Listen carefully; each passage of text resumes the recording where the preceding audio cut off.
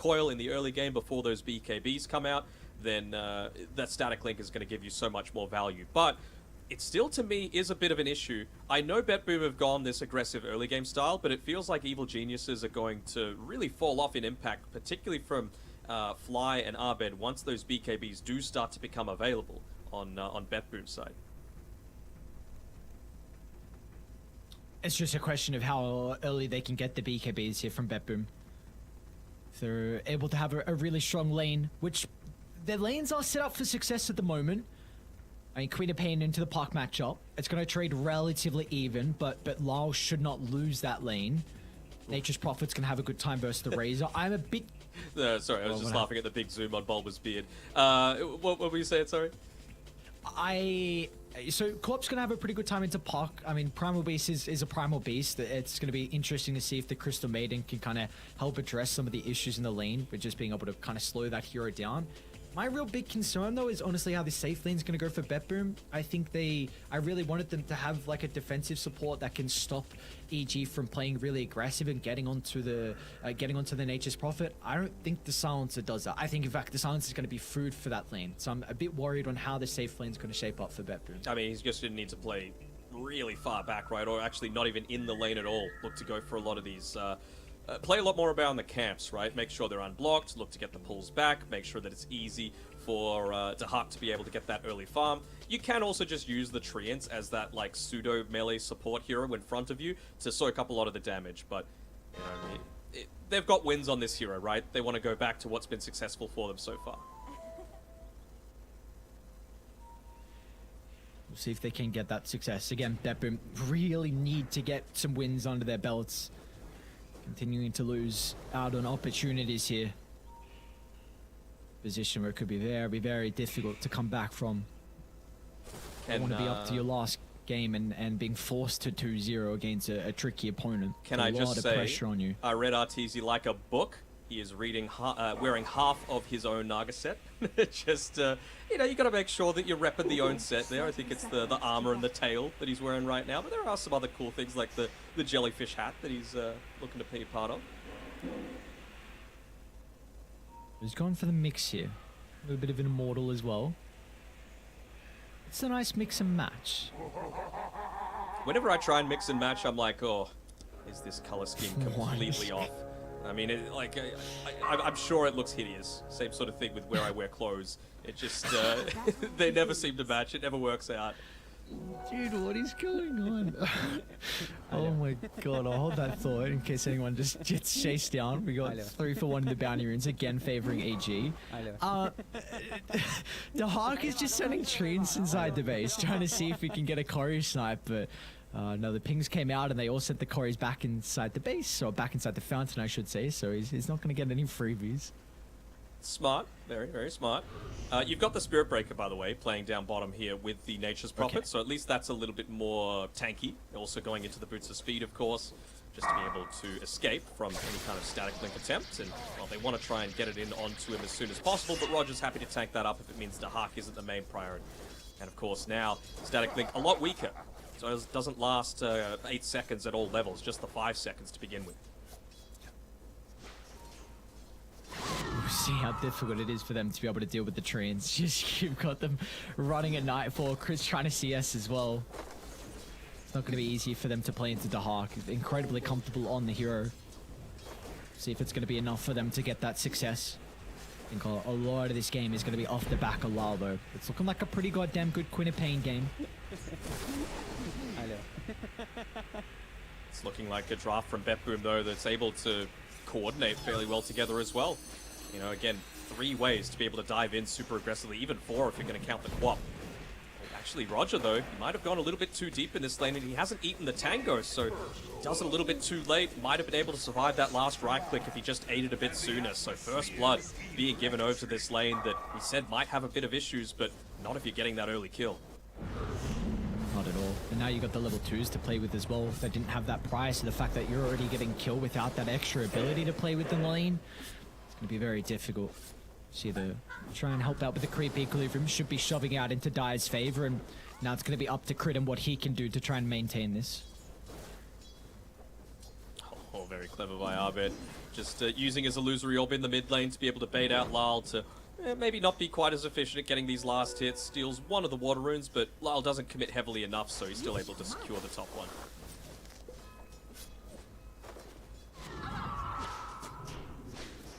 Really keeping the harassment up. I mean, we're seeing with the skill build here on Renlara as well. Most of the time on the Queen of Pain, you look to get at least 2 points into the Shadow Strike, but not against the puck, just because you're able to dodge it out almost every single time.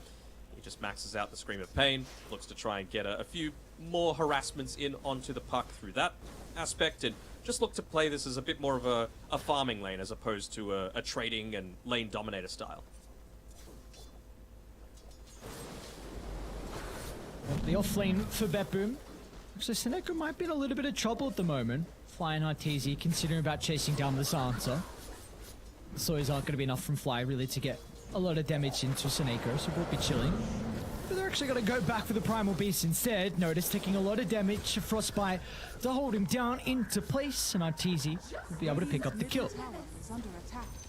Important to get that kill, just that extra little bit of bonus, giving the Arcane Aura over to the team means that, you know, this is a puck. This is someone that, again, wants to be trading farm with the Queen of Pain. So something as simple as just having the little bit of that extra mana for the laning stage is going to provide you a lot of trading potential.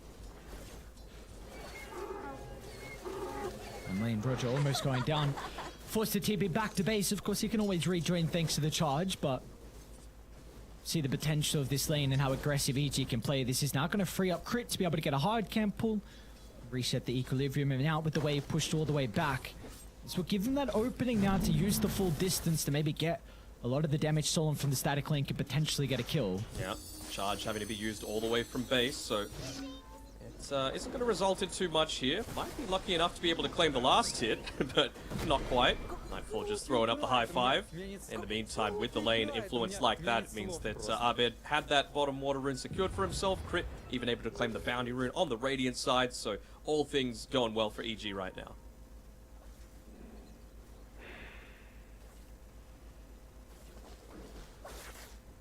Really feels like we're going to be looking at Lyle and what he can do for Betboom this game. Oh, top side. Without the side. So there you go. He's going to be chased down. Arteezy in a very early level up in the ensnare. Notice is going to be able to push him away, keeping Seneko alive, and now he's on to Fly.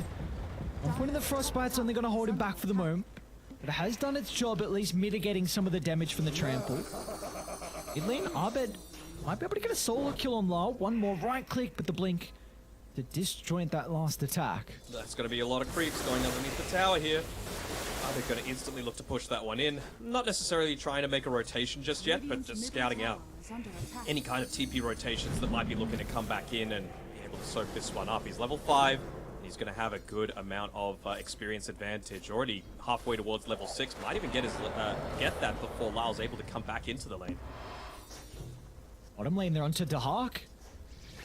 Charge holding it back, but Nightfall's still going to pursue on. Nice body blocks. Awkward use of the blocks. Nightfall unable to really get out of this route for the moment.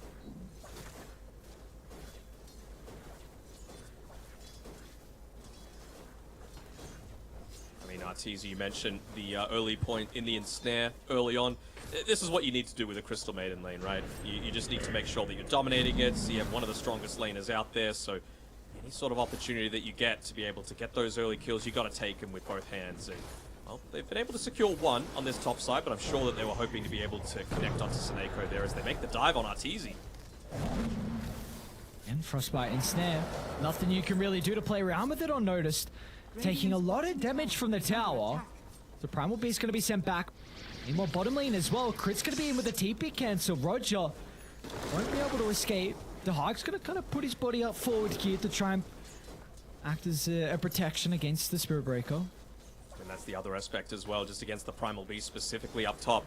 The ensnare really providing that little bit of extra damage mitigation potential, not just for the aggressive aspects too. So presence of mind, not just going into the standard cookie cutter build. As Abed just consistently, he wants to enable himself to make these rotations happen. He's holding on to the regen rune, and he wants to push out this lane as much as possible. Even Arteezy committing a few of his illusions into the mid lane to force Lyle to want to stay here. If that'll cause some sort of rotation to happen elsewhere that opens up a kill for the side lanes, or even if it means that Abed's going to be enabled to rotate himself. But he actually had his regen cancelled by Lali. He goes for the Dream Coil. That he does. Very deep. They've got the Sonic Wave as well. He's going to be able to juke it out. As Abed still will end up going down. 3 heroes behind the tier 1 tower. Well, that's a big kill for BetBoom to be able to find as Abed just gets a little bit too aggressive. Yeah, I think he was feeling confident playing around that power rune, but again, good response coming through, and this is what happens with this BetBoom draft that they've gone for here. So much mobility around the map, didn't even use the Spirit Breaker for that, realizing that Roger probably needed to be up top to prevent any more deaths onto Noticed if you were going to make that rotation through on Seneko. What you need though, you need to get Lyle off to a good start. Of course, struggled in the lane against the Abed Puck. Very impressed with what he's been able to do early on. Might be in trouble again on Abed. They're gonna have the silence. Pops nearby as well to get the damage coming through. Can they bring him down before the Jawn? Abed just surviving. Would have been another big kill back to back on the Puck if they found it. Yeah, luckily enough, able to claim that power in for himself, even just being given over the salve, the tango as well. Fly acting like that that position 6 effectively. He might be in trouble top. Yeah, BetBoom gonna bring both supports to try and slow down the Naga. Nice dodge. Able to mitigate some damage coming up from the onslaught. That might be enough to get RTZ back to the tower. Even just going for that early-ish point in the Windlace, of course, it helps with your farming patterns as well, being able to get between them, but just that little bit of extra gap creation against the likes of the Spirit Breaker, against the Primal Beast, gonna be real handy. So 3v1 commitment, and RTZ still doesn't die. And look at how it's opening up the map for them now. Nightfall is going to be able to drag the wave down bottom. You've got creeps speeding into the tower, so someone's going to be forced to address this. It will be Roger to try and soak some of the experience, and meanwhile mid lane as well. Abed's also trying to cut another person move mid to try and leave this lane being vacant. Roger, Crit just gets him right. Oh yes, Samasi. Never in doubt to be able to catch up. I don't know why you expected anything else, to be honest. This is just what the Marcy does. Dominates the early game, dominates once you get up to that level 6, and has the potential to scale from that support role. Kind of nutty. And, well, he's not going to be hitting too many creeps, but still important for him to buy that Quelling Blade, the Magic Stick. He's going to have them coming out on the courier shortly, just because they feel like they might have Nature's Prophet issues, even though all lanes going very well for EG right now. So the importance though from either side, looking to try and set up for the power runes. Notice with the charge, Abed will be able to get out of danger, but Fly doesn't have the same capability. So BetBoom get a kill onto the position 5, and importantly, they also secure the power rune for Lal. It's still 4 people rotating just for a single kill though, and the regen rune, it's nice, but you want to be able to make moves a lot more aggressively, and regen doesn't really do that. Regen more likely allows you to stay in the lane unless your name is Storm Spirit.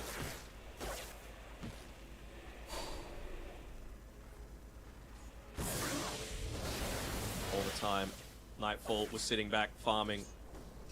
RTZ moved back a little bit more into the jungle. That previous kill attempt maybe spooking him a little bit. Of course, Abed, you don't really need to do much to farm. Very easy still on the Puck to be able to shove that lane out with the Illusory Orb, but someone's going to need to come and address this. If no one TP's mid, yep, it means they're making a play. With the Bash? Yep, Lal's going to try and blow him up, but no even use to the Sonic Wave. They don't get lucky with the Bash as well. Very unfortunate there from BetBoom. Yeah, the 17% really doesn't feel like it whenever you're playing with it, does it? But enemy team able to luck out. But yeah, this is what I mean, right? They knew that the movement was coming. They set up defensively with Crit there, able to provide him that little bit of extra stun. The slow is coming through because Abed was always going to make this move. Always trying to push that mid lane in, use the siege creep to its fullest potential.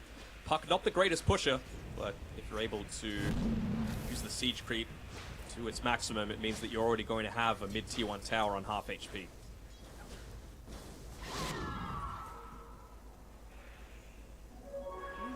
Trying to see the angle for BetBoom. What do? 4,000 deficit. It seems like they need to continue forcing the issue with plays where they're looking at top. The Spirit Breaker charges and Dahak TP's in, so maybe this could be the setup up top if they can find Arteezy in the jungle.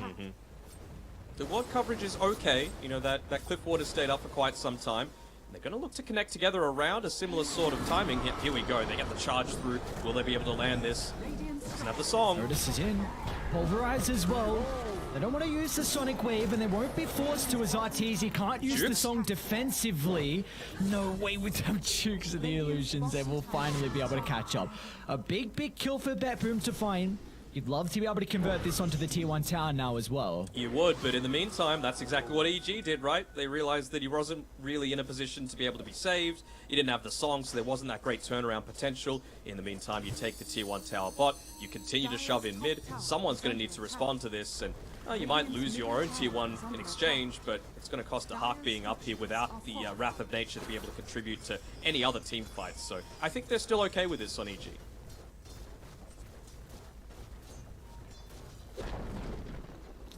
We can see Betboom make a very similar play shortly, though.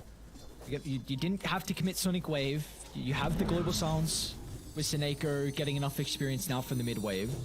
So I think Betboom can really look to make another play here. You can't continue to slow this game down. Naga will, without a doubt, win the late game. That's for sure. You need to make sure that you're getting into those BKBs like we were talking about as quickly as possible, but you are starting to get those Naga issues, aren't you? It's only 500 gold away from the Maelstrom onto Hawk with his Nature's Prophet to accelerate that farm a little bit to deal with all of the illusions, but outside of that, there really isn't too many people that are going to be able to contend with it. Primal Beast already starting his build up into the BKB, but I mean, that's really the only one that's having any indication towards getting it in the next 5 or so minutes. Dude, Nightfall, why are you gonna do it to him, man? The scan, being able to scout out this smoke down bottom on Betboom, then he ducks into the tree line, gives them their own voice line as well. No, just hold the wounds. Well, maybe go for an easy kill onto Fly. Is it easy? I mean, it's under a tower. Yeah, we'll see. Roger? Okay. Crit's ready. Crit wants to make the play. Otis wants to make the play as well. Onslaught into the middle, tries to move to the right side, but he doesn't catch up to Abed. Global Silence going to be able to cover the Primal Beast for the moment, but they haven't gotten really anything out of it, so Nightfall has a free fight to tip into the middle. He can chase down the Primal Beast with ease. Crit's going to be nearby just in case they require him. The bonus movement speed might be enough from Notice at the moment, though. Onslaught back up as well, so in fact, he'll be able to make it to the higher ground, but EG, knowing the Global Silence is used, they can look to now get a tier 1 tower of their own. Very slightly off with the Dream Call there on Abed, otherwise that would have been a dead Primal Beast. You're still probably going to, like you said, lose the tier 1 tower. Even Arteezy looking to commit under a tier 2 to potentially try and take out Seneko, realizing that there's no threat of the Global Silence coming through. They'll still take the tower. But it's the mental damage that's more important, just realizing that we've got the security to be able to invade underneath your towers this early on into the piece. It's a lot less deaths, to be honest, than I was expecting early on, but I think that plays into EG's hands favorably. Yep, without a doubt. Without a doubt, indeed, Betboom needs to continue to push the tempo with a lineup that has a 5,000 deficit. It's not going to be easy at all. We'll try and target down Nightfall. Unfortunately for the BKB, it's a little bit too far away on the chorus, and we won't have this to potentially stay alive as Betboom find a big kill. Big kill indeed. He was at the top of the net worth charts at the time, with the gold being lost from the death, and well, he'll eventually have the BKB delivered to him, so probably won't be looking to happen again. Still, I like the amount of emphasis they're putting onto them. They're actually committing here pretty deeply just to try and get the kill onto Fly, and will it result in one? Not like this. Oh no! Coil into freezing field, and all of a sudden EG members will turn it back around, and they'll get Seneko as well. It'll be a slow chase. In fact, he'll go for a TP out, and he might be able to make it, but Crit just in time to be able to stop that. No, don't give him the balloon animal. Oh no! Oh! Oh! What's Ben, going on? come Now on, you're my just playing brother. it. He's gonna deny himself. What did I just watch? Oh, on the other side of the map, Arteezy gets a solo kill onto Lyle. This is The European smiley face in the old chat as well. Abed, we're going to have some words because I mentioned yesterday that I don't have enough EG players in my fantasy. I bring him in today and he makes plays like that. I'm cursed. I'm cursed, man. It's not just the predictions, it's also just these little predictions that I'm making for my own points. He had the points up, and Nightfall is just gonna get some more gold as well. Well, I suppose you can call them points. Scary territory, isn't it? 8,000 deficit at 17 minutes in. They want to It's open up already more and 6% more of the map. I probability. mean, this is the thing with the Naga Siren, right?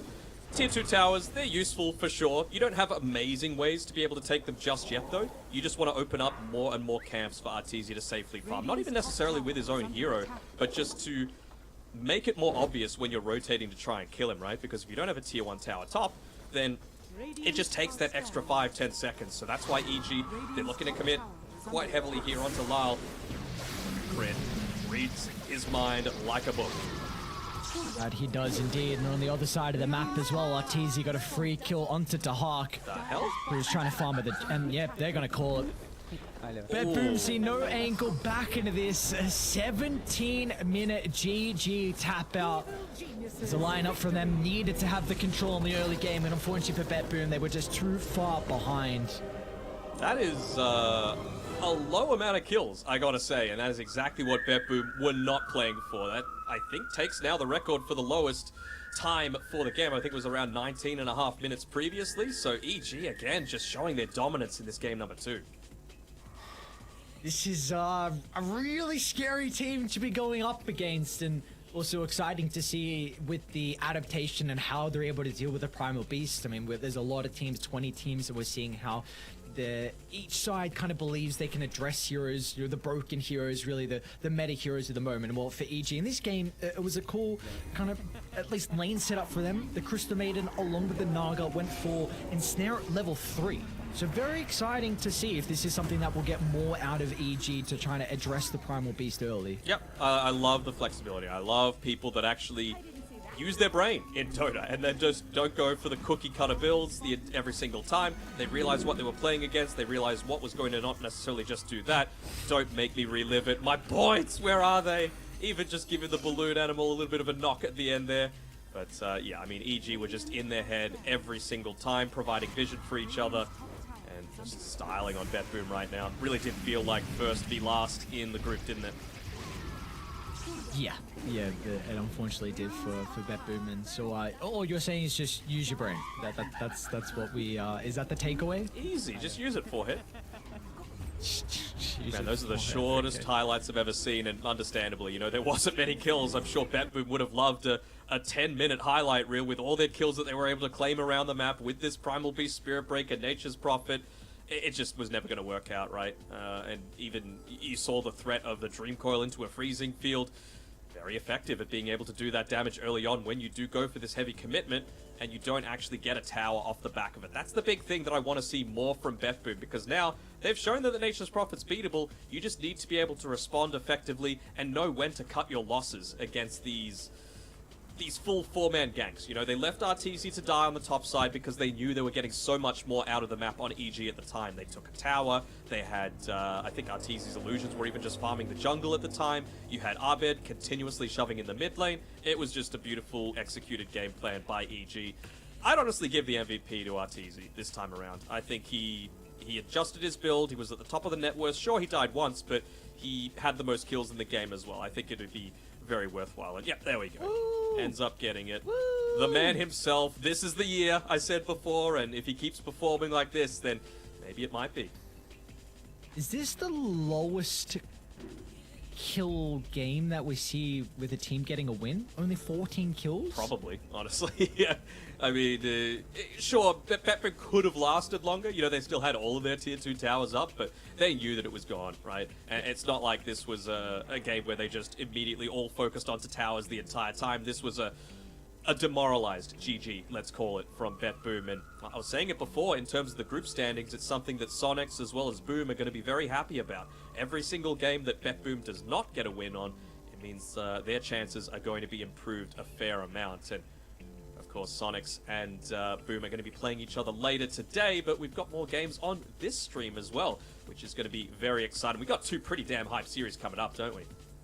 Yes, that we do. It's going to be exciting to see how those series were able to shape up, because for this one was very, very EG dominant, just being able to dispatch a team that they are expected to beat, honestly. So with this being said, EG convincing 2-0 victory over BetBoom. But we've got the panel ready to try and shape up and get us set up and also help out for anyone that missed a couple of the other series going on the other streams as well. So we'll send it over the panel.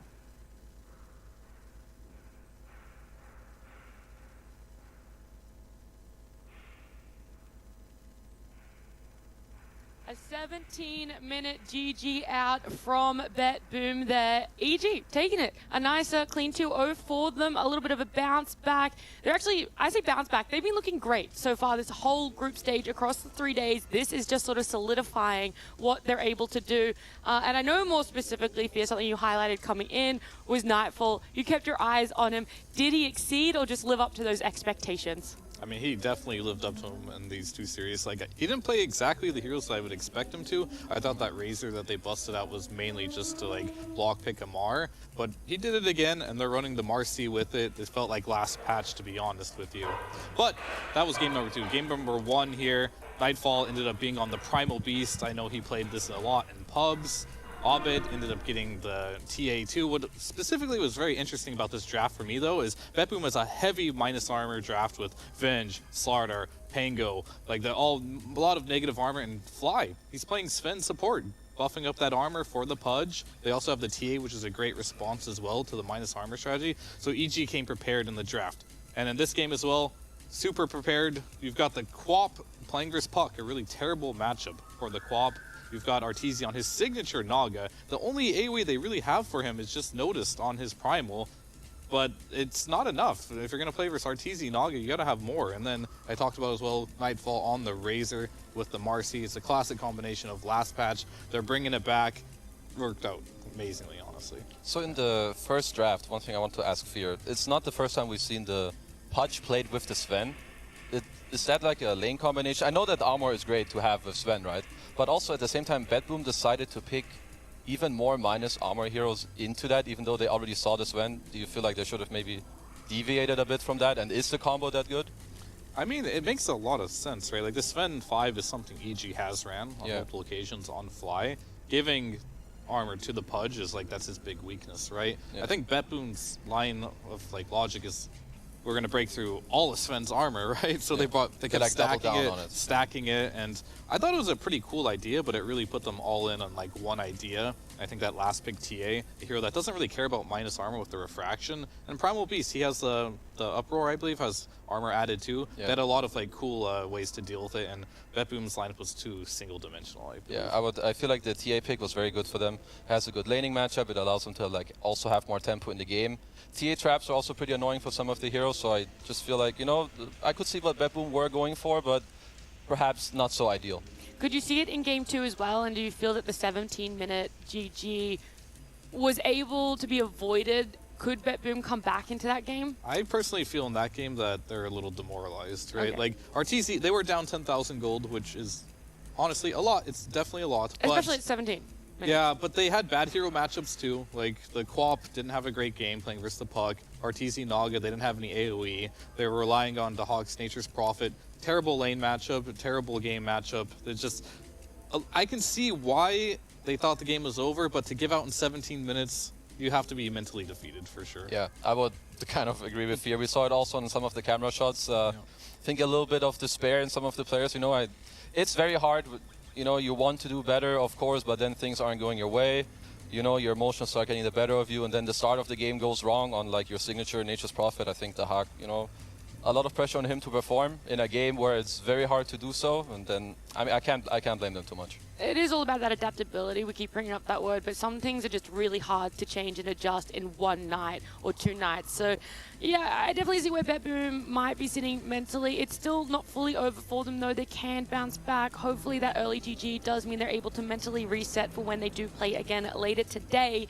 The other streams need to be mentioned. We have our B stream going on still. I believe Game 2 between OG and Hikari are still underway. Game 1 going towards the way of OG, too many G's, and C-Stream having Sonics up against Boom. One of the more important matches for the lower half of Group A over there, Kezu, and Sonics taking up game 1. Yeah, Sonic, they played really well in the first game. I would like to highlight Quinn in this game on his sniper. He went mid up against Yopaj's Puck, and he performed. I also feel like his team, they bought very nice items for him. This is second Monkey King carry that we'll also see in another game that we're going to cover, which has looked a lot better in the games, at least today. Lelis on his Enigma, they bought a lot of auras. Then you had Fada on the Undying as well, because they understood, okay, Quinn did really well mid. He's our win condition with the sniper. We're going to enable his game, make it easier. And another thing I have to mention is this Enigma Tiny combo. We've talked about it multiple times. This just feels like they work so well together. They're a great lane. You enable your Tiny. He can kill on your lane. He can move around. Then they buffed up Quinn. And I just kind of feel like the draft came really well together. And you can see here that 25,000 gold up. Boom only have 3 kills, you know, on them. So this is exactly what Sonics are looking for. If you're an NA fan, this is what you want them to do, because they performed in that game. But here in the second game, we have a Phoenix last pick. And I'm going to, you know, ask Fear what he thinks, because I have some thoughts too, but I want to hear yours first. Well, first thoughts on Phoenix offlane is, do you have a player for it, right? You got to be a specialist. And just in game 1 as well, FBZ, I don't particularly like it when he plays these ranged offlaners. He's really good at the melee initiators, his Sand King, his Pango, Mars are some of his better heroes, where I feel like he may struggle a bit if he's put in a position where he's more of like the damage role instead of the stun. Yeah, I would also say that he definitely like shines more on like these melee initiators, the team fighters who sets things up. I think the idea behind it is that he's in against an ET5 who relies on, you know, right clicking, so the spurs are good there. And the more Phoenix matchup is maybe a little strange in the game. If Morph, Phoenix doesn't really like to play against heroes that get to choose whether you hit the egg or not. Morph can decide when to commit, but you buy good items against Morphling if the game is going somewhat your way. One of your core items is Vessel, another one is Shiva, so those are 2 items Morphling does not like to play against, but I think the game is still underway, right? So we don't know yet what's happening. Yeah, I am like checking, trying to update, but no, the game 2 is still going on. I have no idea the progress. I or can where make a bold prediction Yeah, on okay, that go. one. Sure. Right I mean, now. just like game 1, FBC, I don't think he's super adaptable on these type of heroes, and he hasn't been able to prove it to me quite yet. And boom, they're going for something new here. I expect Sonics to take the game, whereas I am surprised Quinn. Like, Sniper is not a hero that I see him play a lot. Yeah. Like, normally he's playing like one of the Spirits, a Puck, something like that. But him able to adapt and play Sniper was really impressive. So going into this next series, you know, Boom weren't able to like make one style work. They go back for it in game number 2 here, whereas I think Sonics are in full confidence going to game 2 here. All right, well, I'm looking forward to seeing how that one plays out, especially with your bold prediction there, Fear. D-Stream, Liquid up against GG. GG, Gaming Gladiators, taking that first game 1 against Liquid. It's pretty important for them as well if they're able to take this series or this best of 2, both of them in a 2-0, then it actually ties them in the same space as Liquid. So Gaming Gladiators in contention for that upper bracket. The draft of game 1 coming up here. How do you guys feel that it played out, especially with what Gaming Gladiators had in their lineup? So we didn't really see this game at all, but in terms of the draft, looks like there was a... So there's an Ursa, and it looked like a good Ursa game, if I just recall from what I saw, but there was a Venno against him, so I feel like if you do get to enable the Ursa SF together in the draft, where you don't allow Zai to own the Ursa in the lane too much and shut down the early game, then maybe that's one of the reasons why Gaming Gladiators, you know, could take away the game. Yeah, I mean, I would agree with that. I think on the reverse side, though, like I did see Matu's playing Lifestealer versus Underlord. Good lane matchup. Ursa's playing versus Venno. Bad lane matchup. And Ursa's not the best hero to come back from a bad lane. And the mid lane, it's less for Shadow Fiend. It really comes down to rotations, I think, from the supports there. So it's going to be a very interesting game. But I believe it was Liquid, Yeah, Liquid had the Lifestealer, right? Yes. Yeah, so I favor their draft a bit in that one. Okay. All right, the last stream being E-Stream had LGD up against RNG. I know you were hoping for some highlights, Kezu. Unfortunately, we don't have them, so we're going to have to quickly talk about it. Game 1 going for LGD. Look, we have the draft. We have the draft, but we don't have highlights. Okay. Doesn't matter. We'll sum it up here. So we had the first core Jakiro, I think, of the group stage. So he was picked last in response to Monkey King. This is like one of the... You kind of want one of these range heroes with these dots. Venom Viper were banned, so they did end up going for the Jakiro. Ame played Monkey King, and LGD they played very well in this game. They had a lot of good rotations with how they played with the Beastmaster. They built a lot of auras. And this last pick, Jakiro, I think it fell really flat. He was bottom net with core at like minute 10, minute 15, minute 20. He never really got into like the game. And here is something I want to ask. So first of all, it's two things about the item builds of Monkey King. If you had to play this game on Monkey King, do you think he should have gone a more farming route? Or do you want to play tempo? You have Beastmaster and like Chen in your lineup. And they did do very well in the early game.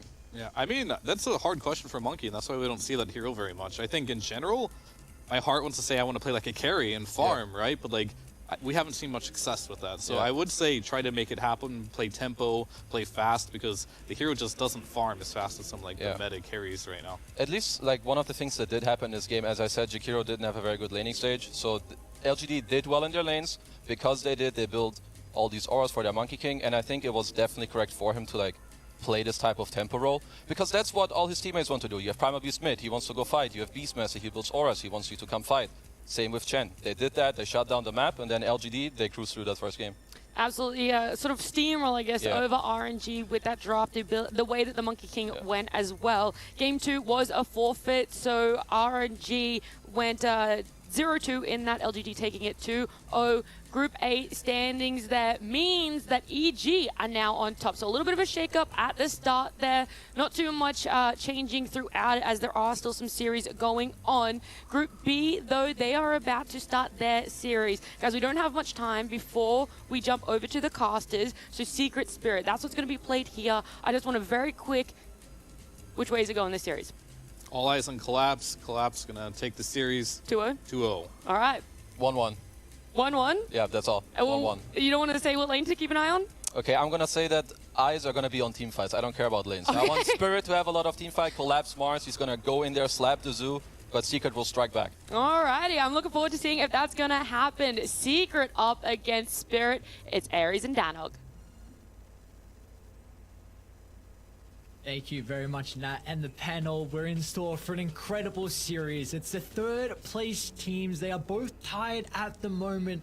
And Secret against Spirit, they've only versed each other once so far as well throughout the year. That was back at Riyadh. That was back with the new iteration of Secret, where they were making this incredible run through the playoff bracket, but Secret stopped them short. Yeah, no, the Spirit, they're such a strong team, you know, quite consistent throughout the year. You know, they've had their ebbs and flows and this and that and the other, and even during this tournament, you know. But this is what we're looking to talk about. It's Secret right now, who've looked really strong.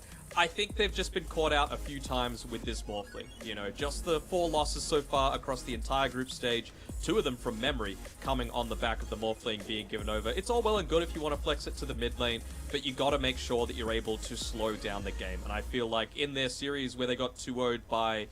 Oh, I'm going to need you to help me out here. Tundra. They just got run over. You know, that was 33 playing out of his mind. He just completely took over the game, and they didn't address it well enough. Like Fear was saying at the very start of the day with this Morphling, it's looked underwhelming, but I think it's still incredibly strong. I would still call it a top 3, top 4 hero for the tournament, but you got to pick it in the right draft. You've got to make something happen to be able to slow the game down. Even OG, you know, they played Amar on the Sand King, a hero that is not getting played at all, just because you are still able to stand in front of these towers, to use the Sandstorm, to be able to negate some of this pushing potential. And so I think if they're going to go into that route again, they're going to need to change things up for Rezo to be able to give him that hero that's going to be able to slow down the draft enough to give them that potential. Yeah, and I think Morphling's going to be a hero that there'll be a lot of attention on in this series, because also Yotoro plays a incredible Morphling. He released a guide as well on the Morphling, so he's trying to help out some fellow members on improving on the hero. And we saw yesterday in their series versus TSM, I believe, Yotoro was even able to win against a lone druid. So, like you mentioned, Secret, they didn't have success in the Morphling yesterday, but potentially losing those 2 games can give them some ideas of how they can look to address the Morphling if it is picked up from Spirit. And speaking of Spirit, you know, we just see the full rotation through. I'm a little disappointed. Toronto Tokyo, I'm used to seeing him with the new fancy hairstyle. Maybe once they make it through to playoffs, Yatoro as well. You know, the bald head ended up giving them luck at TI-10. We'll see if they get the same sort of Fate this time around. It looks like they're in fairly high spirits. Team Spirit, they released another vlog as well, I believe, for day one, where they were traveling over from their boot camp in Malaysia to the tournament. And it's great to be able to see some of the personalities coming through from these teams as well. You know, there was... Is that the ring? That's the ring. Show me the ring. The one ring. No. Wait, show me the ring. Oh, he hit it. Come on. He knows. He knows you're watching, Groove. Collapse. Look at Collapse's face. He's like, you trying to get a peek at my ring? Show us. Come on. Come on. Come on. Come on. It's not going to happen. Put it to the camera. Oh, yeah, he's gonna do it. He will. He will. He will. Oh. He's a man. He's a man of culture. There we go. That'll do. That's enough for us. But check out their socials. They've got plenty of photos. There was a really nice one of the entire team, coaches and staff included, where they had that presentation ceremony. I think it was a dinner that all teams were invited to, where they were able to present that through. Just on Collapse as well, a little funny story from their boot camp. Basically, he and Miposhka were rooming together at the time, and there was this one night where they were just exhausted after a long day of scrims. Wash your face, It looks like Miposhka. Miposhka still is. It still is. I mean, they're long days, right, of Dota, even though we're only towards the morning, but we're gamers, you know. But basically, Collapse and Miposhka, they tried to out-lazy each other. So they shared a bedroom with each other. They were all just flopping down in bed, light still on, and neither wanted to get up to turn the light off in the evening. So they just left it on until Miposhka eventually got woken up at 3 a.m. and turned it off, and Collapse was very happy and very satisfied that he won the lazy contest between the two of them. You know, that's some gamer culture coming through right there. I don't think that's something that Puppey would allow, though, on Team Secret. If you leave the light on, you're getting up and you're turning it off. Otherwise, you know, maybe you'll wake up to something else in the middle of the night. You know, the sharpening sound of a machete. I have some words if you leave those goddamn lights on, as we get to take a quick play comparison between the position 4s who are ever so vital to these rosters. Zayats is still the MVP of the tournament for me. I think he is doing an incredible amount of work for Team Secret. I mean, he takes up the role of being that position 4, being the roamer, smoking, catching out smoke gangs, still having a huge amount of teamfight impact, and placing wards as well. He's allowing Puppey to be that position 3.5 effectively that he likes to be. He tried to do it on the Enigma yesterday. Didn't work out too well against Tundra, but you know, when you get him on his Enchantress, on the Chen, on other heroes where he's able to go a little bit more down the greedy route, we've seen what Puppey can do. Alright, well, we've got our game 1 draft underway here, Secret. We're gonna open up with a Primal Beast, and our Spirit have the potential to look to address it. Of course, we did see in the previous game, the Naga along with the Crystal Maiden was picked up. What route would we like to see Spirit go down? Yeah, I think anything that just provides that that lockdown in the early-ish game, because, alright, I'm going to call it super early on. I want to see Secret go at Techies this game. Maybe not as much now with the Nyx Assassin, but I mean, Primal Beast Techies is a really scary lane to go up against. This was Liquid's way to address the Primal Beast in one of the games where they put the Leshrac into the Primal Beast lane. I believe it was the safe lane Lesh into the off lane Primal Beast, and it had a lot of success. I was actually quite impressed with that matchup. Yeah, but Yutaro plays a lot of heroes. Have we seen him play the Lesh just yet? I don't think so. That's a great point. It's much more of a Toronto Tokyo hero, and I feel like they're wanting to protect that a little bit, of course, just picking up the Nyx Assassin, not just for the aspect of taking it away from Zayats, because I think that's been his best hero by far this tournament, but, you know, it's just a great setup as well, to be able to, you know, walk into the trample, pop your Carapace, and then suddenly you get a little bit of that gap close, and, well, here we go. The greed is out from Team Secret. They're going to be able to get Puppey his signature Chen. Even if you're able to get into the mana burn creep, I mean, it's still decent enough once it gets later on into the game, and you're going to have that full army to be able to potentially deal with the Leshrac. Just somehow find 4 of them and just run them down to the Leshrac. Oh yeah. Operation just keep the mana burn creep alive. One magic resist creep, but yeah, the rest mana burn creeps. Okay.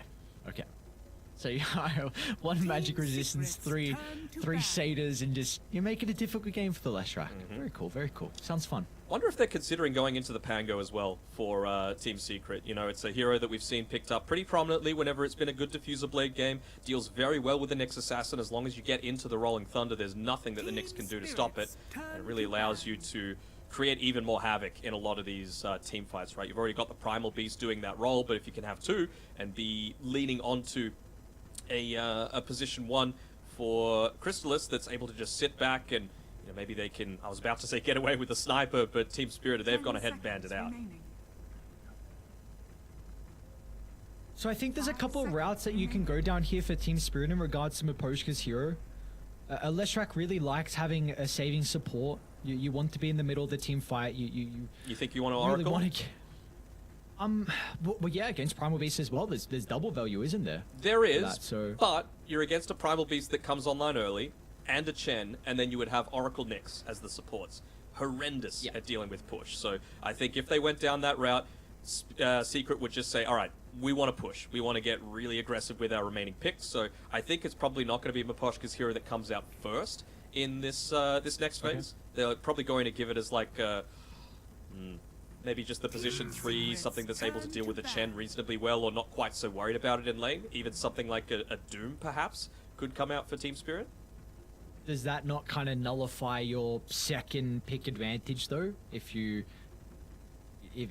kind of save your position 5 to later in the draw? A little bit, but, I mean, again, you don't want to get run over either, you know, so it's like, pick your poison. The thing that I think is going to benefit Team Secret this game is that Spirit actually have one of the longest average game times of the entire tournament. It's 40+ minutes, where, you know, a lot of other teams are in the mid-30s.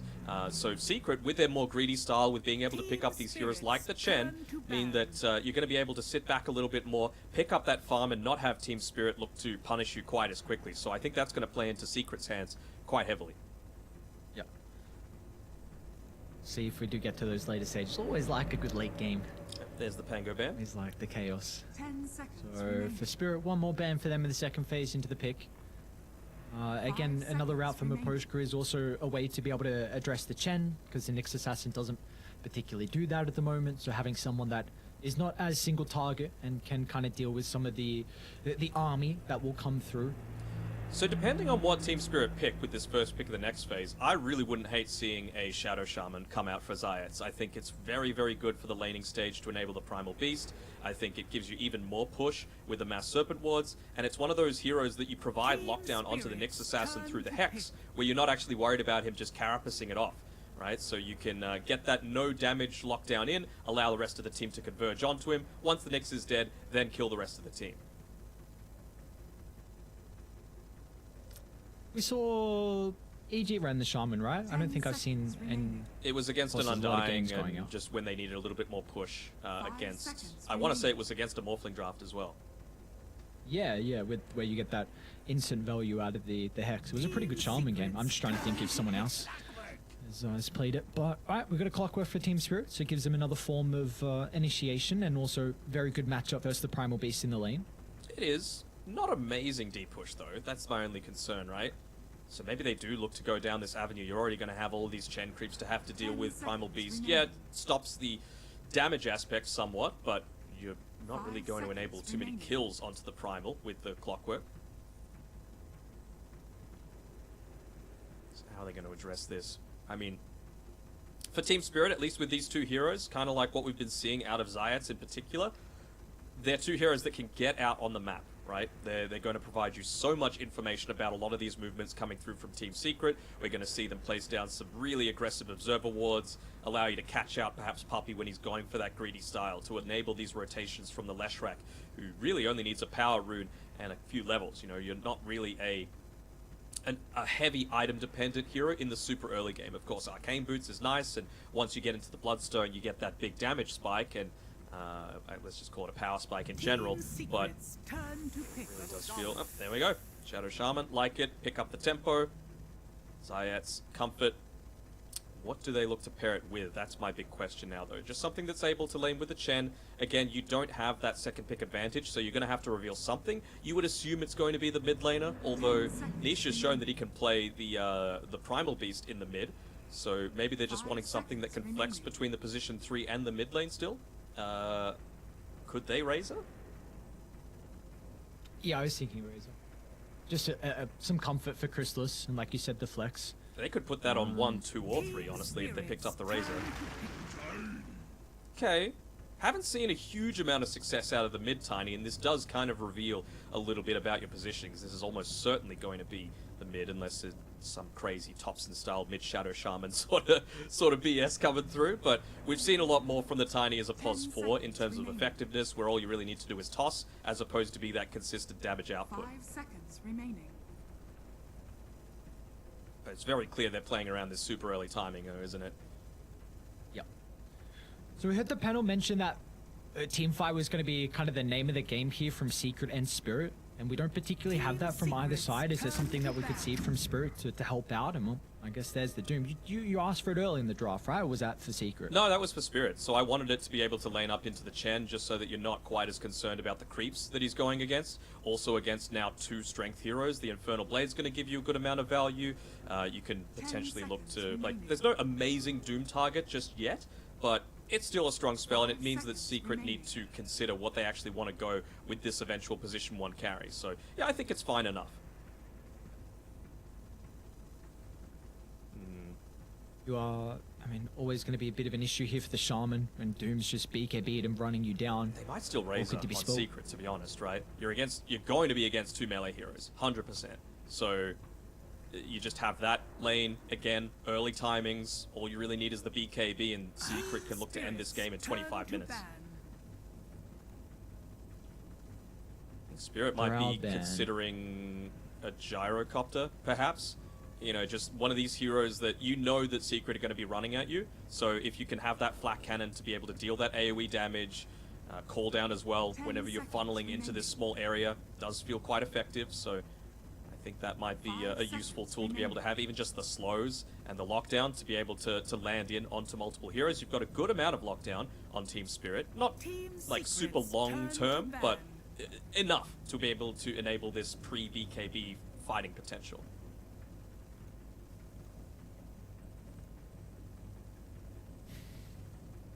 I mean, you can't really ban against Spirit, though, can you, in terms of comfort? Toro is just able to play the full gambit of heroes. There's a reason that he had the most unique heroes picked at last year's TI, and well, he's on his way towards doing that again. Although Arme, he is, I think he's 11 different games from 11 different heroes as well, so obviously very strong in that aspect. Banning at the Lifestealer, yeah, again, I guess for the percentage damage aspect that I was talking about with the Tiny, the Primal Beast, you don't care about the Trample. You can even invest a Chen Creep and just look to get some damage through there. Even enables the Leshrac a little bit further as well if you just wanted that heal burst. I'm trying to see what Chrysalis can pick, man. With the heroes that he has, there's not a lot of options left, honestly. Razor. It doesn't... I would Razor if I'm Secret.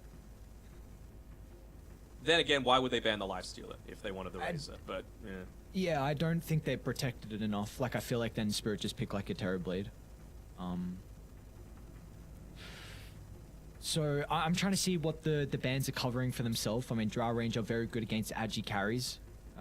Spirit also have some ways to kind of Bloodseeker, maybe. act as bodyguard. They might Okay. Bloodseeker against this. I mean, they're very clearly trying to stop the aggressive nature. Even just the Slaughter, we've seen that being played as a position 1 by Team Secret in the past. So again, just that really early timing. But I think the Bloodseeker would be fine, right? Doom, Leshrac, both heroes that want to be running at you pretty consistently. Early-ish timing. All you really need is Phase Boost, Maelstrom, BKB, and you can look to move forward. Decent lane against any kind of melee matchup, right? The Blood Right's going to hit pretty consistently. I would look to go that. Razor or Bloodseeker for Team Secret, and then for Team Spirit, okay, something else that's pretty early on, and against the melee heroes, it's decent. Lets you get out of the cogs as well from the Clockwork, which is kind of nice. You can build into the Diffusal Blade as well, if you wanted to counter the Leshrac somewhat. Naga if you want to, I think, on Spirit. You think they can slow the game down enough for Naga to be 5 effective? seconds remaining. That is a great question. Can they slow it down enough? That's probably a concern, honestly. I get the troll coming through. So It's something an that's going to win the incredible lane. Yeah. Yes, that's the big thing. It's a very good matchup in the lane. And you've got some nice ways to be able to just lock heroes into place here. That is always one of the big concerns if Troll is unable to continue stacking up the right clicks. Would Would have made it an even better Bloodseeker or Razor game, though. That's the thing for Team Secret, right? Of course, they would have gone something else instead, but this is why having that last pick overall might be the main benefit for Spirit. So basically, the question isn't necessarily which team is better in terms of mechanical skill and maybe even to a lesser extent teamwork, but do you think that Team Secret are going to be able to end this game in 30 minutes or less? 10 seconds remaining. Posing me the question. Okay, I think they have a lineup they can. I think their lineup needs to. Yes. I'm a bit concerned about how you can go late game into a Troll Warlord. This hero has some very, very good matchups. We probably go as Battle Fury, because I think he's gonna feel like if I can get away with the Battle Fury, get away with the Greed, and if I get 3 items, then we should just be able to win off the back of that. So, yeah, it's just a question if Secret can end this game before Yatoro becomes a beast. I wonder if he goes Maelstrom instead, just because you're going up against a Tiny who, once you're level 12, you've got a pretty good amount of armor, very healthy, and at least you're going to have those magic damage procs. Same sort of thing with the Primal Beast, right? With the Uproar. You eventually get into the levels, you're going to have a very healthy amount there. Deals with the Chen creep somewhat. I don't think it's a Midas game, you've got the Doom for that, so if Collapse wanted to go down that route, which is pretty standard. So, yeah, I would probably see Maelstrom working, but there's an argument for Battle Fury. It really does come down to personal preference a lot of the time.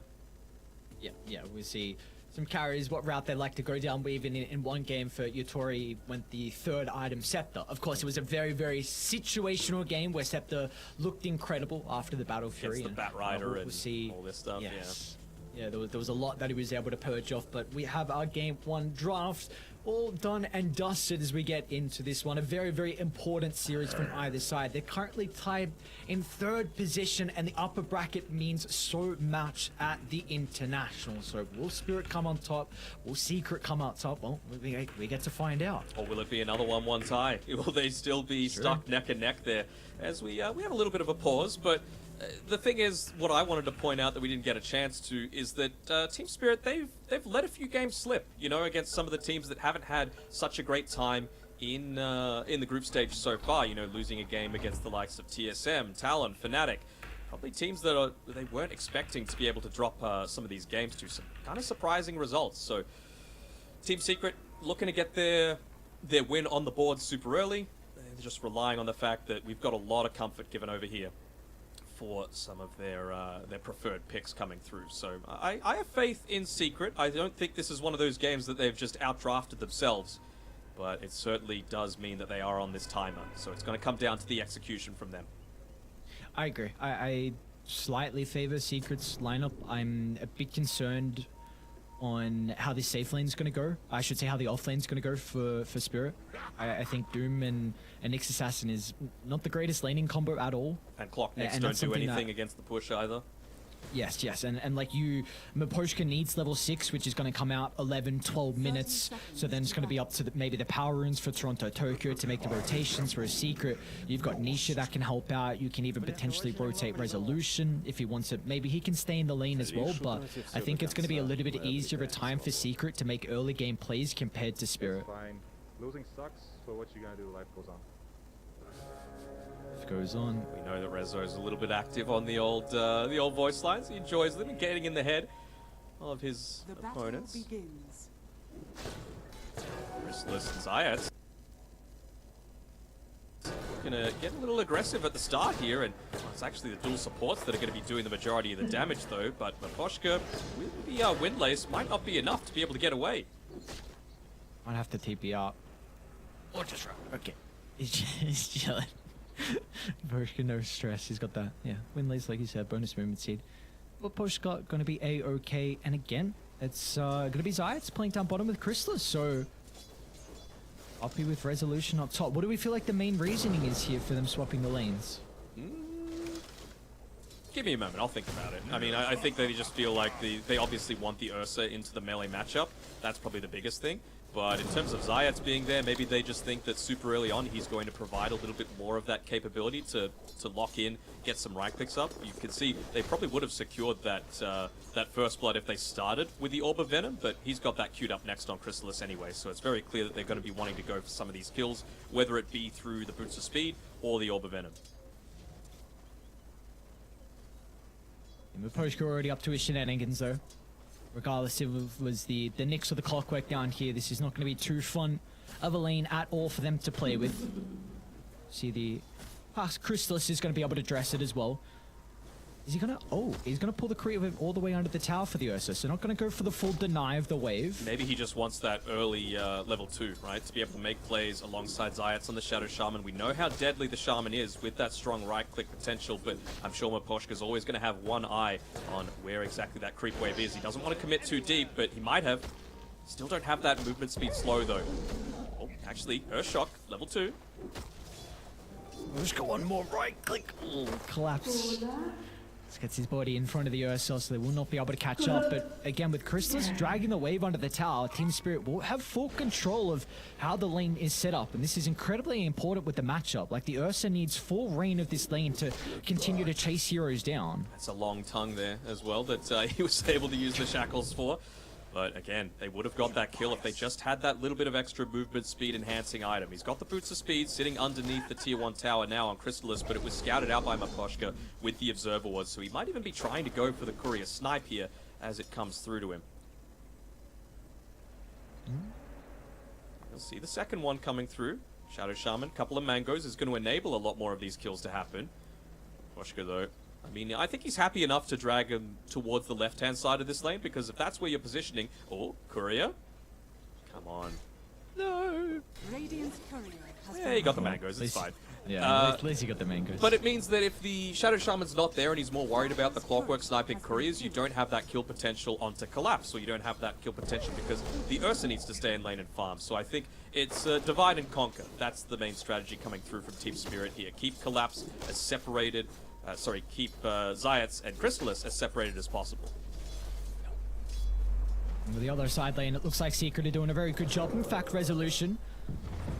And now get the trample going. Level 2. A lot of damage into Mira. Stuns forward and back for the moment, but it's not enough as Mira. One more right click. The miss is not going to stop them short as Resolution finds first blood 3 minutes in. Just going to be enabled to go for these trample attempts every single time that it's off cooldown, going for a little bit of that extra movement speed. He's even got the Purge creep on the Sado Banisher, meaning that they're just going to be locked in place, completely vulnerable to that level 2 trample damage. And Puppey, he's got enough gold to buy the Ring of Basilius as well. So level 3, very, very strong timing to be able to get a second creep. Are they going for a little bit of a backstab here? Again, just separating the lane though. Radiant's bottom tower is under attack. It's awkward though no without mana. making play. Zayats might be in a bit of trouble. But Poster's going to be able to wrap around. He'll get onto the Shaman. Crystallis needs to jump in to try and eat up some of the battery assault. He'll attempt it, but unfortunately wasn't close enough. So they bring down the Shaman in our collapse. He wants to continue on forward for more. The Scorched Earth starting to tick down Crystallis. He can find a path through the tree line. Can even cut forward for more if he needs to go to the north. But instead... so we'll be okay. Such a so huge this win bottom from lane is Spirit, going though. much better for Spirit though. Yeah, I mean, to get a kill into this lane, like, it is very, very rare to be able to get that sort of opportunity, considering they've got the superior stuns, the lockdown, the damage, and Team Spirit just able to influence the lanes to enable themselves to go for that early kill. Huge for Collapse and his impact that he's going to need to have this game. I really feel like they just want to get one kill up top here on Secret. Again, they've got the Sado Banisher, they've even got the Mana Burn creep to make life just that little bit more challenging for Yatoro. Quite as easily available to use the Whirling Axes even. And here we go, they're going for it. Power of the Carapace though. 2 points in it for Miro, recognizing the importance of that extra little bit of stun lock to hold Resolution down, even though he has gone the boots to the Windlace, so wanting all that mobility, but getting to the stage now where both supports need to be considering about how they're going to play around with this first power rune spawning in the next 30 seconds. I mean, Puppey's going to be playing close-ish by. Like, the fact that Yatoro doesn't have any mana to play with means that you're not in quite as much danger on Resolution. I mean, he's sitting at full HP right now, full mana, even got the raindrops and that in the backpack. And it means that Puppies can look to play a little bit more farm heavy. You know, once you hit level 3, you can just spam that Penitence off cooldown, essentially, and get a lot of farm and enable the greed for yourself. I thought he might have stayed in the jungle just because he would have been close enough nearby to go for power runes, but they're going to go on Yatoro instead. They are under the T1 tower they go. Not going to be able to close the distance, and then it's bottom where the action will continue to break out. Some back and forth, some trading. some posturing. That's the main thing. Both sides eyeing up their opposition, seeing where the weaknesses are. Really is two teams sitting very even in terms of their power levels right now. Toronto Tokyo, Again. he didn't even need, he was able to, excuse me, claim the double damage rune. Potentially could have resulted in a kill for Nisha, right, if he was able to claim that one instead. Tiny with the Avatos combo, plus the tree throw, plus the right click coming through. Might have been able to take him Playing out. Yatoro. Yeah, they're going to be able to bring him down. One more swipe with a big claws from Resolution. There's that kill you were asking for up top, and they get with a big prize in Yatoro's life. Do you see what Creeps Poppy has? Do you Yes, I see do. that he's got the double Mind Stealers? I mean, it's pretty busted. Surely you just send them in, just run them at Toronto Tokyo. Maybe they're expecting a movement to come up here from him. He's going to bottle the bounty rune and move up towards top. They're not happy with the fact that Yatoro has had a little bit of a difficulty. They're going to end up killing one of the Mind Stealers and maybe even the second one to enable Yatoro to have a bit of easier time in the lane. But it's a bait. Oh, they baited it. Oh no! Mirror, not like this. Resolution can close the distance. It doesn't matter what heroes they pair against the Primal Beast. It always seems like Resolution will have an incredible lane on this hero. He's doing a really good job up on that top side. Even now with the phase boots completed up as well, you can't afford to leave Yatoro up here. You're going to constantly need to rotate back, and maybe that enables some sort of movement elsewhere, because you've just hit level 6 on Rezo. Uh-oh.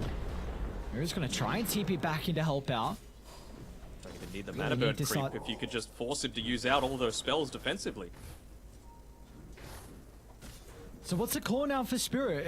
Are we hoping that Toronto Tokyo is going to start to influence some of the other lanes? I think they might even just be waiting for Nisha to actually make that first rotation, right? He's going to move down towards the Radiant Jungle, just doing this thing, shoving in the lane, getting a lot of the farm on Toronto Tokyo, but when I want him to make his movement, a kill's not enough. It needs to be a kill into a tower to allow Yatoro to go back and be able to pick up that farm for himself, because while Collapse is having a fantastic game, it's coming at the expense of your carry.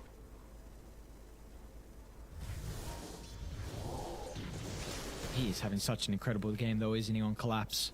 Top of the net worth. He's had Midas for a little bit of time now, so he's going to get another use out of it. Zero I'm downside. excited to see- I know you love that with the Midas. Yes, yes, yes. Getting have the efficiency going. But Postgirl decides. See if he's going to have to damage himself. They do have Nisha starting to move over. So it's going to be a little bit too late to park to the north. Nisha should still get a return kill nonetheless, but Maposhka's pretty happy with that. A solo kills a lot of experience, and the concern I had from Spirit was just maybe how late they would be requiring out of the hookshot to be making early game plays. So the fact that he gets all that experience is going to be really nice for them. But I mean, just have a look at this bot lane. Chrysalis was not forced back into the jungle, but he doesn't feel confident laning up into this Doom because he's level 7. He hasn't got the point skilled up into the Doom itself yet, but if you do, then Ursa's just standing there. He's pretty vulnerable to just dying this early on with how farmed Collapse is. So Chrysalis is going to need to lift his game. If you could get a kill onto Collapse, that would be enormous for not just his confidence, but slowing down a tempo a little bit. Really needs this kill to connect here on Secret. They need to start to open up the map. Get Nisha close towards the blink and find Yatoro farming in the jungle. They're going to see the creeps off to the right side. They'll drop the ward as well, so they know exactly where the positioning is of the troll. No one else is starting to TP in as well. He does not have a level in the Battle Trance, so it looks like Secret... Oh no, Yatoro lives. Whirling Axes is enough. Really important now. Secret unable to convert on that. And they're going to scout out the fact that it's warded up there as well. So nice free D-ward coming through for Mira. Going to be able to pick that up. Might even get the ult. Potentially free. Potentially free. Nice stun. And Toronto Tokyo He's got the wants to arcane get rune. involved as well. They know a lot of spells were used prior. They're going to turn to try and deal with the last track, making it difficult for Toronto to look to enter. Or not. Even Maposhka wants to get involved. When Rezo shows, though, you can't look to pin onto this. He's way too strong. Radiant's bottom tower That is indeed, but still, both sides respect each other. Back and forth, seeing the weaknesses, but Dire's middle none tower are being is shown at the moment. No cracks. Radiant's cracks bottom right now. tower is under attack. Does allow Yatoro to be able to make that rotation towards mid. He'll deal with the catapult wave as well. So not too worried about losing that tower. And this is the thing. We said that Team Spirit were wanting to... Sorry, Team Secret were wanting to up the tempo. And every time you're able to take out these siege creep waves, it's going to be beneficial. Oh, Maposhka A hook shot in. They're even going to try and rotate Collapse as well. He's got the Doom and the Blink already. 11 minutes in. But where's the follow-up though? That's where Toronto Tokyo is going to come into play. They can connect onto the Primal Beast and stop the escape as an incredible movement from Spirit, catching Secret off guard with the Blink Dagger timing. Yeah, and Yatoro is like, thanks boys, I'm just gonna chill back and farm. Look, I mean, Collapse, what a god coming through. He might even be able to get another kill here, or at the very least force another TP rotation to come out from Crystallis. Every time that this happens and you're not getting a high value kill, it's a huge amount of your time and farm wasted. He needs to get into that early diffusal blade and make the impact happen, and he might have made a rotation just for nothing. Miposhka TP's away. Jeez. Oh no. I mean, you're now really hoping that Nisha, with this Blink coming out shortly, that they're able to find some kills off the back of it. I mean, the Tumblr's Toy is without a doubt going to be able to help out with Tiny's game, but this is not the start you'd be hoping for if you were Secret. No, absolutely not. They wanted to have the net worth lead at this stage. They wanted to dominate that bottom lane, make sure that you weren't able to get into this lead, and I mean, it feels like they're going to have a lot of difficulties with being able to take out Collapse, especially if he's going to be able to get into a BKB timing equivalent to that diffusal blade. That's going to be the big issue. Zayats, I don't believe, had any vision of Miposhka in the tree line, but somehow sidesteps the hook shot. He will still be chased down nonetheless, and Toronto Tokyo Yoink.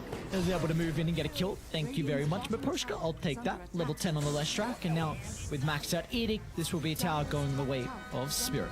He needed it though, to be fair. The Toronto Tokyo last hit, it's so important we mentioned being able to get into that Bloodstone just for that little bit of extra survivability in these engagements. Not the longest cooldown anymore as well, so it really enables you to consistently take these team fights. Are they rushing?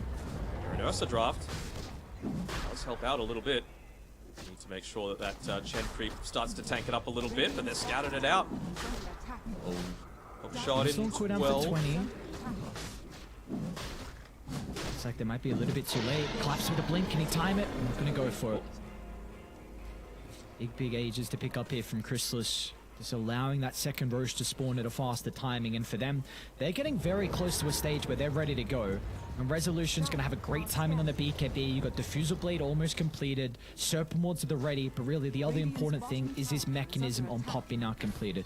They can get some kills. You can really do a lot of damage into the objectives. Oh, for sure. Even just the Caesar Serenity, it might not feel like that much, but when Yatra is locked in onto someone, you just drop it down, provides them with a little bit of that extra survivability. No points of the Divine Bottom Favor lane. just yet, and no Hand of God.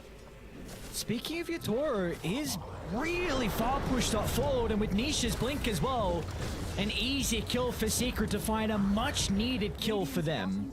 Very, very greedy coming through there from him. I mean, he hadn't picked up the Battle Fury just yet. I think it was almost available on the Courier. Oh, never mind, about 600 gold away. And with that as well, Puppy was just sitting mid, getting his level 6. Now the Hand of God's available, and now maybe you look to make that aggressive movement with the Aegis, with the Diffusal Blade, I believe, coming out for Crystallis.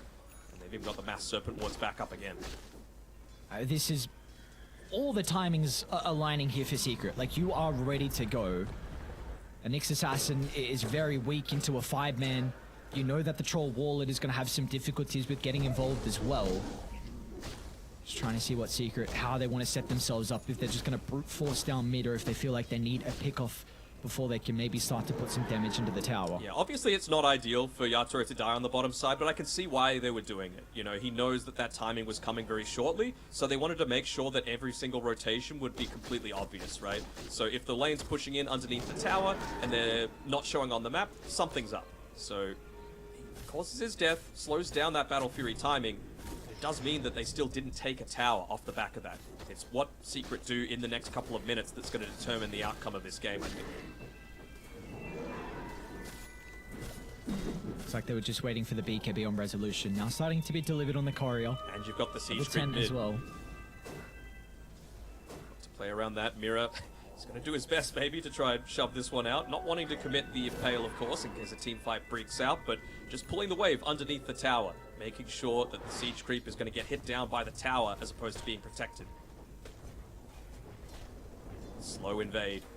Coming from Secret, just slowly taking a bit more of the map control away from Team Spirit. They can still look to play around that siege creep. I wonder if Zayats is going to look to just commit the Mass Serpent Ward super early on into this, or if they feel like they can take the tier 1 tower because of how strong they've hit their timings. They're going to jump on Miro. Jonto Tokyo's off the right side, ready to provide some assistance, but yeah, no, you're not going to look to enter the fight as soon as it starts like that. It's a Secret. Get a kill into an objective, and now they're going to look to try and occupy some of the jungle. If they could cat collapse, that'd be a big kill, but he's playing underneath his vision, and he's got the BKB as well if he wanted to make a bit more of an aggressive jump. Might just be looking to wait for Mira to be back up online.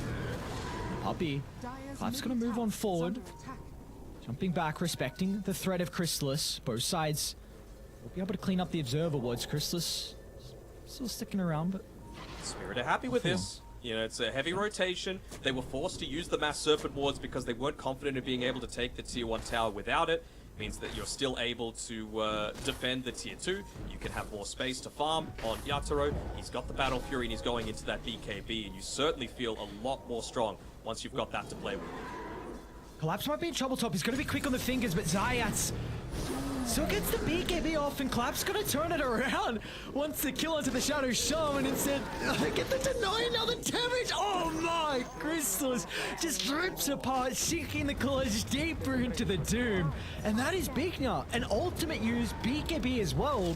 You can get more out of the map if you're Secret. Yeah, they're going to try and do a little bit of a push onto the top side, but again, Shadow Shaman, deny, great. Don't have the Mass Serpent Wards anyway, but you're still forced to TP back, so they don't actually get too much out of this top side of the map. Gonna deal a little bit of damage into it, but no glyph being used, just forces, again, Secret back to be playing a little bit more defensive. They've got some timings coming up, I suppose, with the Sange coming through from the Primal Beast. I would assume he's going to go into the Halberd this time around against the Troll Warlord as opposed to the Miro. Kaya Sange. Oh man, Nyx Assassin again, what a hero, but really it's the player that makes it shine. Pops the smoke from Zayats and Chrysalis. Yoinks the haste, maybe. Yeah. Would love to give it over to Toronto Tokyo, but if you could just be this speedy little roaming observer ward, even better. So close to his own Blink Dagger as well, just to set up for a few of these team fights. This could be See if huge. they want to try and... Do you feel like you want to force it for your Spirit now? Knowing the Aegis is down and you just got some of your own items? Maybe now that you've got the Kaya on Toronto Tokyo, you're feeling confident enough. I mean, you'll have Bloodstone Kaya, which is a pretty big spike. You've got the Blink Dagger on the Nyx Assassin. You've got Doom with the BKB available once again. So, yeah, they're feeling confident enough to be able to make this push forward. But I like Secret. I like the fact that they've taken this Tier 2 tower away. It means that they can occupy the jungle. Again, shrink the amount of space that Yatoro has to be able to farm. And enables them to have that extra control for the second Roshan. Especially with an Ursa draft right. We know how important it is for him to be able to claim that free Aghanim Shard for himself. Yep.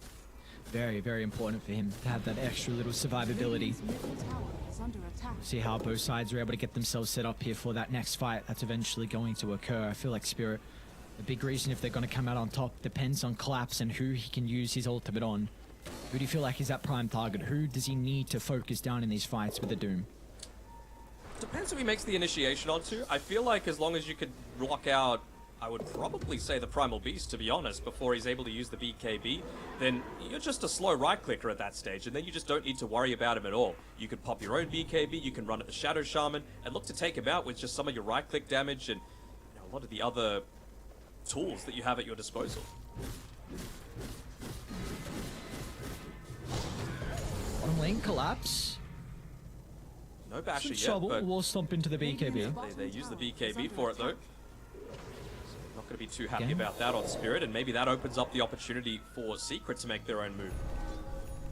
DD picked Another up. window now for them. Yep, DD, Echo Saber, now Nisha becomes a little bit more of a deep throat threat. It's this roller coaster constantly, right? Going back and forth with who's strong at what period, around what timings.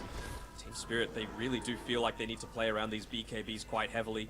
And just, again, make more time for Yatoro to be able to pick up his. He's only about 700 gold away, but there's not really too many camps for him to be able to farm, and he knows that without Doom having that BKB for himself, he has to play a little bit more defensively, which means that Yatoro doesn't have the freedom to farm. He's not in this jungle, he's just off inside the tree line as Secret, going for the next pick off to lead into a tower with the Mass Serpent Wards. They want to force the issue here.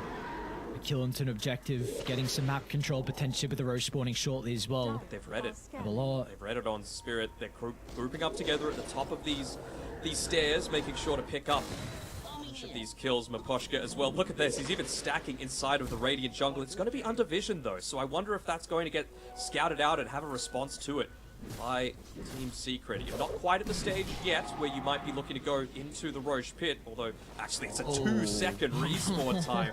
This is going to fit Secret entirely as they make that They're rotation keeping back. down. Yeah. Yeah, Nisha. So we get onto the postcard. A couple of members of Spirit are nearby. They actually want to take the team fight. alive? Mirror's going to jump in with a fault from Victoria. They need a way to be able to cancel the shackles. Collapse going to try and target down Crystals the moment the doom being applied to the Ursa. They've got the form damage thanks to Toronto Tokyo leaning to the middle of the fight as well, but it's not enough as Resolution onto now Nisha. looks to hit back with the pulverize. The damage instantly negated thanks to Mirror's spike carapace. Toronto Tokyo is gone unaddressed. They were trying to blow him up, but it just wasn't enough. And now Spirit can catch up to Nisha onto the left side, but Resolution, he wants to hit back and charge into the middle and dancing off to the right side. Mirror's got the blink back up in a couple of seconds. They know that they can catch up to the Primal Beast. Pretty speedy. They'll have to... Oh, Nisha's also nearby. Beautifully done. Nisha stops the blink. Mirror is still always gonna miss. Oh, Nisha, incredibly done from himself. Just enables Resolution. The only issue was if the Nyx Assassin could get on top of him, and Nisha make sure that was not the case. I remember game 1, TI-10 Grand Final. Similar sort of thing happens with Mira. Just a little bit off with that stun coming through. Ends up giving up the first blood. This time around, it would have been a super valuable kill to be able to claim onto Rezo, who, I mean, are we surprised anymore? Top of the net worth for Secret. And really does feel like he's doing a big part of carrying this game. Miposhka survived for so long in this fight as well, just causing a little bit more emphasis to be given over onto him. It was a great doom as well onto the Ursa, realizing that, look, you can take him down, and Crystallis isn't able to do that right-click damage that's needed to be able to not only win the team fight, but he's the one that's going to be able to go into this Roche and take it. They still feel confident enough to be able to just run on in.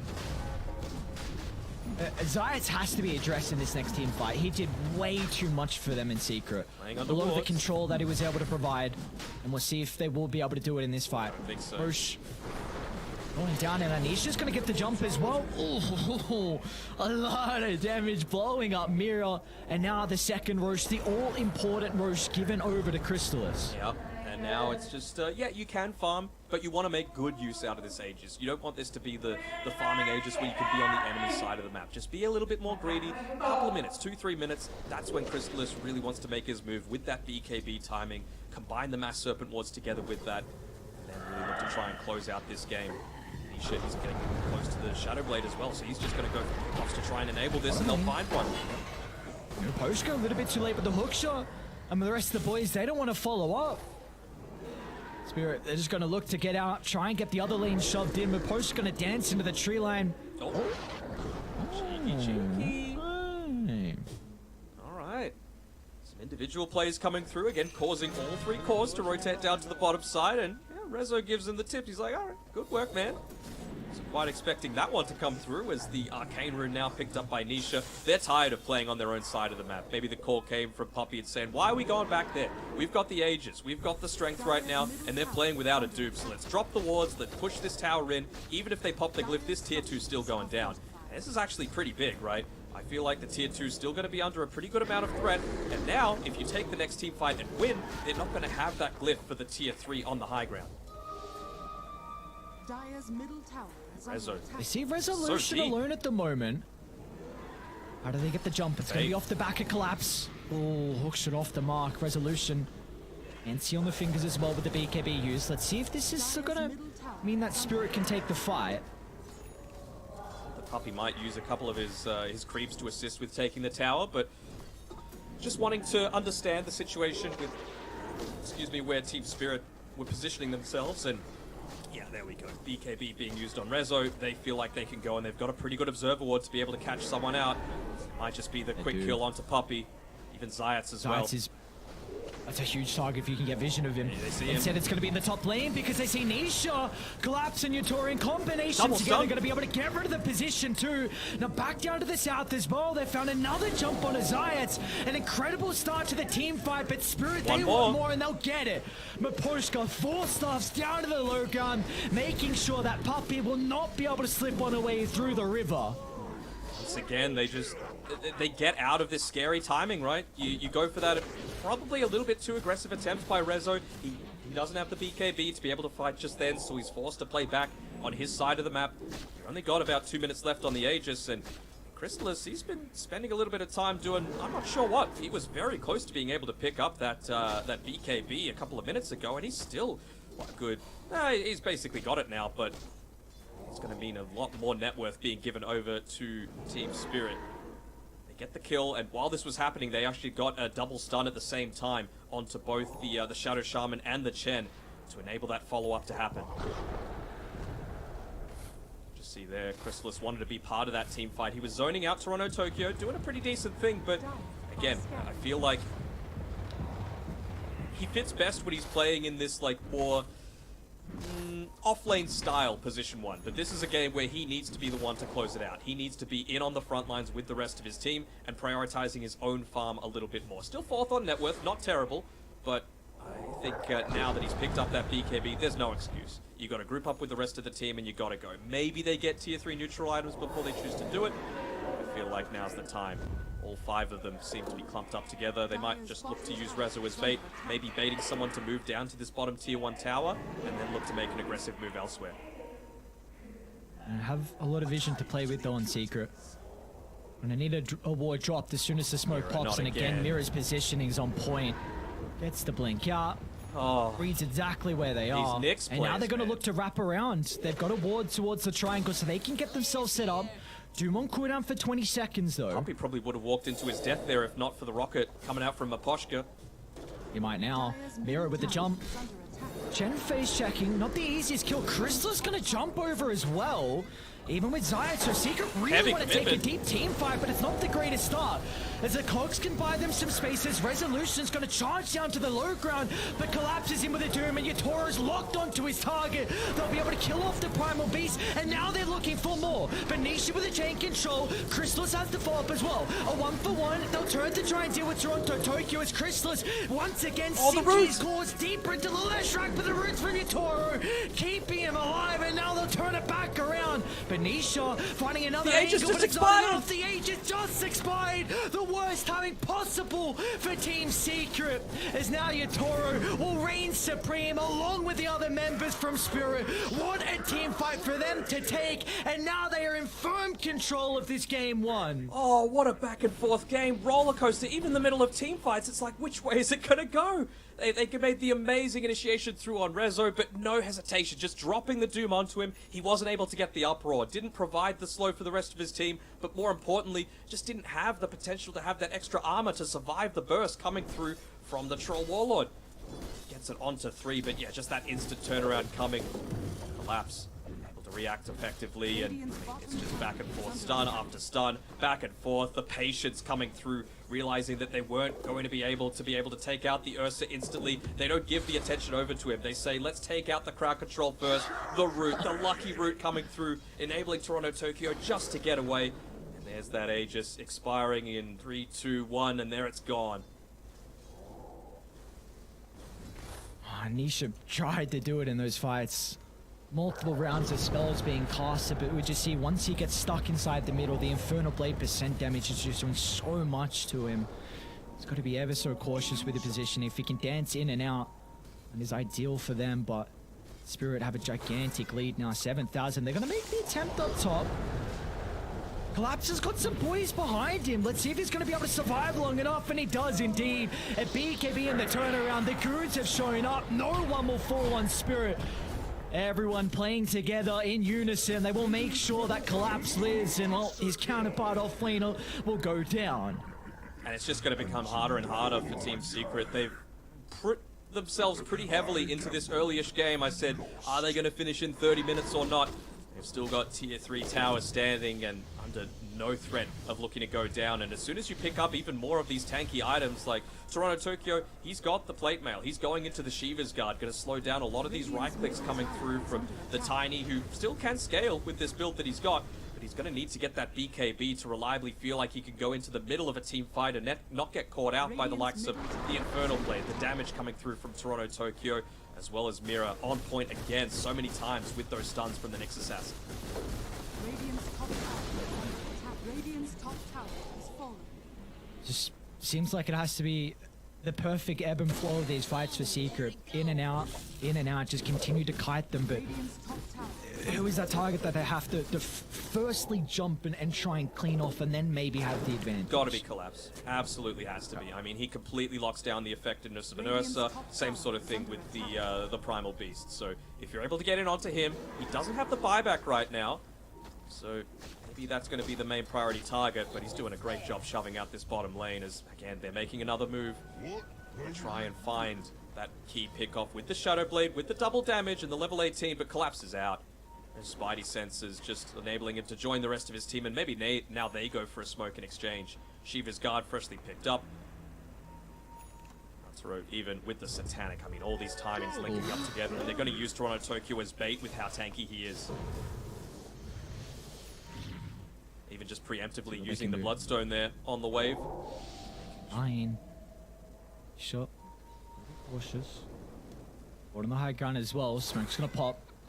Zayt's actually gonna jump into the middle and into his death. Nisha will fall up. They're gonna try and blow up Mira. They'll be fortunate to be able to do so. But now they've got a free angle to target down with the Ursa. Doom out, and look at the damage.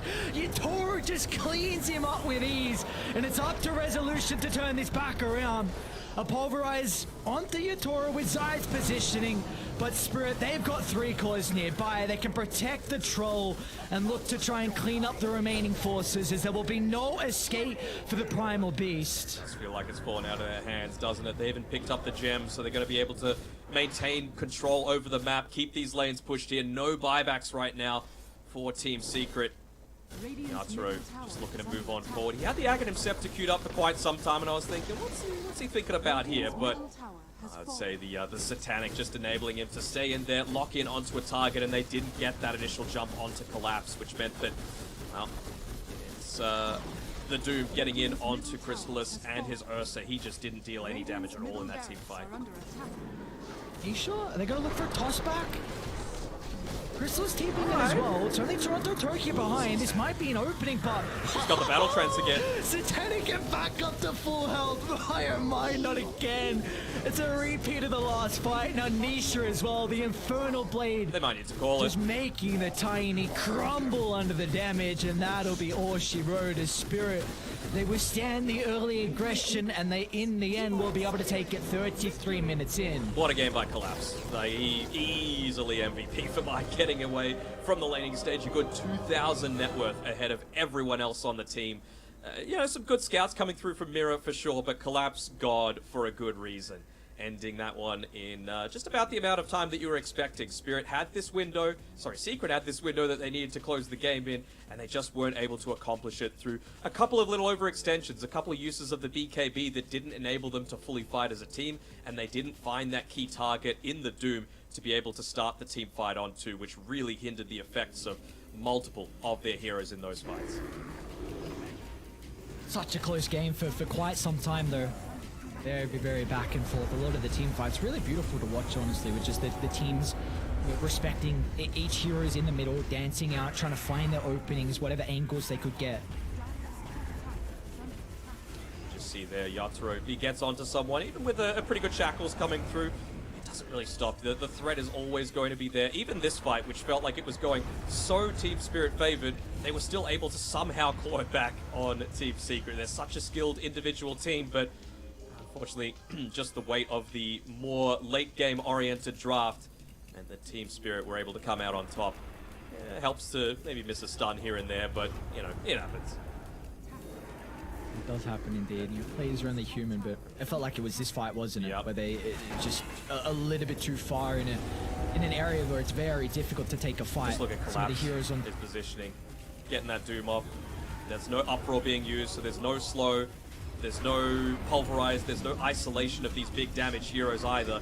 And then they just waited out that Aegis timing. Just great performance coming through from Team Spirit. Honestly, I gave the MVP to Collapse, but honestly, whoever's the shot caller for them deserves just as much credit. Yeah, it's like the shot calling through the game. It's not just like making plays across the map, but it's also just who's calling the shots inside the fights as well. Oh yeah. It's not an easy thing under a lot of the pressure with all the voices being very loud, being able to communicate with ease. Target priority, when to make their moves, and where exactly they need to be fighting. So yeah, big props need to be given over to Team Spirit here. Able to get that quick win on the board. Again, this puts them slightly ahead of Team Secret right now. 1 win ahead, to be exact. But there's going to be another game to be able to play around. And I thought that maybe the weight of the strong draft would have been too much for this Nyx Assassin and Clockwork to handle. But I just thought that Team Spirit navigated that one superbly.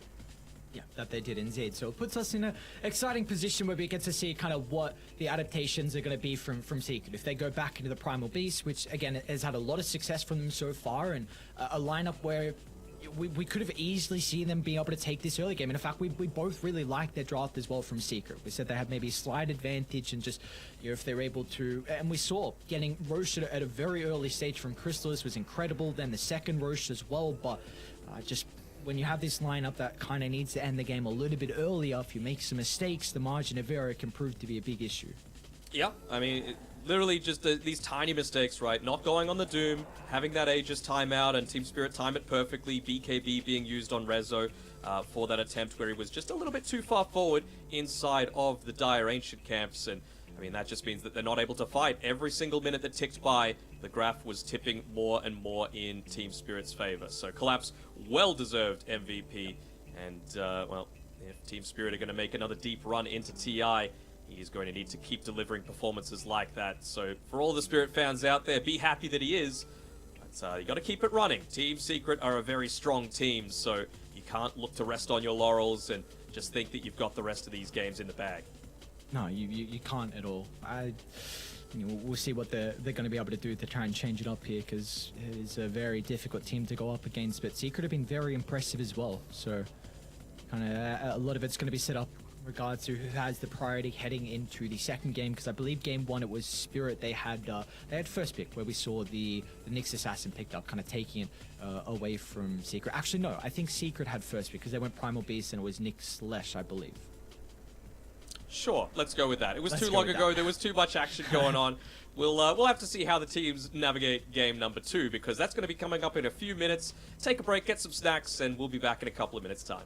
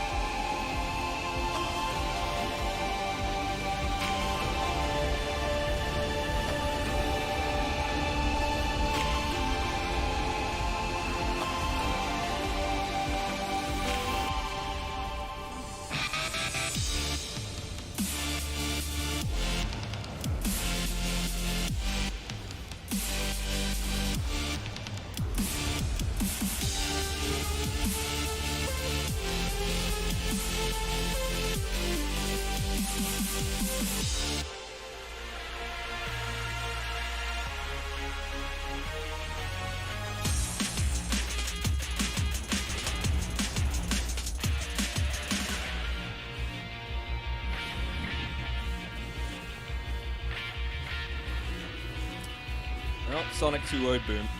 Rip.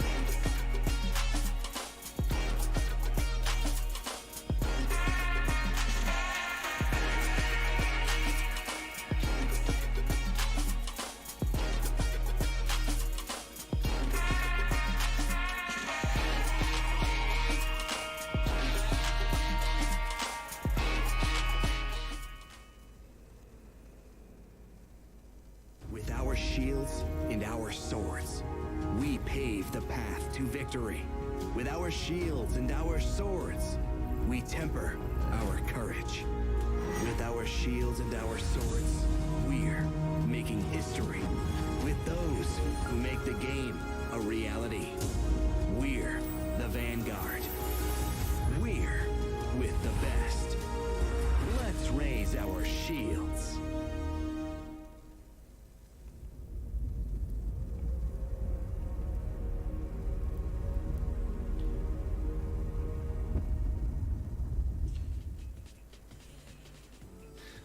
Team Spirit were able to weather the storm long enough for the late game to come through. A 33-minute victory from them. Not even too late of a game, but for where their heroes are able to shine. And we'll see what we have in store for our second game. A very important game as well. Keep in mind, before this series started, both these teams were tied in third place. So much needed victories to try and secure that upper bracket.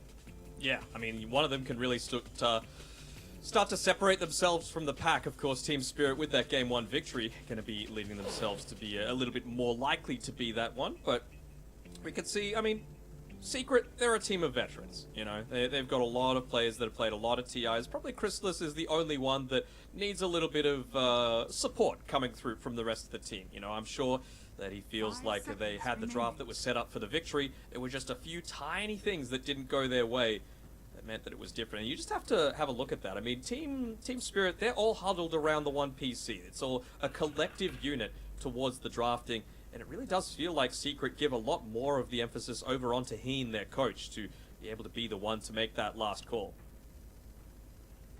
Yeah, it does. It seems like there's a little bit more of a different dynamic in the Secret and Spirit booth, like a Heen and Puppy, kind of with the decisions, and for Spirit, it's, you know, the collective, like you said.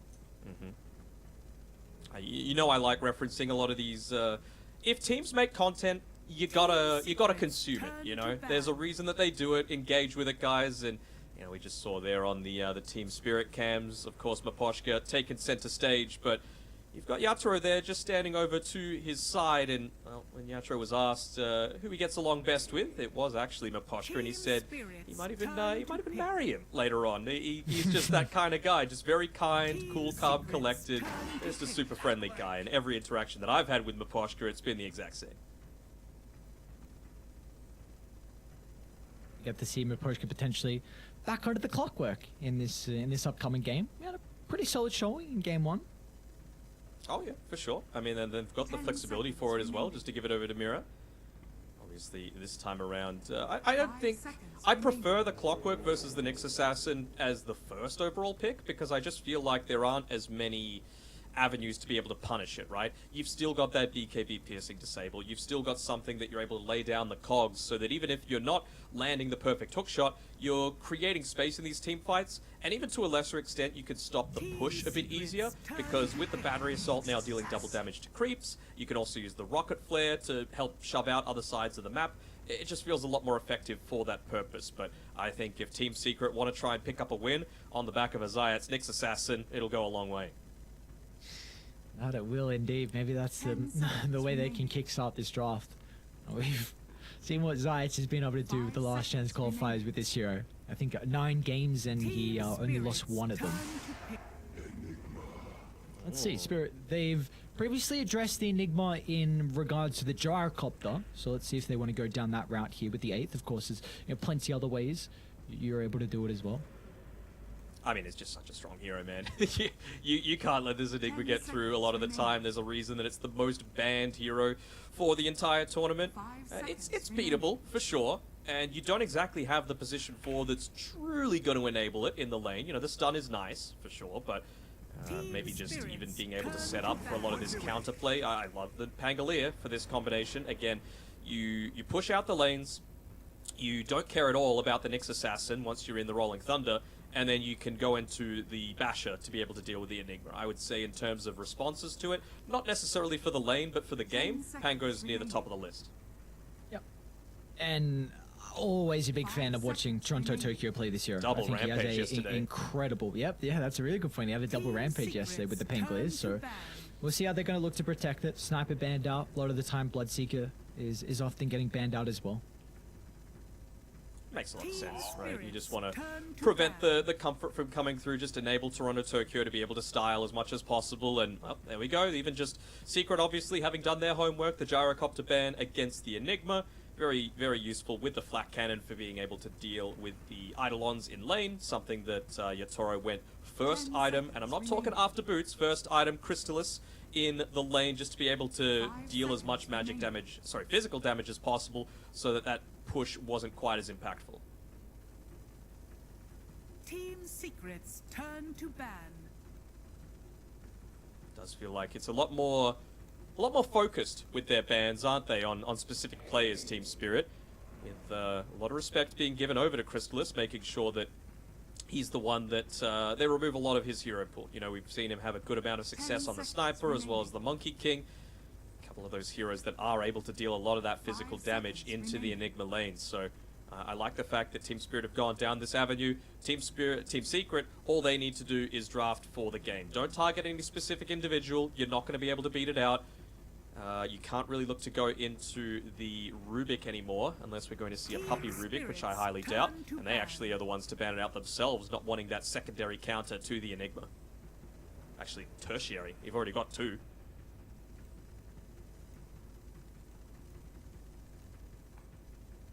Wonder if they use their other ban now for the lane counter. Because you're happy with the game. You know, BKB Black Hole is not particularly going to be a threat. But it's just you really want to shut down his other kind of key way to play the hero, and that's just the power of the Enigma in the lane. So I wonder if they'll put another ban into that for Secret. It's a possibility, for sure. What else could you... I mean, again, you can't ban specifically for Yatoro in this sort of situation. Like, he is just going to find something to play, whether it be Alchemist or... we've seen him make Dawnbreaker work if you just want to make Toronto Tokyo the true carry, although he is probably playing the Pango, so a little bit less likely to go down that route. But you've still got options, plenty of them, for Collapse to be the one to carry this game, or rather provide the push that's going to enable you to continue on forward. You're not worried about the Visage, it's not really something that Collapse leans into, but you know, definitely heroes along the lines of the Beastmaster can open up the draft quite heavily. In regards to picks that we're going to see come out from Secret at the 15th, do we want to see Puppy's hero or not, because the potential flex of the Enigma? Were you convinced by the Puppy Enigma? I wasn't completely convinced. No, but I don't think you can shy away from it if you have one tricky game. No, but I feel like... Secret's turn to pick.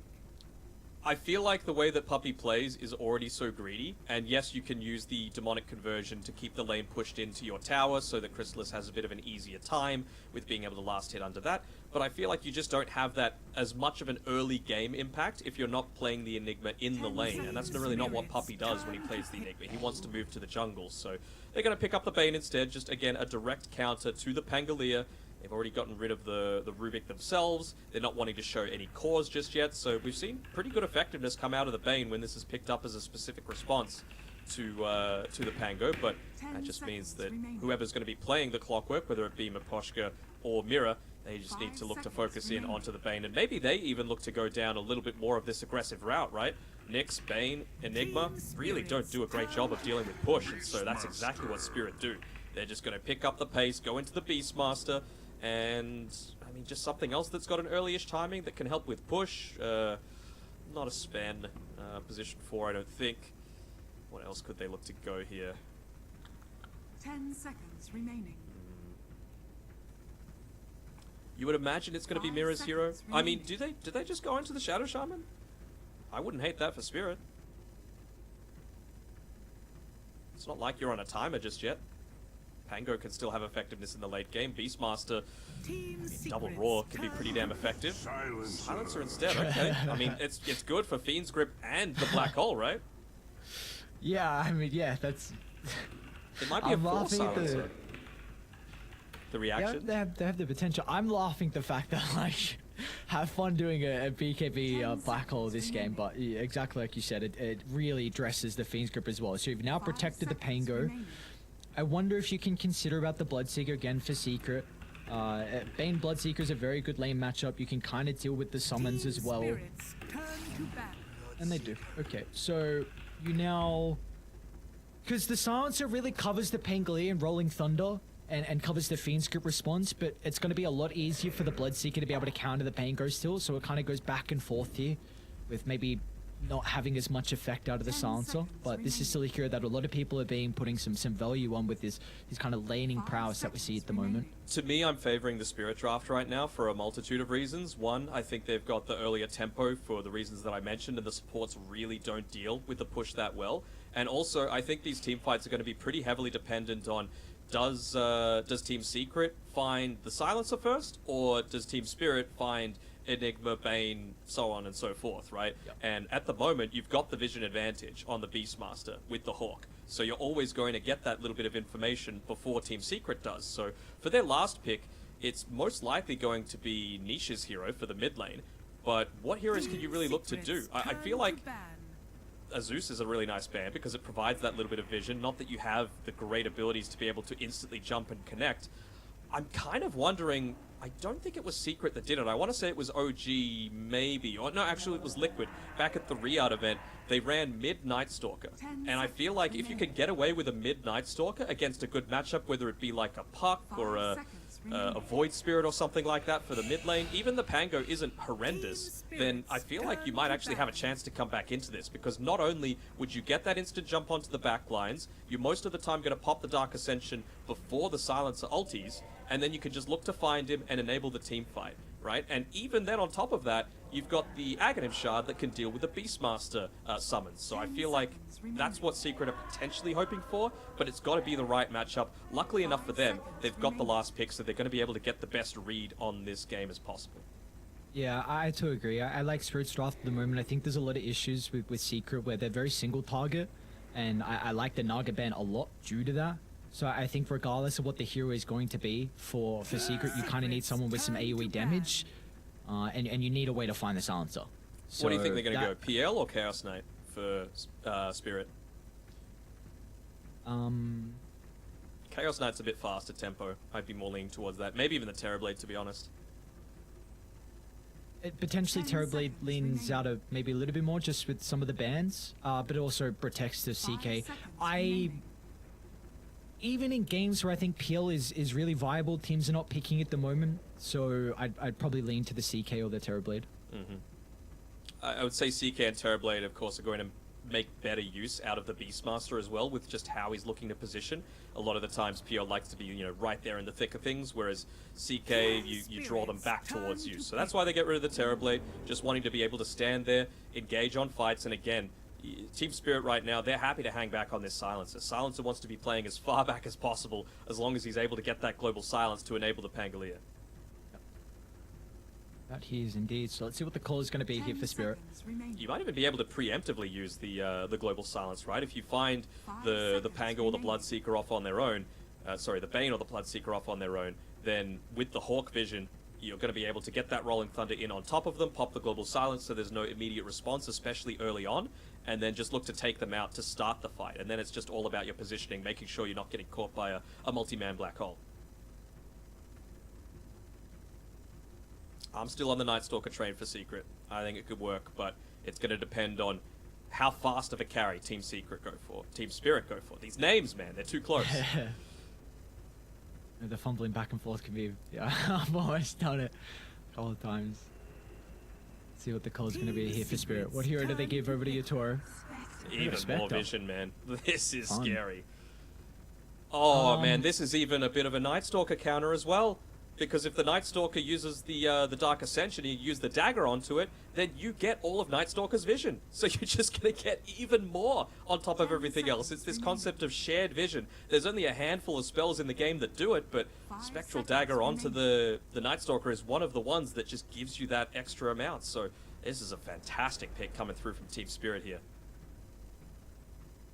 I think you need a lot for Secret. I think you really, really need a lot. A hero that doesn't mind about people getting on top of you. Choose your hero. Conqueror is definitely one of them. Helps not kind bad. of deal with the push as well. Coming out from the Beastmaster, you're not really going to address again the Pangolier, but you're somehow hoping that it's Puppy and Bloodseeker can do that. So yeah, you're looking just to be a body and get involved early here for Secret. So yeah, I don't mind the pick. We'll see if it's going to be able to help out. We were both kind of favoring Spirit's lineup even before we saw the last phase? Do we think anything has changed? Well, I think Team Secret are just banking on the fact that they are hoping to try and dominate these lanes, right? Enigma, such a strong laner. Bane, Bloodseeker. Really easy setup for a lot of these kill attempts. Yeah, you will have the Boar, I suppose, on Collapse to be able to break the Nightmare so that maybe that isn't as big of an issue. But we know that Spectre's a weak laner, and it's probably going to be a...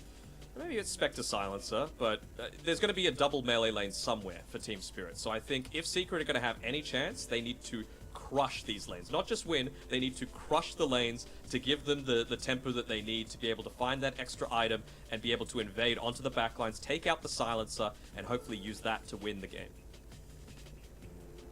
Well, it seems like it's kind of a similar recipe to what we saw in Game 1, where we feel like Secret, they have a draft that is going to be enabled through the early stages, but if we get to the late game where Spirit's lineup is able to get the items and the levels as well, then we've got big concerns. So you said kind of they have to just win the lanes and go from there. Is there any lane in particular, or just every single one? Like, they need to win all of them? I think they've got the tools to win every single lane, don't get me wrong. But Team Spirit are a very, very talented team, so they're not going to make it easy. I mean, you've got a Kunkka who wins most of his lanes, right? But he's up against a Pangolier, a Toronto Tokyo Pangolier as well. Something that he's shown that he is super exceptional on in terms of his individual performances coming through. I think whatever lane Yatoro goes into, honestly, Collapse might even be the bigger issue. You're just worried about making sure that you're dumpstering him so that he's not able to get that farm, so that you're able to pick him off nice and early, so that he doesn't have the Blink Dagger to enable those quick pickoffs, right? Onto the Bane, onto the Enigma. So I think probably just a little bit more emphasis being given over to shutting down the Team Spirit side lanes.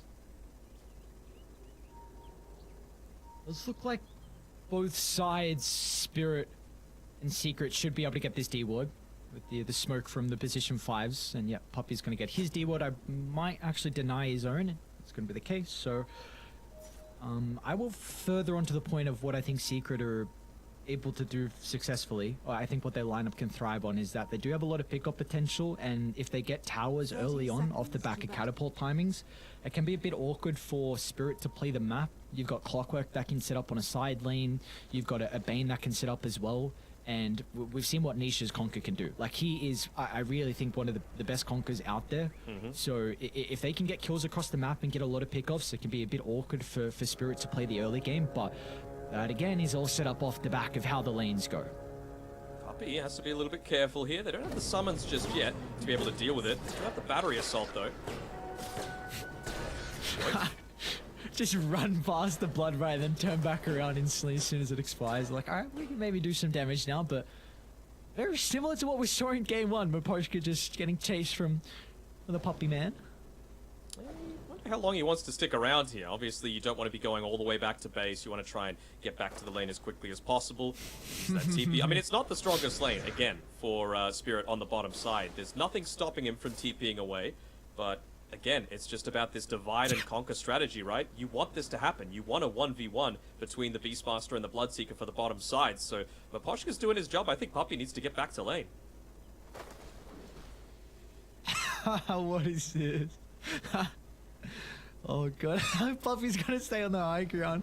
Like, no, you're not going anywhere, sir. At least he's not going to get level 2 anytime soon on Puppey, so that Nightmare's not going to be as big of an issue. Can't stand the career there. There's a minute of this.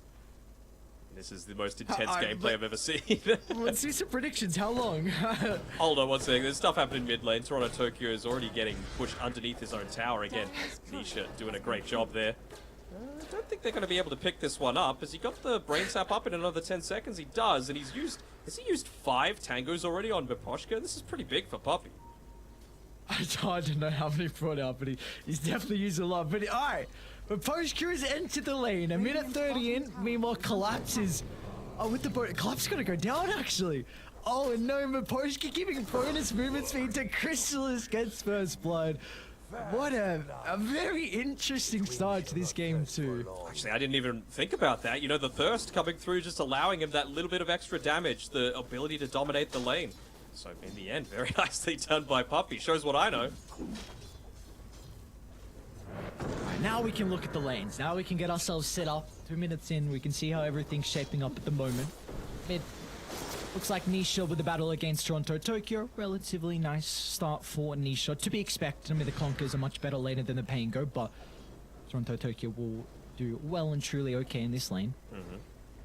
Got to make He's, sure they keep back to his securing the water shenanigans. runes as well for Toronto Tokyo as well, right? Kunkka, not one of those heroes that relies on the mana for being able to effectively harass and get his farm in the lane. Pango, completely the opposite. He needs to use the shield crash and the swashbuckle as much as possible, and even with those, you can just see Nisha already doing such a great job of bullying Toronto Tokyo out of this lane. So, I mean, not mission accomplished just yet, but nearly 3 minutes in, we've got 2 lanes going very favorably for Team Secret.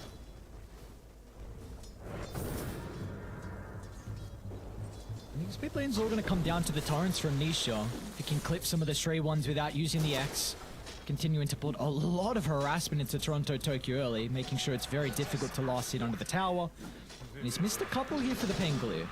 Yeah, gets the range creep though. I mean, Nisha just playing around with the tower aggro most importantly, right? Making sure to use the Tiebringer for it. Not too many right clicks on the Pango under the tower, enabling him to stay in the lane just that little bit longer, and let's actually force Toronto Tokyo all the way back to be able to pick up the bounty rune just to get back to the lane. I'm not sure how effective the magic stick's going to be again against the Kunkka for the laning stage, but he just feels like he might need to make a few rotations, perhaps around the power runes, which are only coming up in about 25 seconds. So will he get some assistance perhaps, or will he die?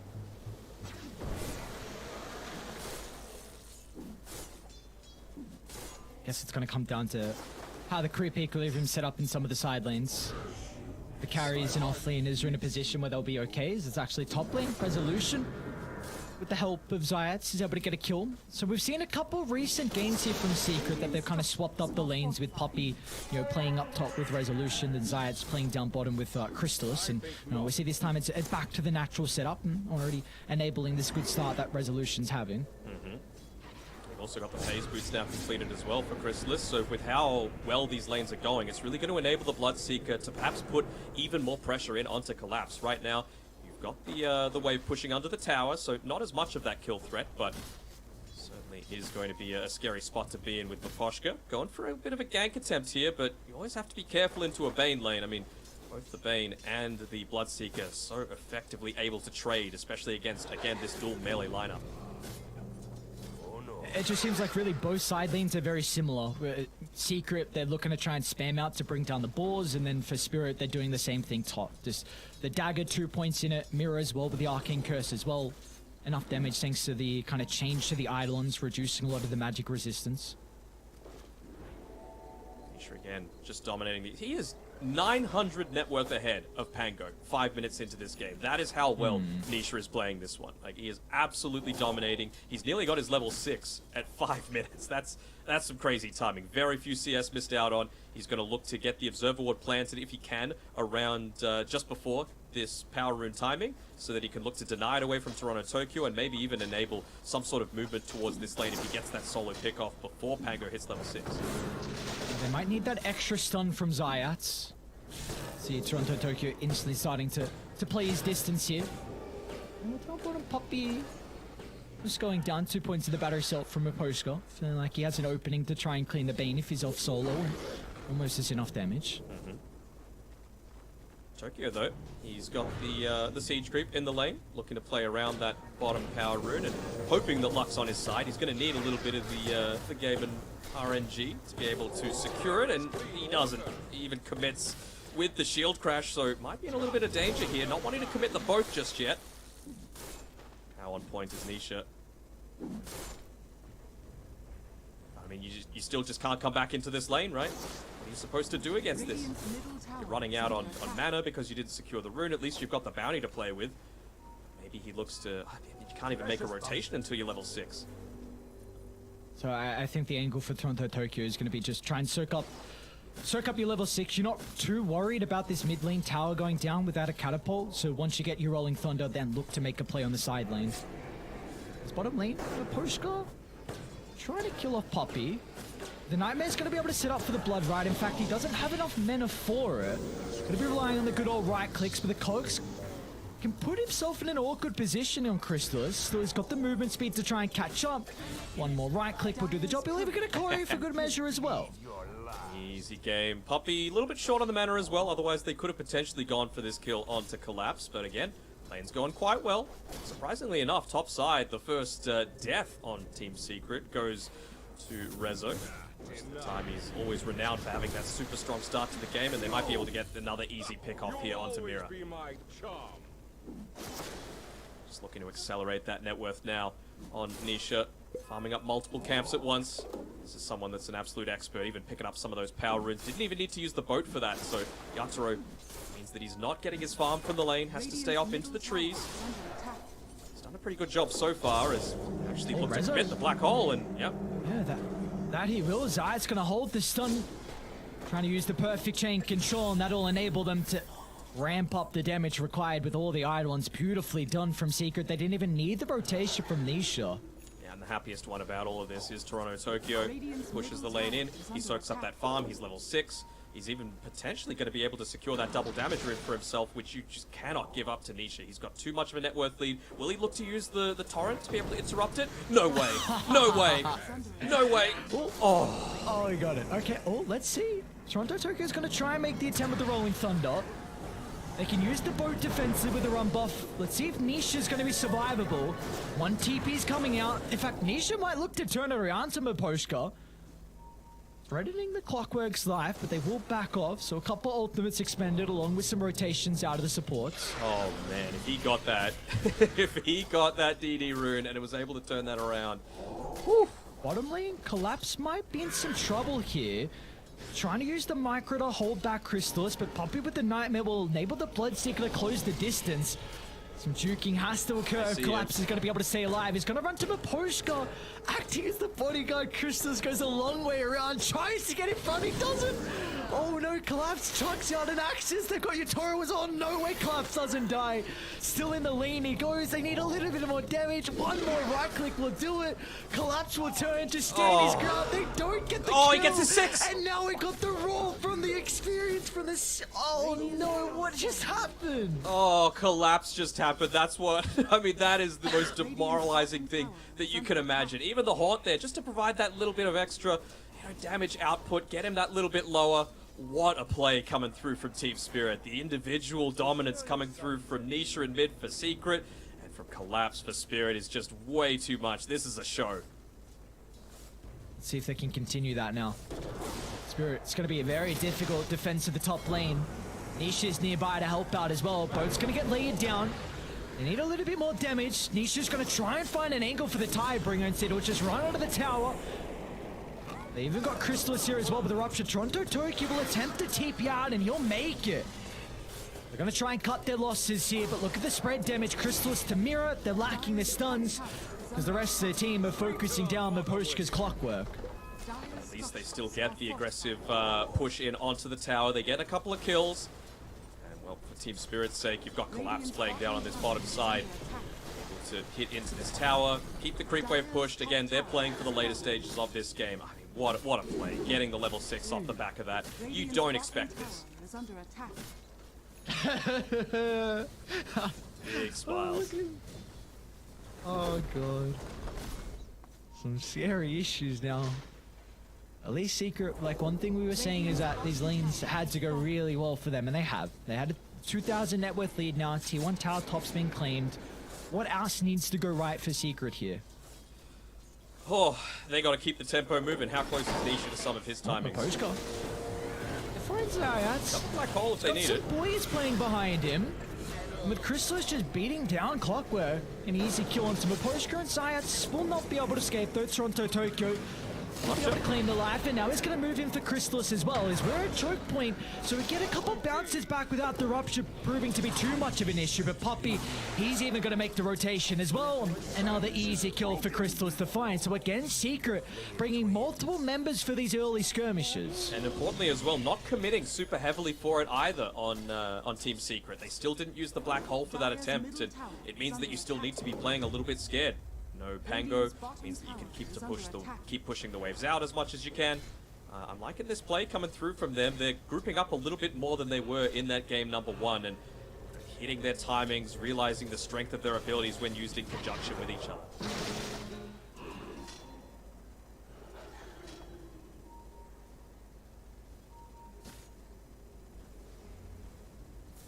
Regen rune bottom. Puppy's not going to, of course, pick it up. Just looking to soak up a little bit more of that that experience for himself. And it's all about just trying to sustain yourself as much as you can in these team fights. Not give your life up for free. See if you can wait out the usage of that global silence before committing the Fiend's Grip. So more points than usual that we would normally see on this Brain Sap. Also helps to assist with maybe some of the split push coming through. Better time at being able to deal with the summons. Speaking of those, they're just pushing down into this bottom side of the tower, trying to bait someone to make this move a little bit more defensively on Secret, but they're not taking the bait. They want to keep playing aggressively. They know that they don't have to deal with the Helm of the Overlord for the next little bit at least. So they're happy enough to lose out on some of this net worth because they've still got other ways to be able to pick it up. Mid lane, top lane, that's enough for them right now. Yeah, we see with all the... Actually, Secret, they're going to smoke themselves. Miposhka's in a pretty good position to pop this. They're going to go the long way around, though. Wanting to finally shut down Collapse on the Beastmaster. Able to scout out his position. Miposhka is nearby to cancel the Fiend's Grip if required. They saw him, though, so they know to play around it. Half duration left on that. They're going to try for the full wraparound here onto Collapse. They need more members. Dude. The TPs, they're starting to come out. There we go, but post-screen.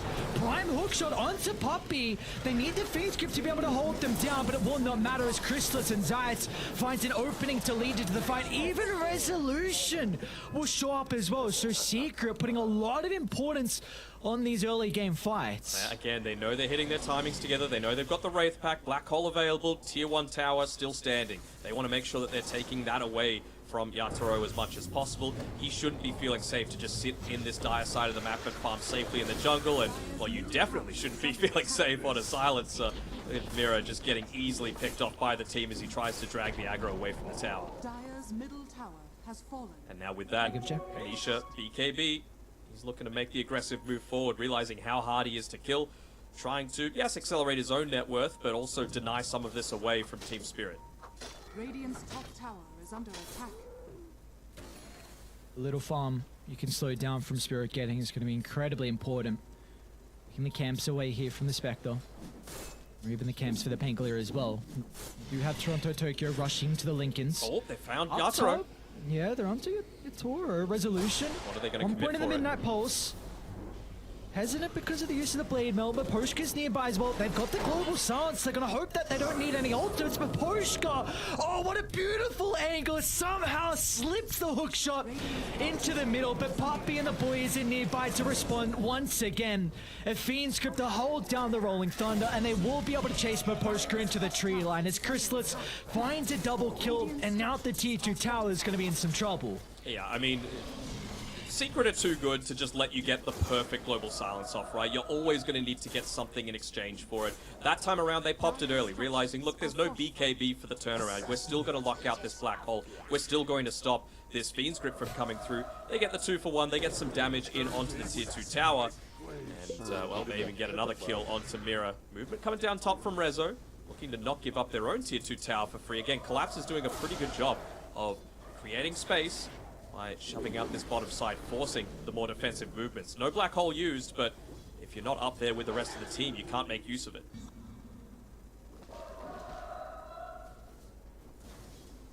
I think that's what Rezo's thinking, right? He knows that they can probably look to commit the global silence for the Fiend's Grip in the next couple of fights, right?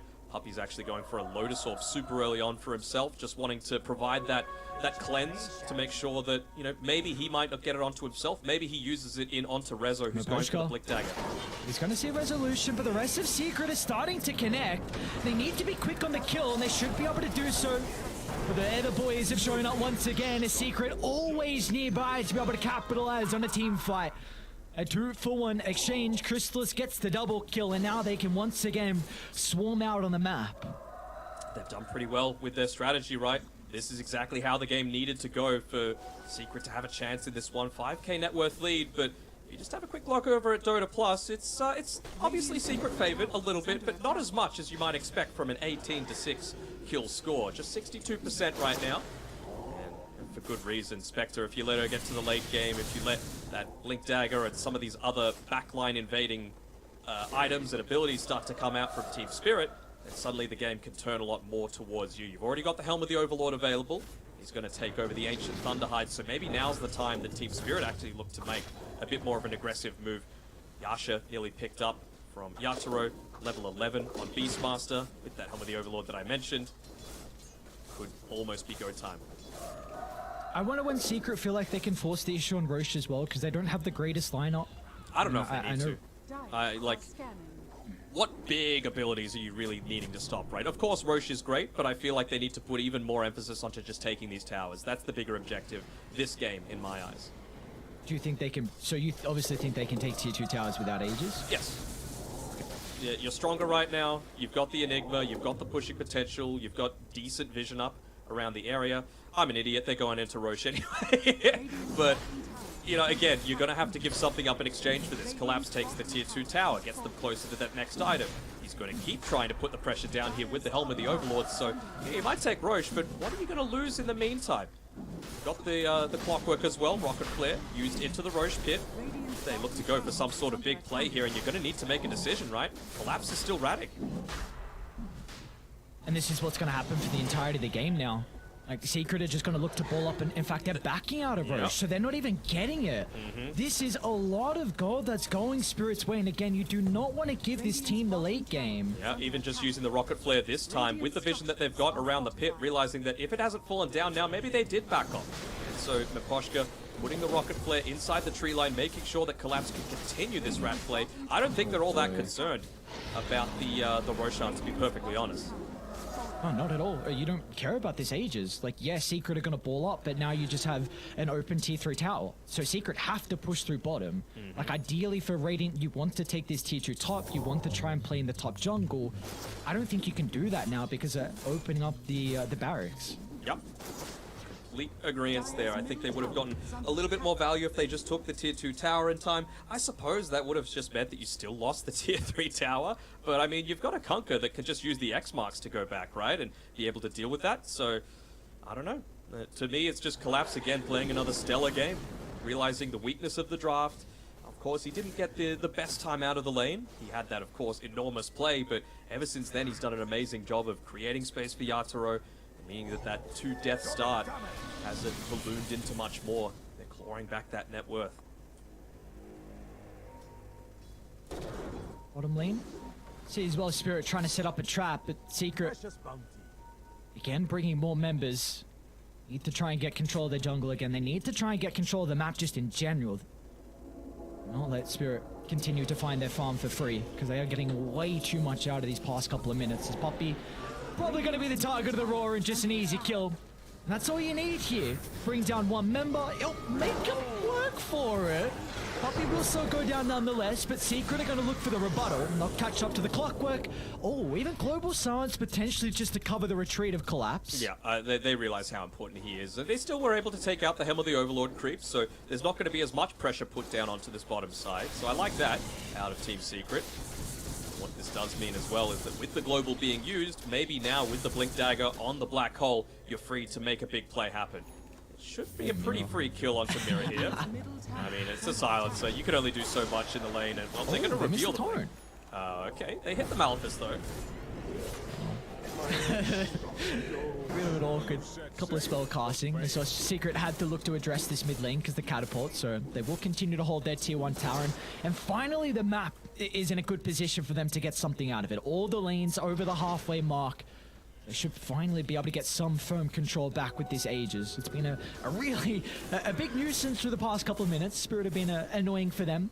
And you just see Collapse immediately going back, taking another one of those ancient creeps. The extra health is going to do a good amount of work, but again, maxed HP against an Enigma and a Bloodseeker. Doesn't have the Blood Rage just yet with the Aghanim Shard, but as soon as he picks that one up, he doesn't really care about these high HP pulls, so... Isha, they're going to make the attempt. Tori's going to get involved as well as Nisha gets blown up. This is starting to get some really dangerous territory here for Secret. Yeah, even like not even committing collapse for that one. They just use a Toronto Tokyo to go down onto the bottom side to potentially force more defensive rotations. Again, they're basically playing the style that Secret have tried to play. This really greedy, like play for the later stages, and Team Spirit do it better than anyone else. They just know the Poshka. times they need to Great hit. positioning. They're okay with giving up the life of the clockwork. You need core kills. You can't be continuing to get these position 5s. And in fact, Spirit, they're potentially thinking about taking a fight. Toronto Tokyo with a Rolling Thunder just wants to snag the Illusion Rune and get out. Oh, he was tempted to use the Fiend's Grip there on Puppey just to try and catch him off guard, but yeah, they've hit this little bit of a snag in their plans, right? Mirror, he's died 6 times, but again, you're not doing what you're good at with Silencer, but it's what you have to do. You have to shove these lanes away. If you could avoid dying like he has tried at this top side with the use of the Observer Ward, then great. You know, you forced some kind of movement up towards this top. It means that Nisha isn't clumped together with the rest of the team, and you've only got a minute left on this Aegis, so you might get a tier 2. But I feel like Secret were wanting to get much more out of this Aegis than just that. Yeah. I think we're really seeing Spirit do an incredible job at just exploiting the support duo on Secret. Like, they're great at pickoffs, but their lanes, man, they can't do anything. Like, you always have one lane that is shoved in. Again, someone has to address bottom. Yep. Like, this is maybe where Nisha needs to consider about a boots of travel, but you've already committed too heavily into your build. I still think it's probably worth it, to be honest, and with the tier 3 tower going down, it just means that you can use the Hawk a lot more further towards the tier 4 towers as well, right? You don't even necessarily need to have it covering the tree line. You can see a bit more of the like supports that might be able to be standing on the back lines, and that just enables, for example, Yatoro to be able to make that individual jump. Oh boy. Collapse with a freebie. All the sentries out in the lane, just making it so difficult. He's trying to find the opening to bring them down, and Miposhka as well, just again acting as a bodyguard. They do not care how many deaths the support gets. They're even going to rupture the helm of the Overlord creep as well. Like, Secret are just hoping to try and claw this in a position where they can try and get some map control, but oh, this is such an incredible gameplay out of the reigning champions. Yeah, they're not letting them do anything that they want to right now, and Yatoro, I mean, they're playing defensively now. If they fight, they have the potential to do it, but I think unless someone's completely isolated on their own, they're not going to commit that haunt, and only 2 components away from Yatoro picking up the Aghanim Scepter as well. So you can look to get those individual pickoffs. We saw how quickly even Nisha, the tankiest person on Secret, died when there was that rotation coming through from just 3 of Team Spirit's heroes. You might need to consider a gem kind of shortly for Secret. It feels like Spirit is just reading them like a book, and again, this lineup needs pickoffs to then be able to get the map into a position, but you need pickoff on the cores and you're not finding them, so maybe a gem is something they're considering, but Puppey really needs this Lotus Orb to have a decent time in fights. Like, Zayats needs Blink as well. Just the supports are getting no farm. It's a very, very difficult game to play here. Indeed. Poshka's just using Dust in the lane as well to see if Zayats is there, but this could be... Oh no, they missed the stun. They're going to see Collapse in the tree line. Instant use of the Global Silence. No hesitation to try and protect the cause. They might be able to turn it back onto Collapse, however. Crystal's going to be able to charge into the middle. He'll go for Miposhka next as well. So finally, Secret will not only get 1 kill, a second, and now potentially a third as well. It's all going to be off the back of Zayat's stun, and he'll be able to land it onto Miro. A triple kill for Crystalus, and this now heavily opens up the bottom lane. It does. He's even gone ahead and bought the Aghanim Shard on the Bloodseeker, not wanting to wait for that second Roshan for the freebie. You've still got plenty of heroes that would love to pick it up on your team anyway. Just a little bit of extra control in these team fights through the Torrent Storm would be nice. So Crystalus realizing how much of a damage boost that's going to give him, and it was all on the back of a clever Midnight Pulse coming through from Rezo, being able to catch them off into the trees. They realize, why aren't we catching these guys? It's because they're playing around that fog of war. Just one clever usage of it suddenly opens up much more of the map for them to be able to play around. 2 towers, multiple heroes killed, and Secret give themselves that little bit of a net worth buffer again. It actually dipped in Spirit's favor, the win probability coming through. I know Dota Plus does love the Spectre, but it's been able to creep its way back up towards Secret off the back of that. See if it's going to be a fast row spawn here for Secret. They have this objective to be able to clean and then push down some of the buildings. Potentially baiting Yatoro though. He's got his Ags though. Right before this Roche potentially spawns, and it's a pretty long one. And look at that. As soon as it can respawn, instant rocket flare coming through Makoshka. They're on the ball. Their minds are in the game. They're not stressed by this situation. They've been here many times before. Game 5, TI Grand Finals. You don't get much more intense than that. Oh, and even a Mind Break is such a great item for a Spectre to pick up if they wanted to give that over to him. This could be a pivotal moment if Secret find the opening. Yatoro's gonna show him the lane. Only for a second though, they'll back up, and it looks like Spirit, finally for them, they're gonna smoke as well. We could have a big 5-on-5, but seems like Spirit believe that a Secret are playing behind this top lane. Bottom barracks are under It's a good assumption. I mean, when you don't know 100... Well, actually, you do know the situation with Roche. You know that that's what they want to play around, right? Maybe they didn't see the fact that the Aghanim Shard was purchased up by Crystallis just being even more important. They do see Rezo. Oh, the hole! So a lot of damage coming out from the Spectre Illusion. It might just be enough to get the kill into the Enigma to start the team fight. Toronto Tokyo is now going to try and prioritize the Conqueror as well. How can they re-enter? Yatoro off to the right side, chasing down Puppey. They want to get rid of the supports with ease, and he should be able to do so. No one on Secret protecting the Bane. Yatoro gets a completely free fight, but back in the middle. Crystals can chase down one with a triple kill. A Global Silence going to be able to protect the Black Holes. Yatoro somehow still alive for the moment, but Zayats sun up in a couple of seconds. Resolution can body block if required. Dagger on cooldown to get some distance away is Secret. The rest of the members are starting to converge on Yatoro's location, and there will be no escape for the Spectre. Trying to play around with the Shadow Step. Back and forth he goes, creating all the chaos he would hope for. But somehow they have some vision of him on the high ground. In Secret, a big team fight victory for them. I mean, they just brought him too low. Old mate Bloodseeker able to pick him off even with that melee attack range. Nothing that's going to extend his right-click range, but I mean, I thought that fight was going to go a lot better for Spirit. They ended up using one of the Fiend Script, I believe, onto the Pangolier. He has the Linkens, so it was wasted. You had to use the Rupture onto the Rolling Thunder. It still was able to take out Toronto Tokyo towards the start of that team fight. It just shows the strength of this Bloodseeker. If you're able to get into this stage of the game and allow the right clicks to happen. Already so fast with the Blood Rage, amplified by the Mjolnir on top of everything else. Maybe they used everything to try and hold him down. Raw cogs to put him in a position where Crystallis couldn't stun, Back but live. Collapse is actually getting dived a Zayas. little bit here underneath the tier 2. Looking to try and keep the creeps away from him, but they're just going to commit. Yeah, they will. They will indeed. Crystallis protected with the BKB, and Dire's middle tower is under attack. the fight. Zayats might be in a position to get another one though. Dire's middle They tower scouted up with Poshka, and they're going to be able to jump forward as well. It's a great position from Zayats, giving them another +1 kill, and this could be the opening for the higher ground now for Secret. Such a good job with the way that the lanes were. Lotus Orb now as well finished up, so you're going to be able to have that Fiend Script capability. Know that it's the Lincoln Sphere though on the Pango. It's not necessarily the best use of their abilities, but even just to allow, for example, the BKB not to be popped super early on.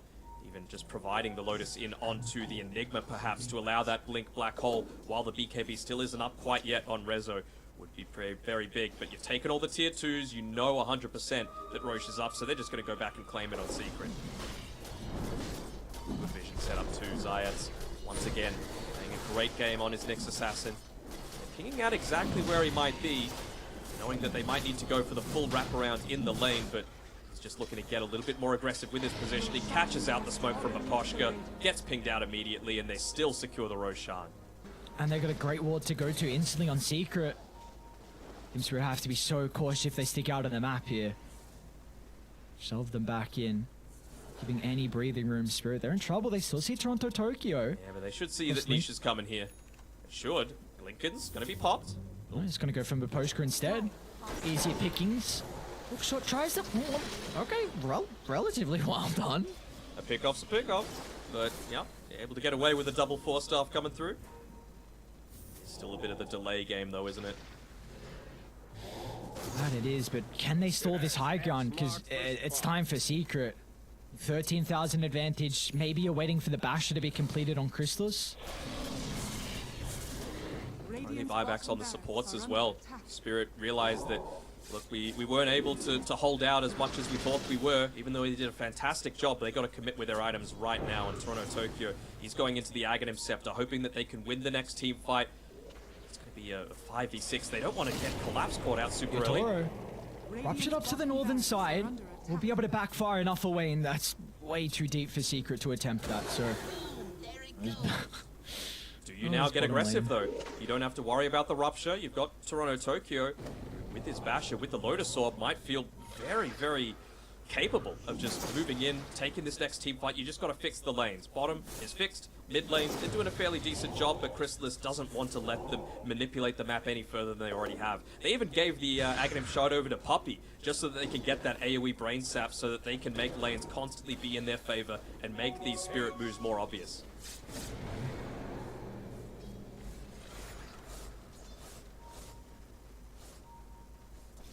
Gem for them, not wanting to get caught out. Oh, Nisha!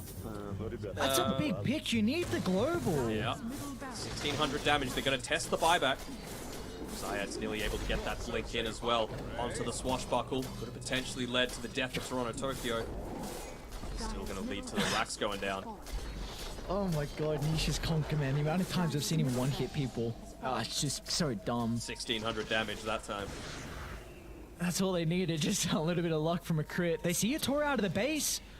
Uh-oh, scary, Yatoro. What can they do? No one else is nearby. It tries the Manta dodge. Looks like they just have to give up the Spectre's life. He will try and TP out, but the Tidebringer again from Nisha. No buyback on the Spectre, and they're going to have to do it 4v5. I don't think they're going to be able to.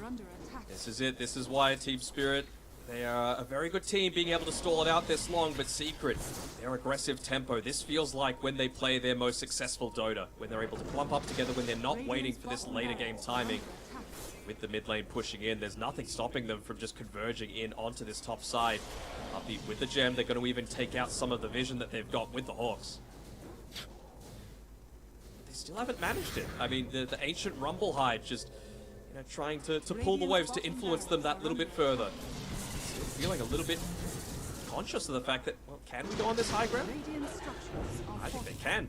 No Aegis, minute and a half, no Spectre. And they're still playing scared. Puppey's all the way back at base.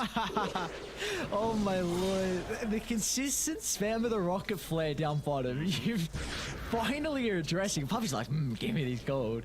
Oh, it's a lot of fun too. Look. He's got a lot of net worth. I guess that is helping out with the Aghanim Shard. But alright, Spirit, they'll live to see another day. Ages only for a minute. You have to be a little bit concerned if Nisha gets his hand on a DD. And he will. Alright. I want predictions. How much damage is he doing to Mira? What did he do last time? 1600. I'll say like 2100. Yeah, I'm gonna say 2222. Okay, sure, we'll go with that. So that's great positioning. Once again, you'd always expect it out of his next assassin.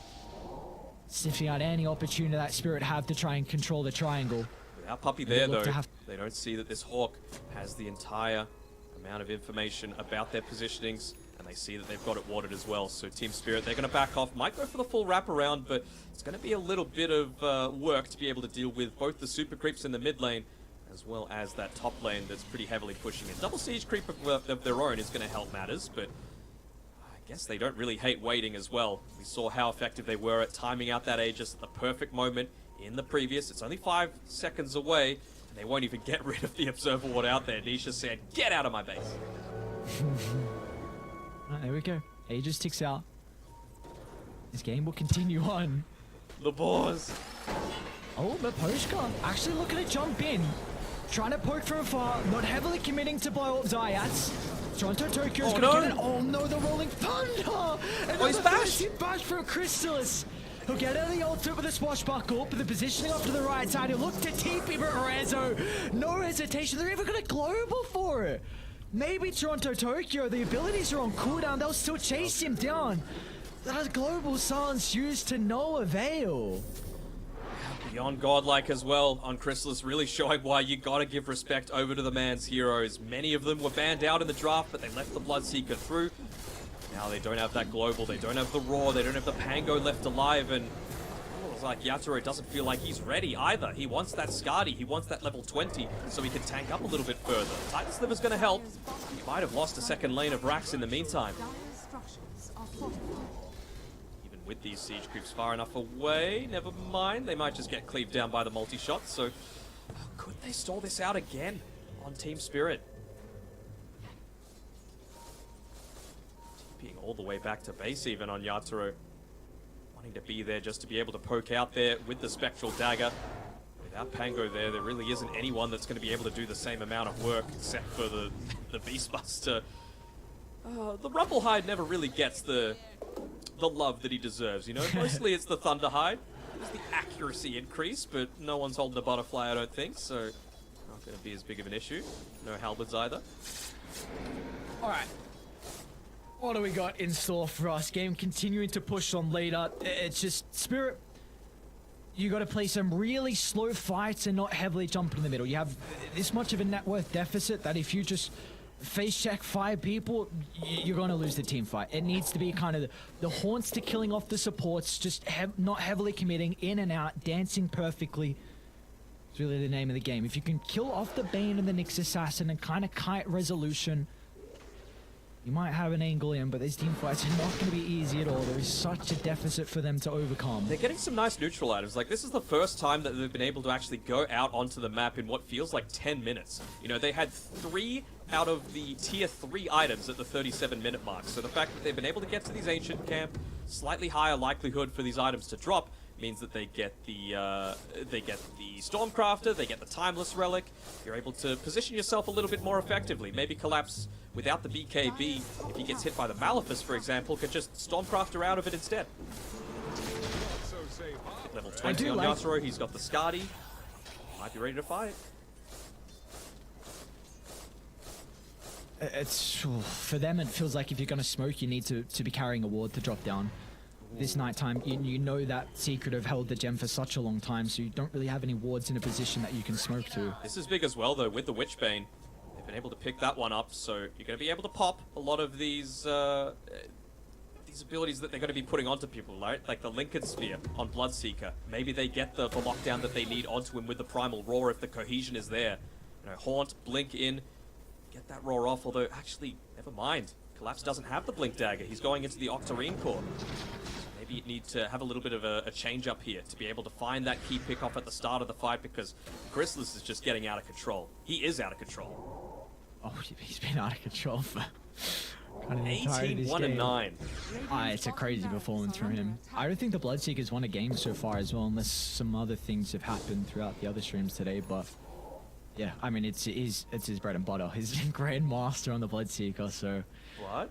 You've got the Aghanims now on the Pango. You've got the extra swashbuckle damage as well from the level 20. So there's a lot more damage that Tokyo is able to do in these team fights. You gotta enable him though. You gotta try and find that initial pick off there. Doesn't matter who, honestly. Could be anyone. Miposhka's gonna go in. I'm gonna try and get rid of the Nyx Assassin through the team fight. Chrysalis, no hesitation with jumping to the cogs, and there will be no follow-up. Maybe trying to make some space, see if Yatoro can have an opening to deal with this final barracks down bottom. He got X marks back though, so he's going to be able to deal with it and still make the retreat. Didn't put the Mjolnir onto the creep wave, so could have potentially used that to keep it extra shoved, but he's approaching his level 25. 2 rupture charges.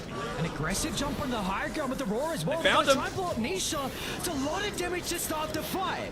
Down to the low ground they go, trying to target them with the Nyx Assassin. They'll be able to get a double kill. And the gem. What a perfect way to start the team fight on Spirit, and they want more now with this advantage. Yatoro trying to chase down Puppey. He's got to be cautious about the rupture. That'll just cover the retreat on Chrysalis, but they're still going to be able to catch up nonetheless. As Toronto Tokyo easily closes the distance, and Spirit don't even sweat it in that team Roche fight, is and up they as can well. now consider about Roche. Oh, you got one creep hitting into your tier 4s, but you don't care. The lane is pushed out enough. Miposhka dragging it away as well, just making sure that your own creep wave is able to overwhelm the super creeps. And like I was saying, it's just an individual pick-off that you need, right? Doesn't matter onto who, but you probably couldn't ask for someone better than Nisha to just be slightly out of position, get that initial stun through. They're going to commit the buyback on Puppey, but I don't think this is going to result in much. It's going to need to be the biggest black hole of all time from Rezo. He does have Refresher, so he might be able to kind of force out the first Global Silence. Found him, They're though. going to jump in, though. Miposhka just controlling up the Enigma. He won't even have an opportunity to use the spells. Dancing in and out, Yatoro goes, and Puppey somehow got put on the high ground. He might be able to clean off Mirror, but Toronto Tokyo gets a lucky bash. Soon to be a dieback for Chrysalis. He wants to enter the fight as well. Being able to clean Nice up the done. Silencer up to the northern side. He's going to get some though. distance away, but Toronto Tokyo, hot pursuit, a bash there, and now he can bounce back, but Spirit, they want to get out. Bash. Oh, They are Chrysalis not went gonna for the stick bash. around. He went for the lucky Unfortunate that they- bash. And bottom lane's pushing in. I mean, these double creep waves, they are just lasting for way too long. Someone again is going to need to come back. Puppey, yoink, says him with the AoE braid sap. But I mean, the damage that you're able to output, if you're able to just get in on top of them, it's reached this stage of the game. It's a 16k net worth lead, but it's a similar situation with the Rax. You've got the Aegis advantage as well. That's the sick collapse on the high ground. Rest of the boys gonna move over pretty fast because Nisha with some crits coming through for the Tidebringer, but they can turn it around. Team Spirit playing the distance.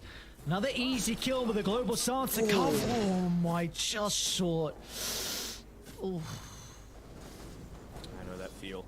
But yeah, we get the bottom lane. I mean, Puppey, he's not there. He's just continuing to farm. Let me just have a look at the difference between the support's levels as well. Puppey nearly up to the level 20.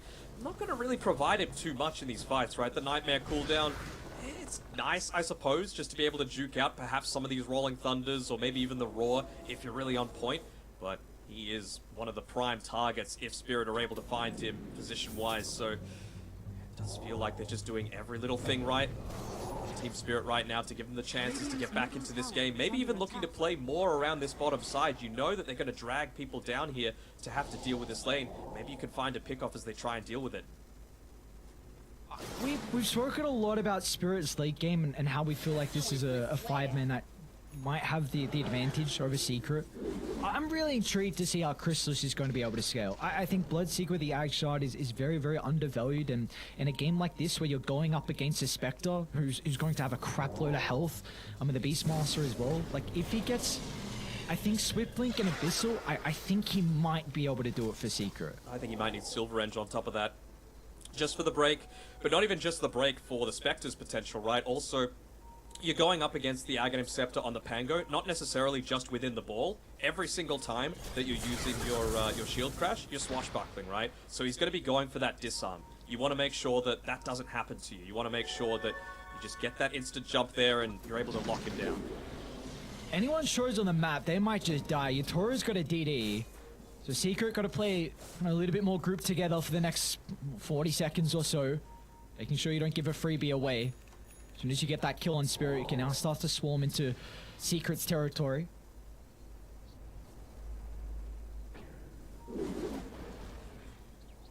See if they can set up.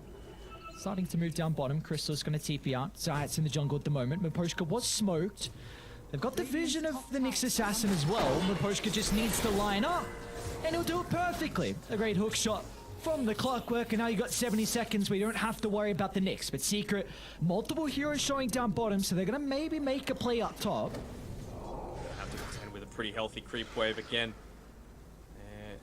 Is there a reason they're using this Rumble Hide instead? Maybe just the attack speed aura they feel like is going to provide the extra Radic potential rather than just the simple right clicks? Radiant's middle Yeah, tower yeah, I this is can't. pretty big. Not that I can see, no, so... Yeah, I'm not sure. You sure? Okay. Jeez. What are the stage he's going for next? Lincoln's on the Conquer, almost level 25 as well, so probably going to see the Tidebringer cooldown, considering he really needs to be scaling damage as this game continues to go on. Nearly got it as well. He had the Aghanim Scepter queued up for the longest time, again, just trying to provide a little bit more space, perhaps some of that chaos that Resolution needs, because we haven't seen that huge black hole yet this game. That's one of the things that could look to bring Secret back into this one, but how many times do you see a team go from a 16k to a 10k net worth lead, and slowly but surely the opposing team is just closing in on your territory? it should be the opposite a lot of the time, but that's just the power of the Spectre, the power of the Vision, and the inability of Secret's heroes to be able to deal with this pushing style of draft. Radiant's middle tower is under Momentum attack. is completely swung. They will be able to avoid the Aegis advantage. Let's not lose a big team fight. But it has given Team Spirit so much now. Pretty much an angle back into this game. T2 Towers just getting claimed mid. Slow poke from Collapse. And there's going to be no response. So looks like our final outer tower is going to go down. Go the Tiebreaker cooldown as well. Radiant's middle tower has Just fallen. really wanting to enable Nisha as much as possible, and he's tired of getting caught out as well. Lincoln Sphere, next item built up for him. He's gone into the Silver Edge as well, so I mean, I really don't see Yatoro ever being in a position where he's going to be caught out first. He's nearly level 25 as well, so no matter what option he looks to go down towards, whether it be the Haunt damage or just the extra mint from the Dispersion. He sold the Blade Mail, so maybe he's going to choose Dispersion. He wants the instant pick off. Again, far forwards. The jump in's going to be there. Nisha's going to try and turn it around off the back of the Tidebringer. There's a lot of damage to be able to start the team fight. It's Toronto Tokyo is going to get overwhelmed. A Secret. 0 casualties from them. A beautiful skirmish. As they ended up popping the Haunt for that one as well, and I'm sure they're going to be aware of that. Still waiting for that black hole. You know, they didn't pop the Global Silence for it, so clearly they were thinking that we just need to be able to save this for the Enigma. That's the thing that's going to be able to bring Secret back into this game. It's so hard to say that with an 11k lead, right? But it does feel like if they are able to get that big 4-5 man wipe, then they can actually look to aggressively push out these lanes. They need to try and control their jungle though. With these 2 pickoffs, you need to start to deal with the map, and they're going to do it as a team. Spirit, they have this potential to go for these pickoffs thanks to the Spectre. So there's 1 ward gone. Should be able to get some more as well with the outpost control. So this is incredibly important now for Secret. Gives them a position that they're not too worried about Spirit having full control over. They're still going so heavy down that burst route though, aren't they? On Team Spirit. Got the Refresher Orb available on Collapse. I would imagine the Blink Dagger's set to come after that. You know, they've got great ways to jump with the clock, with the Pango, but they just need that extra layer. Zayats. Gotta find one. He's got Puppy nearby. Yatoro's gonna jump in and just assassinate the bait. He's out! And get out as well. They didn't need the Global Silence to counter it, but they've used the first one. Where's the Refreshers coming into play? But it looks like both sides are gonna back up. Split the middle with that hook shot. I mean, you understand the Global Silence every single time that you see the black hole. That's why you're using it. He's even been able to pick up the Refresher Orb as well. Silencer, one of the better heroes to actually carry it these days. Not, of course, just for the double usage, but you're always going to need that extra mana regen coming through. It really seems like that's probably what it's gonna be. Like Yatoro jumping in onto one target and Rezo just waiting for him to use the Shadow Step. Where you try and pop the black hole first time, and then global out, and then you use it a second time to follow up again afterwards. Medium length Roche respawn as well. Zayats, another jump with Crystallis nearby, plenty of damage. Collapse gonna be able to cover with the Raw. Yatoro's in as well. They just blow up the Bloodseeker. And now they're looking for more as Yatoro is gonna be able to catch out Resolution. In and out they go. Have they got detection though? A great timing with the blink, but the Hawk is there to scout out the Enigma. Spirit, they will not be able to move on over. Clockwork's got the hook shot available. Again, it's just all about that vision. Coming up in a couple of seconds. Could he catch someone on the retreat, or could potentially Nisha be the one? And he goes for the 1 shot. 2 shot. That'll do. The rest of the boys are coming.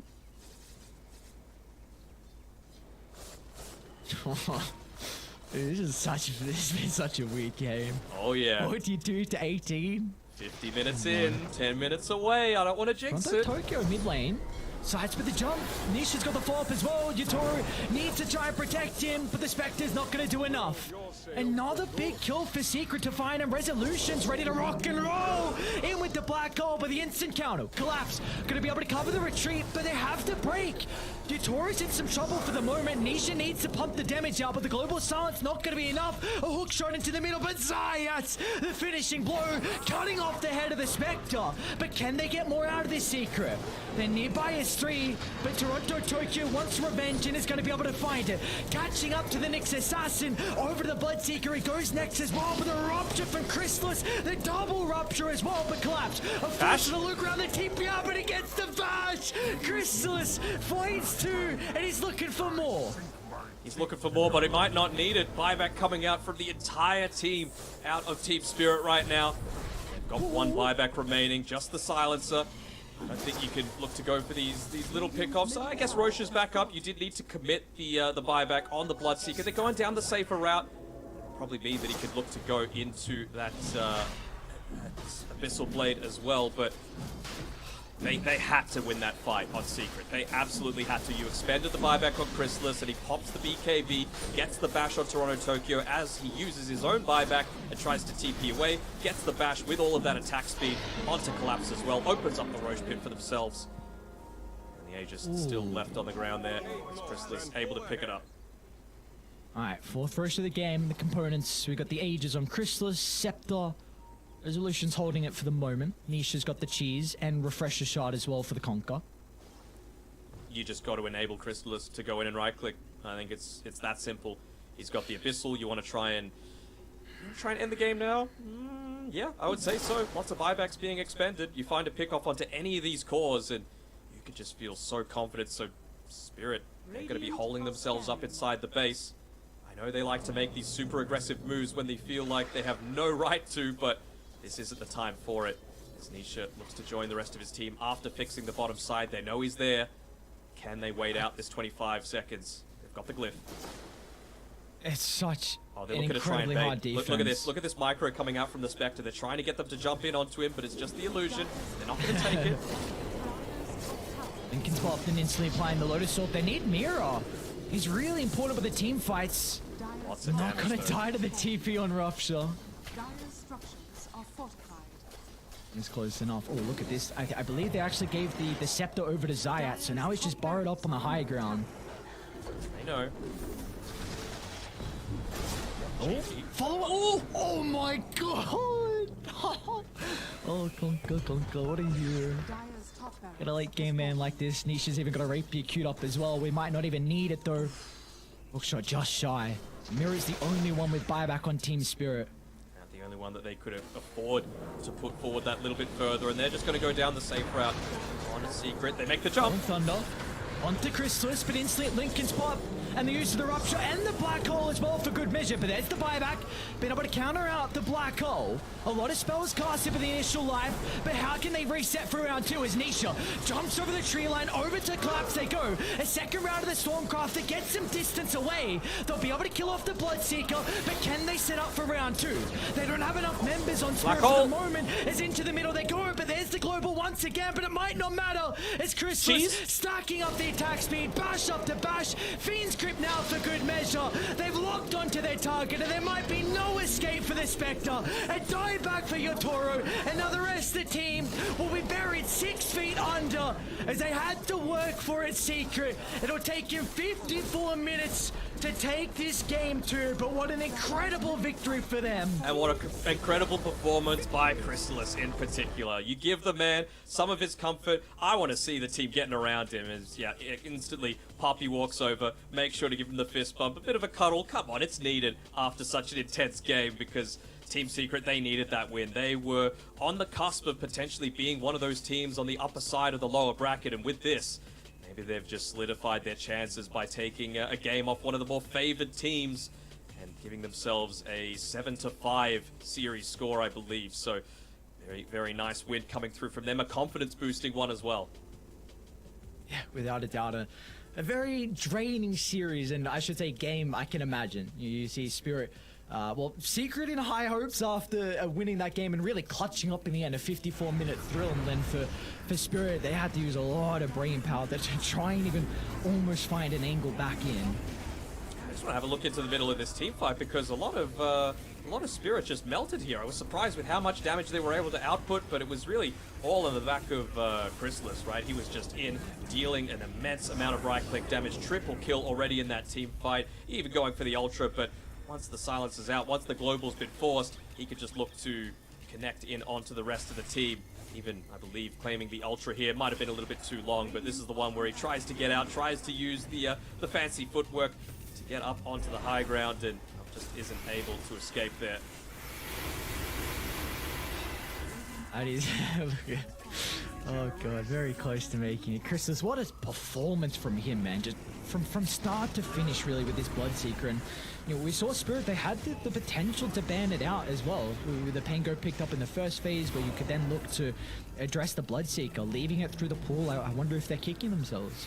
I think they might be. I mean, this is, again, a specialty hero for a reason, and well, there are some heroes that people just know how to play. There's no rhyme or reason behind it. It really did feel like Spirit were setting themselves up in a position to be able to take control over the game, though, right? Being able to kill off Rezo, no buyback, Aegis claimed.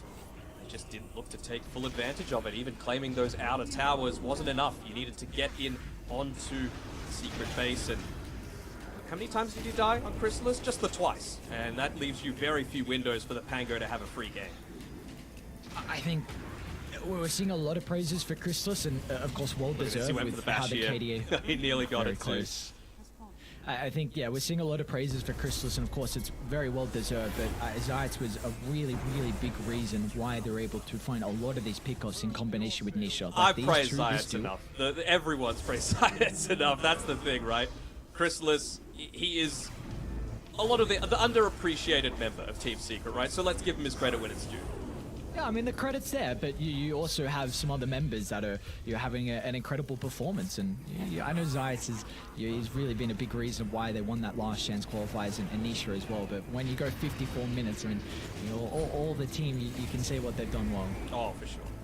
Even just here, look, the decision to buy back, pop the BKB, hit the Pango while he's trying to TP away with the Rolling Thunder, get the Vision with the Blood Right, get another bash off. This was the game-winning play for Chrysalis right here. That last team fight really felt like, with multiple lanes being pushed in, not the greatest ways to be able to deal with it on Spirit either. It was just a matter of time until they were able to close this one out. Rezo was forced to back off, use the secondary black hole off in the tree line. They were able to pick off these heroes one by one, realizing the game situation, no buybacks available, didn't need to commit for the full 5-man. It was enough to be able to get those individual pickoffs, and the Rolling Thunder just not able to get off there with, again, another great use of the Blood Right, not just for the Vision, but for the silence as well from Chrysalis. Very, very well-deserved victory from Secret, and what a game.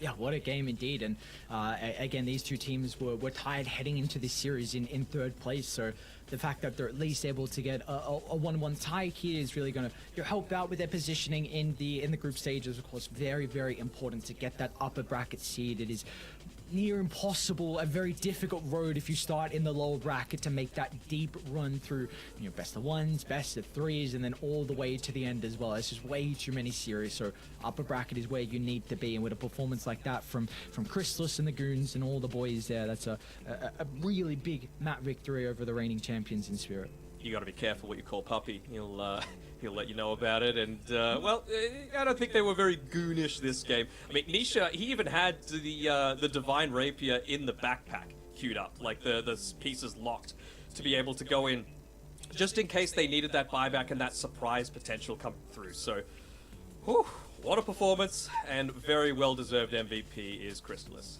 with the 25 kill H.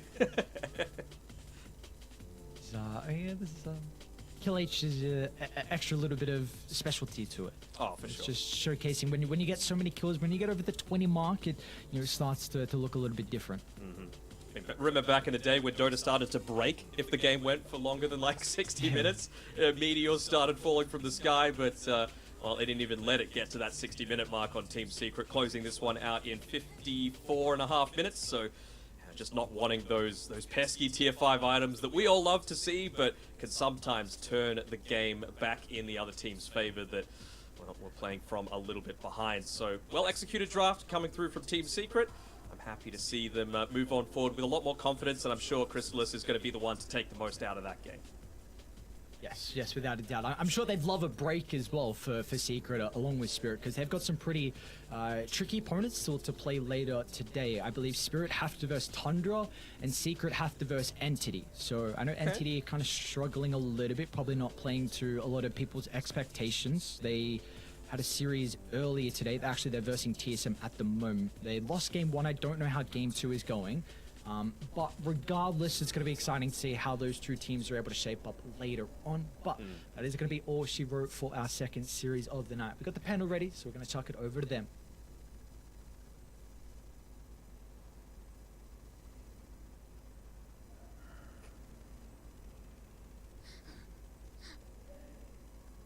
Secret and Spirit came into this best of 2 tied up on the cusp of upper bracket and lower bracket, and they're going to be leaving tied in the exact same position as they take up 1 game each. We had Spirit winning out game number 1, so let's jump on in. Let's have a chat about that one, how the draft played out, and also some of those team fights, Fear.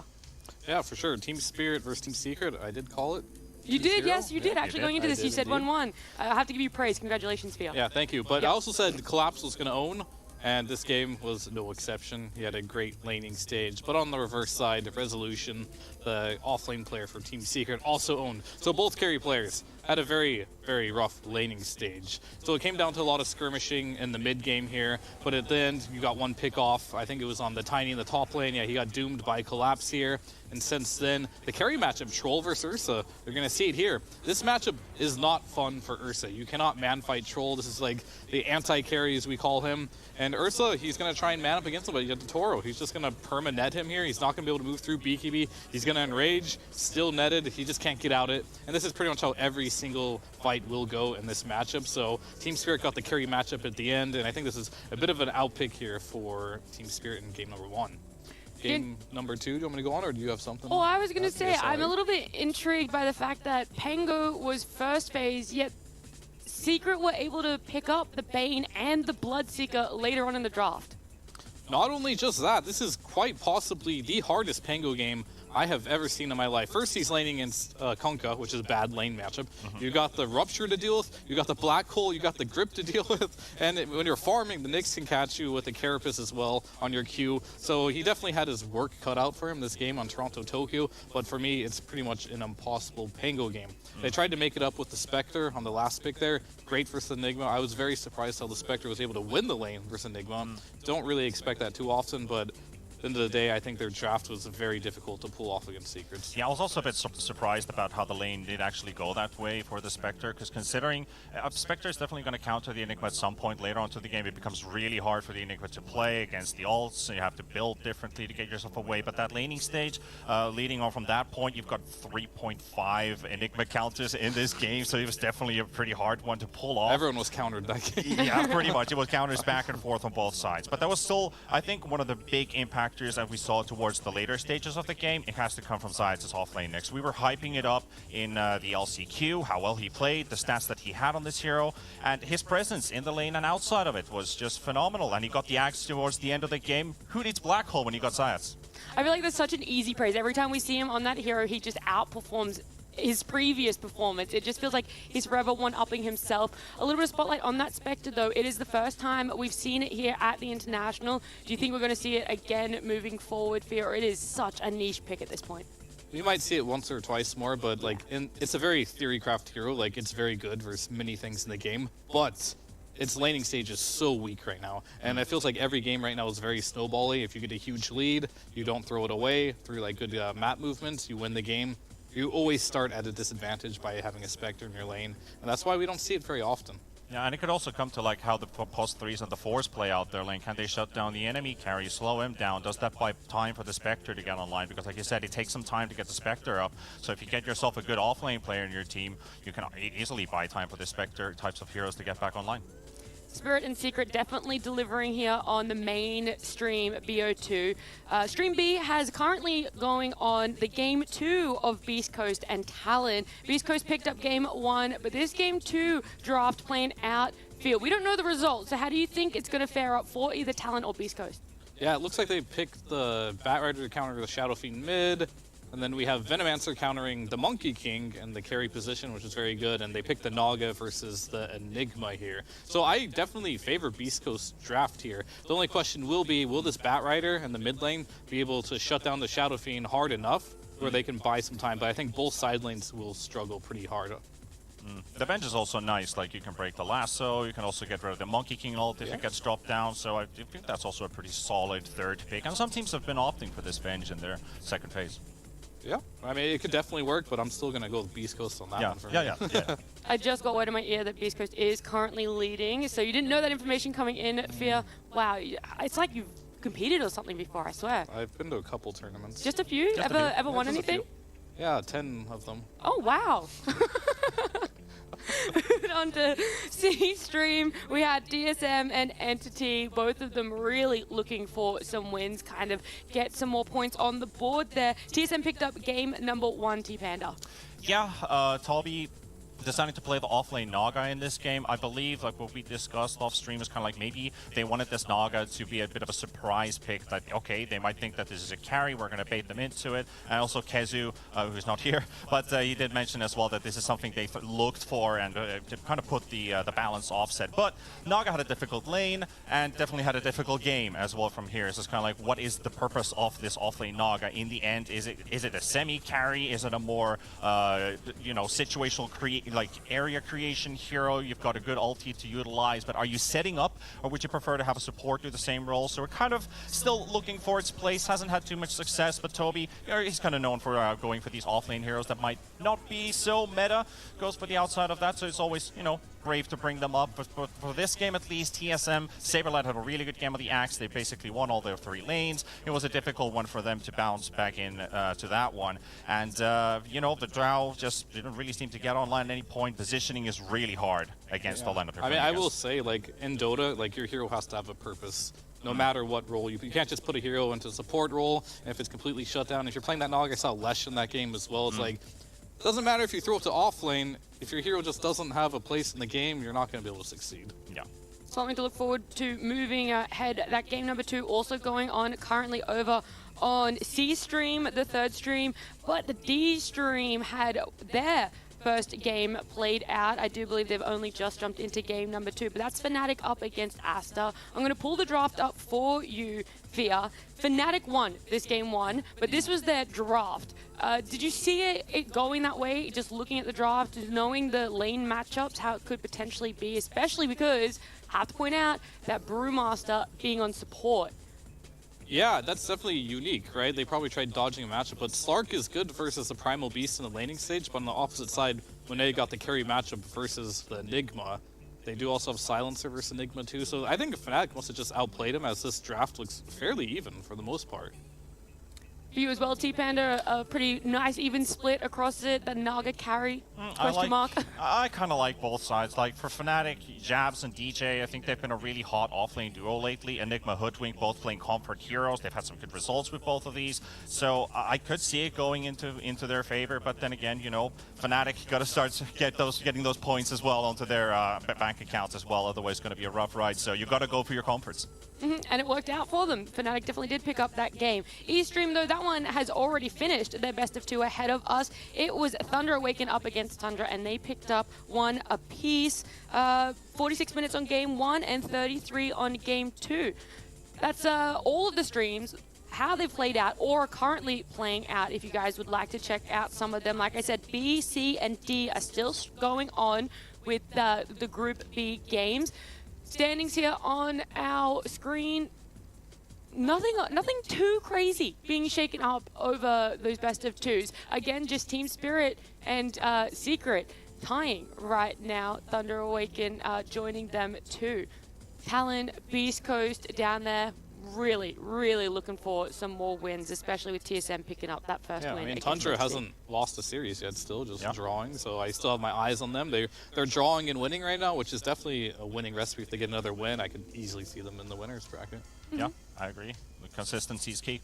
Consistency is key, and 2 teams that have been very consistent coming into TI 2 different ways is OG and Liquid. They are our next matchup on this main stream. OG being consistent in what they feel comfortable picking, Liquid being consistent coming from last chance qualifiers, having that momentum. Let's take a look at OG first though, Fear, and how you think their mindset and what they want to draft is going to be coming into a Liquid matchup. Well, OG is coming in with their ideas, their beliefs, as they always do. They're 7-5 right now, which is pretty good. Hero spotlight for this team, everyone talks about it. It's Amar. He's still playing what he plays. Razor, Timbersaw, most played heroes. Yuragi is the one that I think has a little different hero pool, more meta. He's playing a lot of the Naga Siren, undefeated on Naga Siren right now. So he's definitely a person to look out for. The last thing I will say is they had a crazy draft earlier, and they had the carry Broodmother, offlane Viper, and a mid Tinker on BZM. And it won. It won the game too, and so this team is definitely very scary to play against. They will do out of meta things, and they're winning with it. So that's definitely. Yeah, Uragi's top 3 farmer list, basically, they have a very high amount of stacks per game. Maybe that's something that Liquid could potentially strike in. As we see, one of the highlight players from Liquid's side has to be Zai. He's been playing a pretty good tournament so far. And outside of Zai, like the way that they can get things rolling, I think Matumba, man, with like the high hero picks like the Legion Commander, the Bristleback, the Lycan, less picked or barely picked carries, that could be something that OG has to prepare for, untraditional hero picks and how to adapt in the drafting stage. Or maybe swept out the lanes. Like if you have an opportunity to maybe look at, is Mickey or Matumba Man doing the lane swaps between mid and safe lane? OG's got to be prepared for that. Of course, I have to ask again. This time I'm not going to ask who's taking which games. I'm going to say arbitrary percentages, because I know you love that, Fia. Oh, yes. 64.4. 64.4, you're not going to say a team? For OG. Okay. I'm going to go 72% Liquid here. Alrighty. It looks like no one's really dominating on the arbitrary percentage numbers, but two casters that are absolutely doing a bang-up job today are Danog and Ares, so let's jump to them. Liquid have taken on OG 8 times so far through this DPC season. They have a 4-3 record against them, and one of those series was a 1-1 tie as well. So it's looking pretty even so far, but for the 9th time, this 9th series between these two teams, Danog, do we feel like OG can get one back up against them? I don't know. I feel like this has always been a bit of a matchup that favors Liquid a little bit, and they're looking like they are turning up at this TI, although both of these teams have a 7-5 games record so far through the group stage. At the moment, tied for that 4th place, right on the cusp of the upper bracket. So such a key series for both of these teams as we get a look through for Insania doing the Kagebunshin no Jutsu. Little symbol, and even I'll leak a little bit of the lobby chat. He's actually trying to use it against Tiger a little bit there, of course. Old teammates. There's a little bit of friendship coming through, but of course the rivalry is even more intense. Yeah, that it is. Old teammates and new rosters as well, and we get to see as well into the camp of Team Liquid. Looks like they're wearing some of their TI jerseys at the moment. I should say the TI jackets instead. And we'll see how they're able to shape up. There's still some more some words being said between Tiger and Insania. If you ever felt bad about being a weeb, just know that Tiger and Insania, I'm not sure if this is ironic or not, but they are just going back and forth with the Naruto references here, saying you've got a Shuriken Rasengan coming at you, so yeah, it's and lots of little back and forth. Chidori is being spammed out here, easy counter, all this sort of crazy stuff, and that's exactly what they're smiling about on the cams. Just lots of meme banter, lots of weeb banter coming out here, and yeah, there we go. Mickey says muting these two dogs as they just keep it going back and forth here. Whose chakra is going to be stronger? We're going to have to wait and see with the draft that's coming up pretty shortly. Yeah, that we will indeed. So there's a lot of friendly competition between these two teams, I should say, and we get to take a look at how the OG camp is looking as well, as you see all smiles at the moment for Insania. There's a lot of friendly banter, but for OG as well, similar to them. This is a really, really important series. At the moment, they're just in the upper bracket, but like you said, it's tied with them and Team Liquid, and we are starting to get to the later stages where you don't have a lot of series left as well to pick up some map victories. So this is an all-important series for OG and Liquid. Man, is BCM doing some Naruto gestures as well? I just saw him do the bloody fireball jutsu hand signs coming through there. I swear, if Tiger does one as well, I'm going to absolutely lose it. No, okay, he's more of a normie coming through, even if his words in the lobby aren't going to deliver that same sort of thing. But I've got a question for you. You are a renowned anime lover, Lockie. Who is Naruto and who is Sasuke out of Insania and Tiger?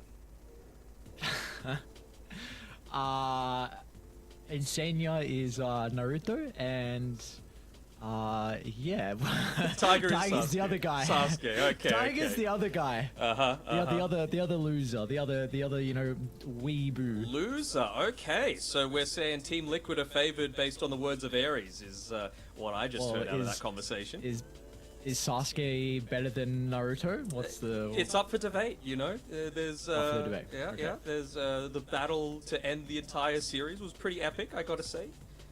lots of filler to get through to be able to get there. But again, this is two teams that have such a friendly relationship with each other, right? Lots of respect coming back and forth. It comes off the back of the game's record as well, like we were talking about. The 4-3 in favor of Liquid, with the tie on top of that. So, I mean, what better place to get the edge out than at TI, right? Where it really matters. Everything has been building up to this point. Yeah, and back in, I believe it was 2-2 where Liquid had the tiebreakers versus OG as well, where we saw their response to them a while ago was just ban 2 of the Mars heroes and then first pick the Razor for Zai. So that is something that we saw was a recipe for success for them in some of their previous series versus OG, and I wonder if it's going to be any different, because Amar is still playing the same heroes. It doesn't matter if they've been nerfed. He makes them work. It doesn't matter if they're good or not. This is our first OG casted series, isn't it? I'm not sure if I haven't been able to tune into any of their games. Do we know who's actually doing their drafting a lot more actively? Because I know in, I believe, the Riyadh event as well as Arlington, Amar was shouldering a lot more of that burden for himself, and it does seem like Shu and Amar are the ones that are grouping up together here during the drafting phase, so it seems like the case. Seems like the case, as we do have our draft underway. We got OG on the Radiant side, Team Liquid on the Dire side, and Team Liquid will have first pick. Razor's going to be banned out from themselves, so no shenanigans coming through, and Primal Beast as well taken care of. What have you thought about the new people in charge of the drafting, being Blitz and Matumba Man? I really like the way that Liquid have changed up their drafting style, and they've made their coaches much more distinct with what they do, right? Jabs is opposition analysis, Jerax is in-game, Blitz is drafting specifically, and leaning on such a long-term companion of his in Matu. Yeah, seems like obviously it's working incredibly well for them, isn't it? Like, they made it through the last chance qualifiers, and this was a team that was having a lot of difficulty being able to close out some really important tournaments as well. We've seen some disappointing results, but for Liquid have to be very happy with the start they've had. But again, going up against OG, which is a very difficult foe, but the Enigma will definitely be able to help out. So we get to see the response on OG. I wonder what it's going to be. I mean, we've seen, of course, BZM be given the potential to carry from that mid lane, so it really wouldn't surprise me to see Yuragi go a little bit more of that. You know, you could deal with the Enigma style of hero, but I think Liquid's one of those teams that have the flexibility of just putting this wherever you want, right? Like, 3, 4, 5, doesn't really matter. They're all exceptional in their own positions and being able to deal with them. So, Silencer, again, it's a lane counter. A little bit more than what it used to be, but certainly the game counter, and it really does fit the hero pool that they're going for with Misha. Yep. So it was really the Eastern European boys in Na'Vi and Virtus Pro. That was kind of something they brought through the last chance qualifiers, was the Silencer, and it's kind of continued on as well. Of course, we did just see it in our last game with Secret. So it's going to be exciting to see how the response is going to be. But of course, Enigma has a lot of other toolkits, and you need to address him in the lane as well. And Ango, not really addressing with the lane, but also helps a lot with the game and being able to deal with the Eidolons. Yeah, for sure. I mean, I think the thing is, this is what I'm liking about OG's draft. They've actually addressed a little bit of what people get caught up in when you're going up against these Enigma drafts, right? You, of course, need the Silencer to be able to impact him a lot, but you need to make sure that the lanes aren't in a really aggressive position. And I feel like Liquid play their best whenever they're playing aggressive. If I see Liquid draft that's going to end the game in 30-35 minutes, I'm much more confident in their abilities, just because they seem to link up so well together, and they've got that potential of throwing Matu and Mickey and switching their lanes, right? We've seen Mickey play the Leshrac in the safe lane when it's a good Matu Lone Druid mid game, you know, for example. You know, just things that are super unorthodox that really only Liquid can do. This was a hero that has been banned out in a lot of our series in the first phase. The previous, first and second series. So we're going to get our first Shadow Fiend of the day, at least, over on stream A. And we'll see already the Dry Ranger to protect it. Good response to the Pango as well, right? As long as you got that BKB, you just stand around, right-click. Good ban of the Beastmaster. Again, something else that's going to up the tempo, something that just enables the right-click from the SF even further. And you really don't care about the Silencer, right? Like the Shadow Fiend, even if you get the global onto him, that's probably not what you're saving your BKB for. Your BKB is just basically protecting yourself from getting chain locked down, but you're happy to just stand and right-click as long as you've got the mobility for it. They might even look to get rid of the Pudge as well, like you mentioned. I mean, with the BKB piece in control versus the Pango, and then you can go BKB Dismember to hold him through the Rolling Thunder, and it is something that Team Liquid really like to combine with the Shadow Fiend. Yep.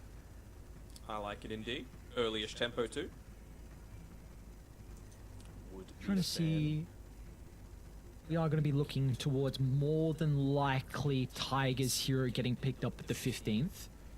Is there a second support that you would like to pair with the Silencer to kind of help mitigate some of the effect we'll get out of the Enigma and the Shadow Fiend? Well, Tiger's been playing a few odd heroes, let's say, in terms of what it's been played from the position 4, right? Like, we've seen him do the Oracle, we're seeing him do the Dark Willow that isn't exactly getting a ton of play. I wouldn't hate the Willow, right? Just forcing, again, that BKB to prevent Shadow Fiend from just being pushed completely out of the lane. Even just things like the Elder Titan as well, that, again, it's a little bit of a niche pick, but I wouldn't hate it. The Clockwork as well is a little bit of a block pick as well. I think Boxy plays a phenomenal Clockwork, so if you could take that one away, you've also got another way to be able to deal with the Enigma and the Black Hole, to be able to isolate the Shadow Fiend potentially. I really wouldn't hate to see that either. I like the respect onto Uragi's Naga Siren as well, something that we heard on the panel just with how much success he's had so far, and this hero is really starting to rise in popularity, so keep eyes on that as the tournament goes on. He's also been trialing the position 1 Broodmother in pubs a little bit. I don't think we'll necessarily see it this game, because Pango... actually, no, never mind. The Liquid draft might not be able to deal with it. I mean, could work. You never know. Never know what can happen. That's the got that beautiful last thing pick. about... Yeah, you could get some crazy shenanigans. Slark's going to be banned out as well for OG, so trying to target Matu's heroes a little bit here in the second phase, at least one of them in particular. He's got too many heroes to target. I think, you know, the man can play everything. Such a shame that we've got, what, 2 weeks left of Matu, and then he'll be gone forever out of our pro Dota. Hopefully he'll still show up for the occasional show match, and of course turn up on some panels here and there, but a well-deserved retirement coming through from Matu, and he wants to end it with a bang. He does indeed. He wants to end it with a bang, a good TI, kind of run at it. One last ride, and see if he can jump on a nice little ride with some 4 other members of Liquid, and we'll see also how OG can kind of stop them in their tracks. Still, I think we're going to be looking towards the second support picked up. Trying to see what you want to try and cover though, which is the big thing. I think you need to kind of consider about how you can address the Shadow Fiend issue as the game goes on. It does have a very, very scary late game matchup. I think the clock's still fine. I think you just want to be able to isolate him as much as you can. You can even, if you get the cogs in the right place, bounce back and forth on the Pango for that chain lock. Okay, they're going to go Enchantress instead. Something that's going to be a little bit more aggressive, a little bit more up in your face, and prevents them from just continuously running at you, right? You're going to need to make those difficult decisions. Do we commit to this Enigma, which is really good at pushing, or... along with the Shadow Fiend's timing, or do we look to defend a little bit? Kind of like what we saw in that last game where Collapse was just abandoning his team essentially, but he got a lot in exchange for it. Enchantress does a similar sort of thing and gives you a lot of this vision and control around the map through how aggressive you're able to get with your warding. And it's also a pretty nice matchup into the Enigma as well. So if you want to look to put the Silencer in a different lane, like the Enchantress stealing one of the Eidolons and getting kind of a better Eidolon can be very nice. So at least if you're looking to try and address it, because that's really, again, the main thing. You address the Enigma in 2 ways. BKB policing Black Hole, which they've done with 2 heroes, Silencer, Pango, and then you need some other heroes to address his lane. And Enchantress definitely fulfills that. Now for Liquid, how can they look to address this? I think some AoE damage wouldn't go astray, just to be able to, again, deal with this Ench. You remember me on day one, right? I was like, why are all these teams picking these slow damage supports that just aren't able to deal with someone annoying like the Pango or the Enchantress? Silence is dead if you just catch him, but if you're just going to commit another 10 or so seconds onto, you know, a hero that really doesn't deserve that kind of time commitment, then it feels really bad because the other team's going to be getting so much out of the map in the meantime. So I think a lot of these heroes that are being banned out, the Marcy, the Tusk, they are ones that do that. They're going to give Boxy his Clockwork. It's catch, but it's not necessarily the damage output that I was wanting. But at least you're still able to, you know, roam around the map and be a pretty decent laner as well with the Enigma. I think you look to go for Martu's hero here so it doesn't get banned out in the next phase. Pudge and Druid 5 seconds still remaining. wouldn't mind from them, because again, you're going to put a lot of emphasis onto Mickey just to be that late game threat. You want to hear from Martu that doesn't need a whole lot of farm. I don't think you can Razor here, but it's not bad. It's banned. OG's Oh, turn then, to yes, you bat. definitely can't Razor. Alright, so actually go for Martu's hero at the last phase. Witch Doctor's going to get picked up, of course, addresses the Enchantress very well. If you're more than likely going to try and put the Witch Doctor into that lane, maybe have the Clockwork running to the Silencer as well. Turn to bat. Templar Assassin. A very scary TA game though. Being on Radiant, early potential to be able to take Roshan. You do not have ways to go through Refraction at all, and multiple members of OG play an incredible TA. You've also got the potential 10 for using seconds the remaining. the traps as well for the silencing potential. You know, you get that onto the backline, you catch out the Enigma, suddenly you can cancel a black hole, you can stop the Witch Doctor from getting a save through with the paralyzing cast perhaps. OG's turn to ban.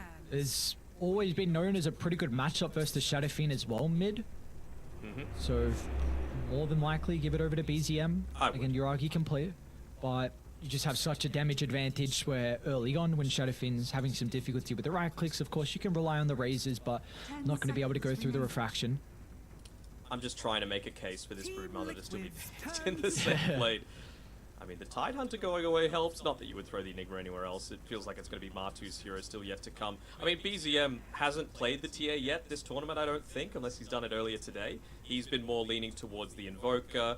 I think his Void Spirit's kind of up there towards the 10 top of the pool. seconds remaining. And I mean, if they do, those heroes do fairly decently against the 5 supports, but seconds certainly remaining. not against the against the Shadow Fiend. If you were looking to put it in the mid lane. Martu has played the Shadow Fiend. He played in the Last Chance qualifiers. Again, we haven't particularly been able to see too many of Liquid's games, so I'm not sure if he's done it again. Would you like to see them maybe go for a better matchup mid versus the TA? I mean, what matchups are there even left? Like, there are very few winning matchups against the TA, right? Like, you're just so strong at all stages unless you're going to full-on commit into something, honestly, like that Viper that was banned out by Liquid of all of all teams. So maybe just realizing that it's more likely to be an off-lane that's still yet to come. If you're pairing that together with, you know, an Enchantress or a Silencer, you just dumpster the lane. So I would have to say it's more likely to be a melee hero combining together with a Witch Doctor that Liquid are going to be looking to go 5 for. seconds remaining. Is the... Sorry, go. Could they Bloodseeker? Maybe. Oh yeah, true.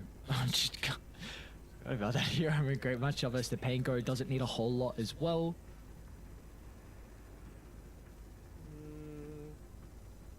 It's okay.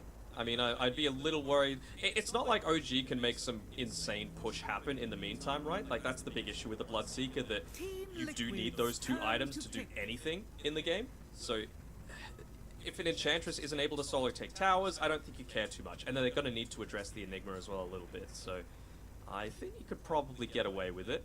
Any other pos 1 damage over time? I mean, they wouldn't Veno, would they? No, 10 surely not. Not the seconds. pos 1 Veno. 5 I don't seconds particularly remaining. think we can see like a pos 1 Slaughter as well, which some teams have been experimenting with the Shadow Fiend. Again, I don't think it's a way to kind of deal with refraction, so... That is. Yeah, back into the Pudge. Yeah, so I wasn't sure if the TA was going to be a little bit of a deterrent because, of course, this matchup can go back and forth. A lot of physical damage from the TA with the minus armor, and Pudge can have some difficulties with that, but you also in yourself deal with refraction. Do OG now go into 10 the Slaughter? seconds remaining. You've already got a bit of minus armor on the TA and the Pango. 5 seconds I mean, it's remaining. probably one of his only heroes left, right? I think Unless- you can afford to do it. Unless something else is crazy, with which we already see a Mons hero, but I don't think that's going to be the case. Yeah, I like the Slaughter. Can have some awkward times into the Melodic, even a Batrider is still there, so... Wanting What to about coming perhaps out have a from better laning matchup, specifically.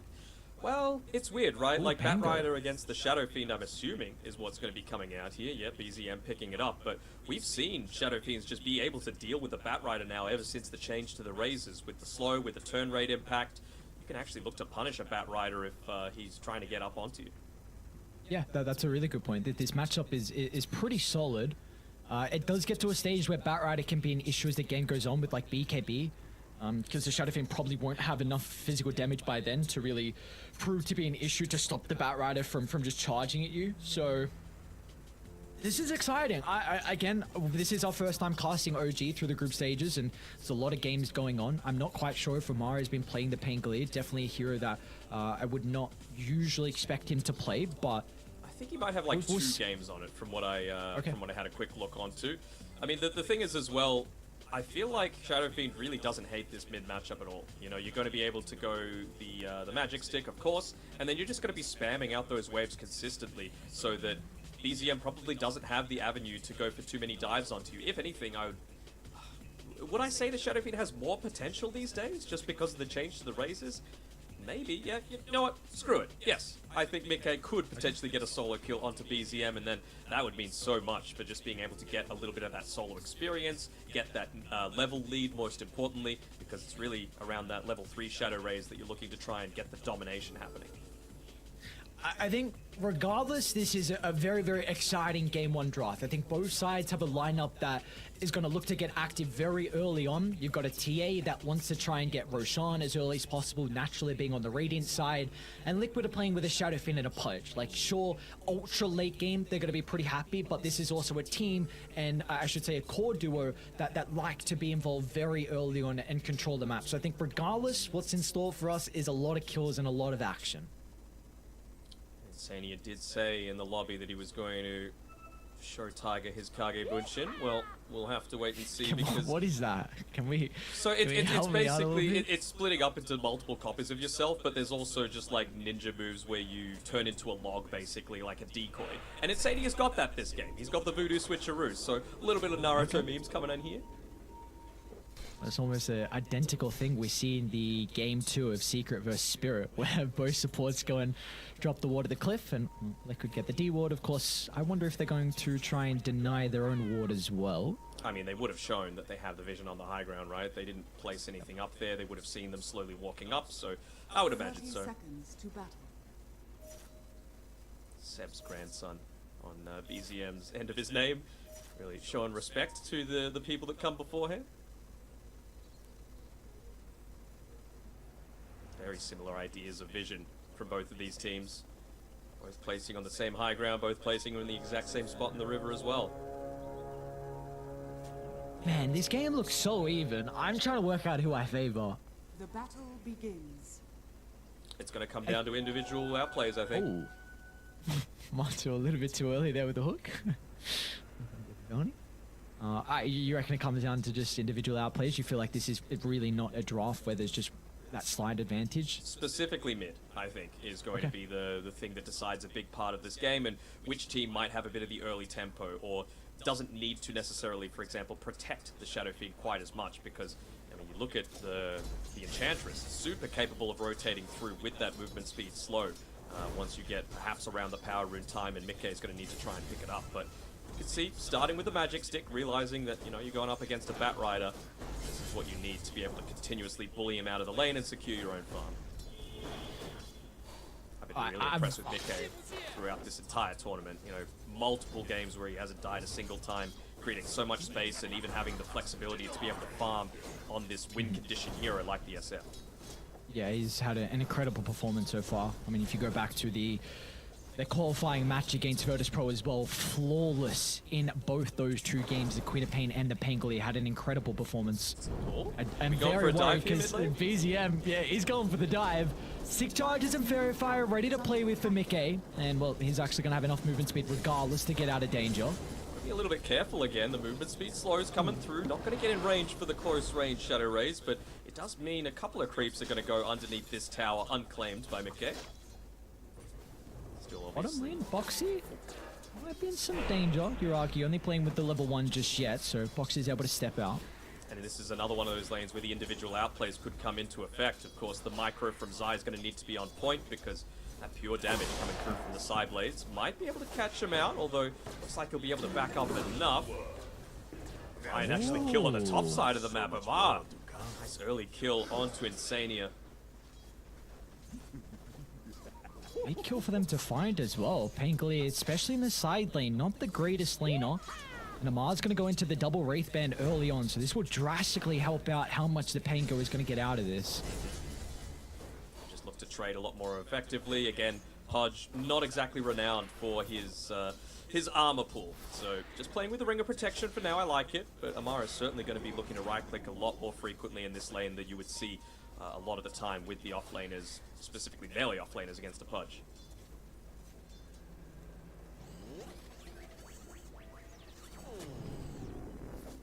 See, they've got great position with a creep wave as well here from OG. Oh, on the top side. Tiger might be in some trouble.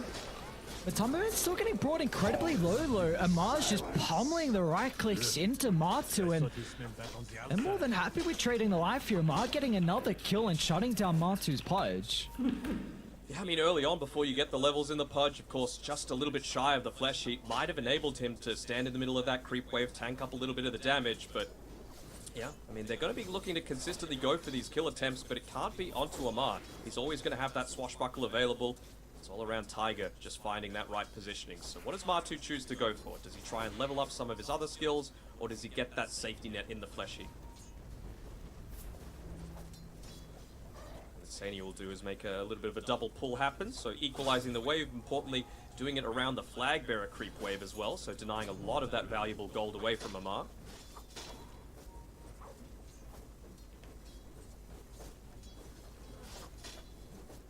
Bottom lane, some back and forth as well. Spell is being casted. Boxy will be able to trap both members of OG inside the cogs.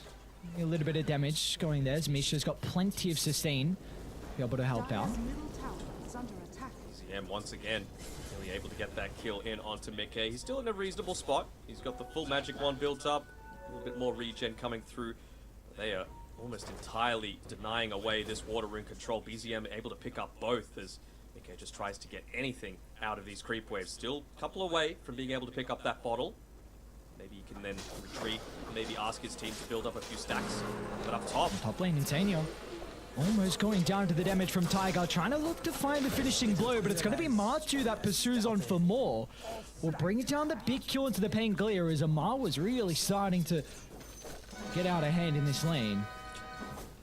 and Sania ended up giving him 2 shared tangos by accident, so obviously not the way that you want to be doing things. He's going to switch it in, look to play a little bit more aggressively, perhaps out of necessity. Don't want that valuable regen to go unused mid Playing a lane. dive onto Mickey. Yeah. Poor BZM, and this is really scary territory. A last pick Batrider for BZM, a hero that is incredibly comfortable on, and if you get this Batrider out of hand, he might just take over this game. They don't have many ways to address it. Yeah, solo kill, full creep wave. Wave goes underneath the tower, takes the bounty route. Oh, I was about to say even might look to make the move up towards top, but he's going to go back to mid lane, make sure the SF is pressured. Now level 6, while Mickey is sitting at just level 5. If you can potentially get this power rune as well from BZM, then we might see him rotate, or he could just help out with the farming, of course. The Batrider loving to go into the Boots of Travel is that first item, and then that could really start to open up the map here. Really depends which rune he gets, right? He would love a haste rune to be able to make that quick rotation. Probably towards bot, not that any lane is really going that poorly for OG right now. And just look to solidify that bottom lane, prevent a lot of the push that's going to be coming in onto your side of the map if the Enigma's dead. Very interesting. Ma double Wraithband into the Falcon Blade. So we've seen a lot of the kind of mid lane Pangos go this arcane boots. Well, that Boxy in the river. Good position with the Cog. Should be able to find the TPR. Is having a point in the lasso, sorry, having a skill point available if they need the lasso, but of course will not be able to find the opening. Okay, well, lucky enough. They're making that rotation through Nisha and actually get a kill on Amar in the meantime. So make that movement away. This is what This is what good teams do. They look to instantly exploit, even without the vision, just understanding where people might be around the map, looking to play around that nighttime as much as possible, right on the edge of the vision, and they show, but it's not going to result in anything. Mickey, wisely enough, playing around the left-hand side, around a bit more of his vision, so that he would be able to pick him off if needed be.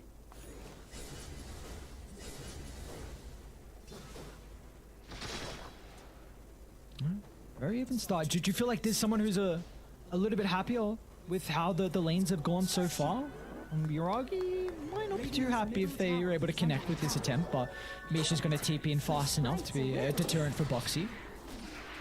To me, it's still probably OG. You know, you've had one movement that didn't work. You got that return kill onto a Mar, but they're still putting a ton of pressure up on this top side. Mar2 being dived, forcing out a little bit of a later use of the Flesh Heap, I believe, so wasn't able to soak up as much damage as he would have liked. Of course, you still need to put more points into the rot just to be able to secure your own farm, so... And it's going to be playing around these power runes. Actually, BZM not even needing it, wanting to go for the pickup onto Insania here. Next to the tower. Should be able to find it easily for BZM. Radiant's Cheeky middle tower dive, is under nothing to be of concern. Spartu Okay, trying to put himself deep into the tree. Oh, looks like they didn't see him. Okay. Dire's And top Mickey's tower actually is under starting to attack. move top as well. Amar has the potential for the Rolling Thunder. Let's see if they're going to be able to get fast enough close to the Pudge. Mar2 back towards the T2 tower. A quick U-turn for the Pango. A beautiful sidestep even from Mickey, but Amar's going to go for the kill. A couple of damage left, and he'll find it thanks to the right click, and Amar is out with murder. Man, And he- Tiger's even going to live as well. Oh no! Tiger's going to live, even having the confidence to not use the Swashbuckle to go for the kill. Those right clicks enabled by the Falcon Blade, by the Wraith Bands, and use the Swashbuckle to get back to the safety, not give up your life in exchange. Now bottom lane's eye. Another move from BZM to top, and then the opposite side of the map. He goes first lasso of the game to slow down Zai's Enigma. Already a killing spree for the Batrider. A really solid start to this game, even, again, just Dire's choking out these top tower resources, is right? under Every attack. single one of these kills that you can get around a time where the creep wave, especially a flag bearer creep wave, is going to push into a tower, just means a ton of lost net worth for the enemy team. So they've done it twice already on OG, even getting a lead in the kills on top of that. So it's not just the timing, but also the execution as, well, yeah, you just can't go for kills onto Amar. He's got way too much mobility right now. You're going to need to wait for perhaps the hook shot to be able to come through so that you get that initial stun that's uninterruptible. Seems like also the first play potentially they're looking for is just the having the Vlads completed on Zai. Radiant's bottom He's gone the tower is Arcane under Boot, so attack. needing a little bit more gold until he can get that Morbid Mask, and that's probably when you're wanting to maybe force a fight down bottom around probably your more powerful hero at this stage in the game. Zai's doing the same thing that OG were doing before, though, making sure to micro his Eidolons to the left-hand side, make a lot of these creeps go underneath the tower as opposed to dealing with other creeps. Just allow them to do the majority of the work, so if they could get the first tier 1 tower of this game, I feel like Liquid would be fairly satisfied with that, considering there's only one hero right now that has the potential to do it, versus, I would say, the Radiant 2 structures on are OG, with the fortified. Enchantress and probably the Radiant's Pango, bottom just with the ability to tower is shove under out the attack. lanes as effectively as he can. Come on, Sprite. Hop through, Mar2 gets a look onto Misha, thanks to the setup from Insania. Dire's top Let's tower have Tiger and some of the rest of the crew nearby, but they will not be able to pressure Mar2 and hit back, so that's pretty important as well for Liquid. They stop BZM from being able to refill his bottom and play around with the DD. That also opens up bottom, so Zai can find that first tower of the game, like you were expecting. Yep. And they even get the, it's 10.5 minutes. You've got the tome now for Boxy as well. So he's going to have that level 6 very shortly. Might look to use that double damage to clear out this this hard camp. And then that should be enough to enable them to perhaps make an aggressive move. It'll probably be along with Insania having his own Death Ward as well. Doesn't want to give up his life for free, but, well, BZM has something to say about that. Hoping to get lucky with the bounces. Level 6! He gets the hook. No, Josh shy. Lasso even committed for the kill onto Insania, and they've got big Batrider issues, and OG, they're even going for more. Misha's gonna slow down Mar2. Amar, if required, can have the Rolling Thunder, and they won't even need it here with so many members of OG. They could just do it the old-fashioned way with the right clicks. Another big kill for OG to find to slow down Mar2's game. Yeah, Mickey was considering coming up towards that top side of the map, but really realizing that he needs to get this range. You need the Dragon Lance so that the Batrider, the Pango, they're not able to just run around on your entire team. Just that space that you need to be able to create. Mid lane BZM. Can they get in range? Zai so close to the black hole, but wasn't even able to find the Malefice as well to hold him down. That could have been a big opening for them to put pressure on the tier 1 tower. And I was wondering where the Clockworks level 6 was. The courier ended up moving around the entire map, and he only just got it delivered, so if he had that available a little bit sooner, would have been able to secure that kill, and what a huge one it would have been. Opening up the ability to take that +1 fight, maybe even secure the tier 1 mid, and we know how important that is for a lineup that wants to be going into Roche, that wants to be taking these ancient stacks pretty regularly, which is exactly what a TA on the Radiant side wants to do. We see the importance that both sides are pulling the top. Matumba Man gets the hook. The rest of the team are coming over as well. Global Silence, is it going to be enough to cover the retreat at BZM? It looks like it will not be the case, as Martu can still lock onto his target, help out with the slow. A really big kill for them to find. You cannot let the Batrider get out of hand. Can't indeed, and it really recovers some of Mickey's net worth as well. Rockets him above the Batrider after what was pretty disastrous laning stage for him. So yeah, little things going back in favor of Liquid, but you've still got to worry about Yuragi spending all of this time created by BZM to just sit back on the TA, farm up those camps, get more control. Might have to contend against this mid tower, but they're just going to go for the free kill on Foxy, it seems. Insania's even going to think about taking the fight, because Liquid still have multiple members nearby. Another Global Silence was used Price. They're going to move on forward into the river. Insania does end up dropping a double kill for Yuragi, and they're going to play the distance as well. Zai utilizing the black hole with a follow-up there from the Requiem, but it's just not enough damage. As now OG, they can go back in for the finishing blow. A sidestep to the right and a TP out, but it will be stopped short. Misha, beautiful use of the impetus, an easy kill for him to find. 1 point in it was all the damage they needed, but still, all they go for. OG not letting Mickey get out. Mickey will be alright. Mickey with those boots of travel, with the Windlace, realizes that he's in a position to be able to get that chase off, especially with a Batrider. Previously, you wanted that little bit of extra movement speed from the neutral items. These days, Lancer Pursuit fulfills a similar sort of thing. Being able to get those right clicks off on the retreat for that little bit of a slow, and that's all a Batrider really needs, even just the increased mana pool. Sometimes luck plays a part. That's so incredibly important. Oh, Tiger, nice. Beautifully done. Tumblr's Toy just sidesteps the hook shot. But that tier 1 tower being defended and then getting their own objective from OG is just huge for them. This is a lineup that you can really look to go to Roche shortly with the Deso coming out from Yuragi. You're probably wanting one pick-off, and then Roche should be theirs to take. Yeah, so maybe just not waiting for the lasso. He's got it available on BZM, and this might be the pick-off that they're talking about. Foxy, though, good use of the cogs to be able to block off that avenue of a kill. Do the rest of the team look to help him out? Maybe Insania. I don't know, he might give up his own life. Considering about the Rolling Thunder. But the important thing is he made sure to drag him towards the bottom side of the map, right? He didn't run to the south, he didn't run to the left. He made sure to be as far away from that Roche pit as possible so that you couldn't just instantly converge in onto it after securing the kill. They want the pick off, but they want the pick off either in mid lane or on the top side of the map. Liquid should have this Wraith back shortly on Zai. Going to be a big item for them to be able to set up for a potential fight around the pit. Mickey's going to be quite some time away for the BKB. Off to the other side of the map, they might be eyeing up Matsu though. Tiger and Yuragi, even a Ma nearby. All his men are completely drained with a Rolling Thunder to close the distance as well as Yuragi will pump in the damage. Beautifully done from OG. Just Yuragi making sure he doesn't get close enough for the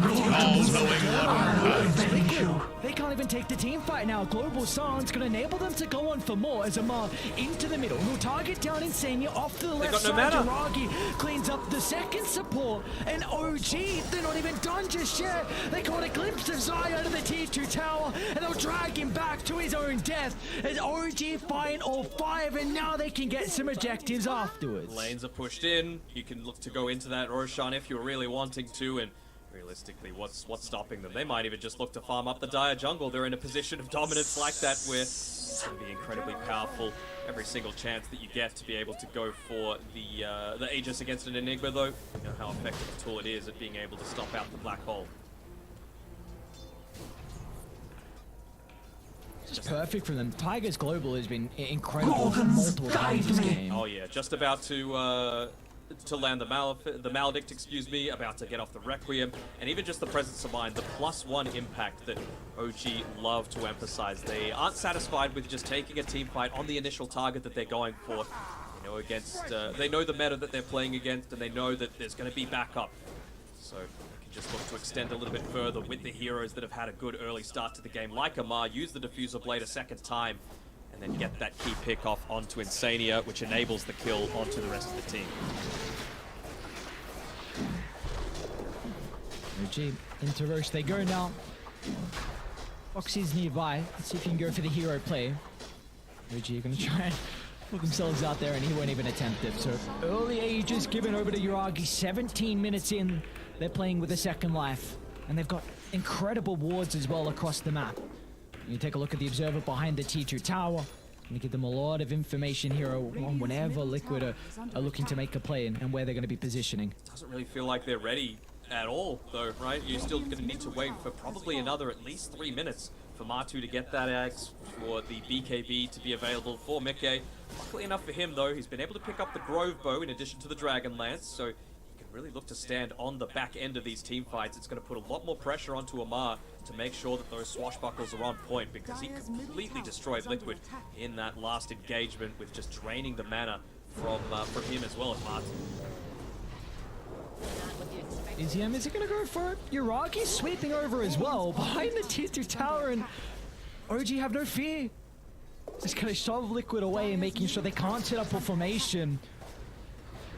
Just across the map they go, trying to hope that they can get towards these next set of items. Like you said, it's really just the BKB into the hope of the Scepter if they can get that fast enough, but OG, they want to try and shut down Mickey. Oh no. We'll have the ward that sees BZM before he gets up to the higher ground, so Mickey will make it out. Zaya as well is going to TP. Let's see if they try and take a fight mid now, knowing that some other members of OG aren't here. They're ready though. I still don't think they've got the items. I think they're going to be happy enough to be able to say, okay, well, we dodged out this initial start. They are walking kind of solo underneath this, so if Matu's able to land the God Hook, Foxy tried to do it himself, but well, again, Amar just on point with the swashbuckles, making sure to block any sort of avenues for additional aggression. They might go for Misha. Nature attend us. OG's Dangling team fight his is just life. unparalleled in my eyes. Yuragi is even going to jump to the backline as well, straight on top of Matu. They're going to miss out of the hook, and Amar wants to go forward for more. He's stuck inside the cogs, a very awkward position for the Bengali to be, but they just don't have the right-click damage to bring him down and off to the northern side as BZM finds an opening for the lasso. Yuragi's now going to commit on forward for more. An easy kill for BZM to find. He doesn't need more members to move on to help with that. You could tell that Zai, in a normal game, he would have loved to go for the black hole in that situation, but again, Tiger just positioning perfectly with the Force Staff, with the Tumbler's Toy, making sure that he's never in a position to get easily picked off, and he would have been on point with a Global Silence instantly if that was the case. Yeah, and Boxy, not enough, but you just see the vision control that OG have right now is making it so difficult for Liquid to get outside the base. Not only do you have to deal with the wards, but the traps as well, and all the lanes that are shoved out. And the Hellbear Smasher just roaming around as well. You know, just this roaming observer ward essentially that Misha is microing incredibly well behind the towers, essentially revealing all areas of the map that Liquid might be trying to make a play. But at least for them, they've been able to hold out this little bit further. Matu, level 13, 80 gold away from the Aghanim Scepter. Already had one use out of the BKB come through from Mickey on the Shadow Fiend. Need a big play to come through shortly, though. Still 2 minutes left on the Aegis, man. Yeah, I was just looking at. I'm like, all right, I'm gonna pose a question shortly. Like, do we feel like Liquid can try and take a fight with Aegis expiring? And they still have 2 minutes of it. It's probably for Liquid, it's felt like this first Aegis has been an eternity. OG have gotten so much out of it. Yeah, just never letting the foot off the throat, essentially. They're just continuing to keep the aggression up, and again, with the tier 2 tower going down in mid, do you afford to use the glyph here on the top side? Because we've seen OG, they play without fear. You know, the arrogance of youth, a lot of people like to call it, but I don't think it's arrogant. I think it's very well justified confidence coming through from BZM in particular. He is happy to go in onto the high ground, get the jump, pull back, isolate one, and then if you're fighting 4v5, you just can't defend against this net worth lead.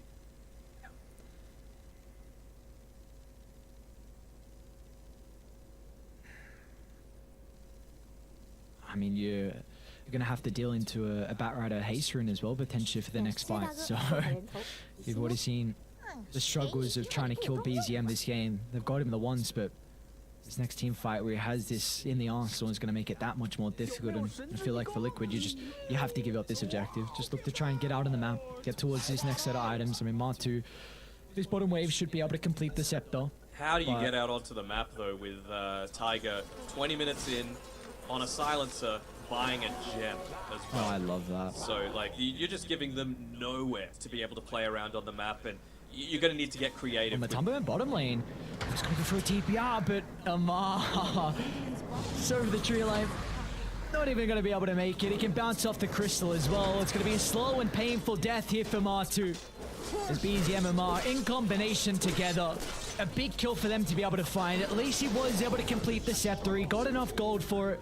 Tiger's going to even try and just get in range for a little bit of extra permanent intel. Look at them throw it to Mickey too. Yuragi, one more right click. The hook shot from Boxy. No way. Well, the savior of Mickey just gets out. One more right click would have been enough. It's dangerous territory right there, just being able to claim that one. Tome's finally purchased up as well. He does have the old Voodoo switcheroo available for Insania, so could maybe afford to put himself a little bit more aggressively into these team fights and just use it immediately, because a lot of the importance from Amar is being given over to his mana pool, making sure that he's not able to chain those spells together. And man, he's even got a basher on top of everything else on Amar. Really loving the way he's playing this game. Dire's bottom tower is under attack. I just had an incredible performance. Again, I wasn't quite sure how we would be able to perform on the Pangolier, but 8-2 and 5 for him. The big reason why they were able to slow down Matu was his laning stage on the Pangolier. So yeah, very, very impressed with what Amar's done. And Yagi, look at a great ward on the cliff. Off the normal side, but top of him, if he can get the kill onto Tiger, but they're unable to do so. A black hole stopped short thanks to the global silence. Now they've been able to split up the fight. Boxy's going to look to move in, trying to protect the Pudge, but they won't be able to do so fast enough, as now they can clean up. The crew has arrived as Mickey, he'll try and get as much damage out as possible. BZM will fly up onto the high ground, and OG, they're just playing their distance, waiting for the magic immunity to expire, and as soon as it does, they'll go in for the finishing blow. Another 5-man wipe as OG lose no one. OG Teamfight Dota is just next level, man. There is nothing that they can't do when it gets to these games, and I mean, this is even just planting down the flag in front of the base before TPing his way back on Amar. That's the good sort of BM coming through there, just letting him know that, you know, we got the confidence to be able to take this one. No harsh words, just actions. That's the way that I love seeing OG play their Dota. That was almost the start they were hoping for. Yeah. So I think close. it was the... If you kill Tiger, that fight is so different. Yeah, and I think it was Misha's Force Staff that actually got him out of the rot. Which, if you didn't have that Force Staff, speaking about Misha, Cogs to be able to block off the escape avenue. We do have a Mar coming, but yeah, he'll take a little bit too long to get there, so... Yeah, Misha was just pivotal to keep Tiger alive. You get the global silence out to prevent the black hole, and all of a sudden the turnaround was there. Beautiful fight from OG, and you really just, you worded it perfectly. Like, OG's team fight is just such a treat to watch. It doesn't matter what iteration of the team it is. Doesn't matter what 5-man they have. They are always incredible. They see this movement coming down towards the bottom side, so again, vision plus the trap just gives them plenty of understanding of how far Amar can look to play in the lane. Might look to just shove it out with the extra swashbuckle range from the level 10 talent, but no, he's just going to play back safely behind the trees. Maybe even bait a few people to go in a little bit more aggressively, and the smoke's actually coming out here.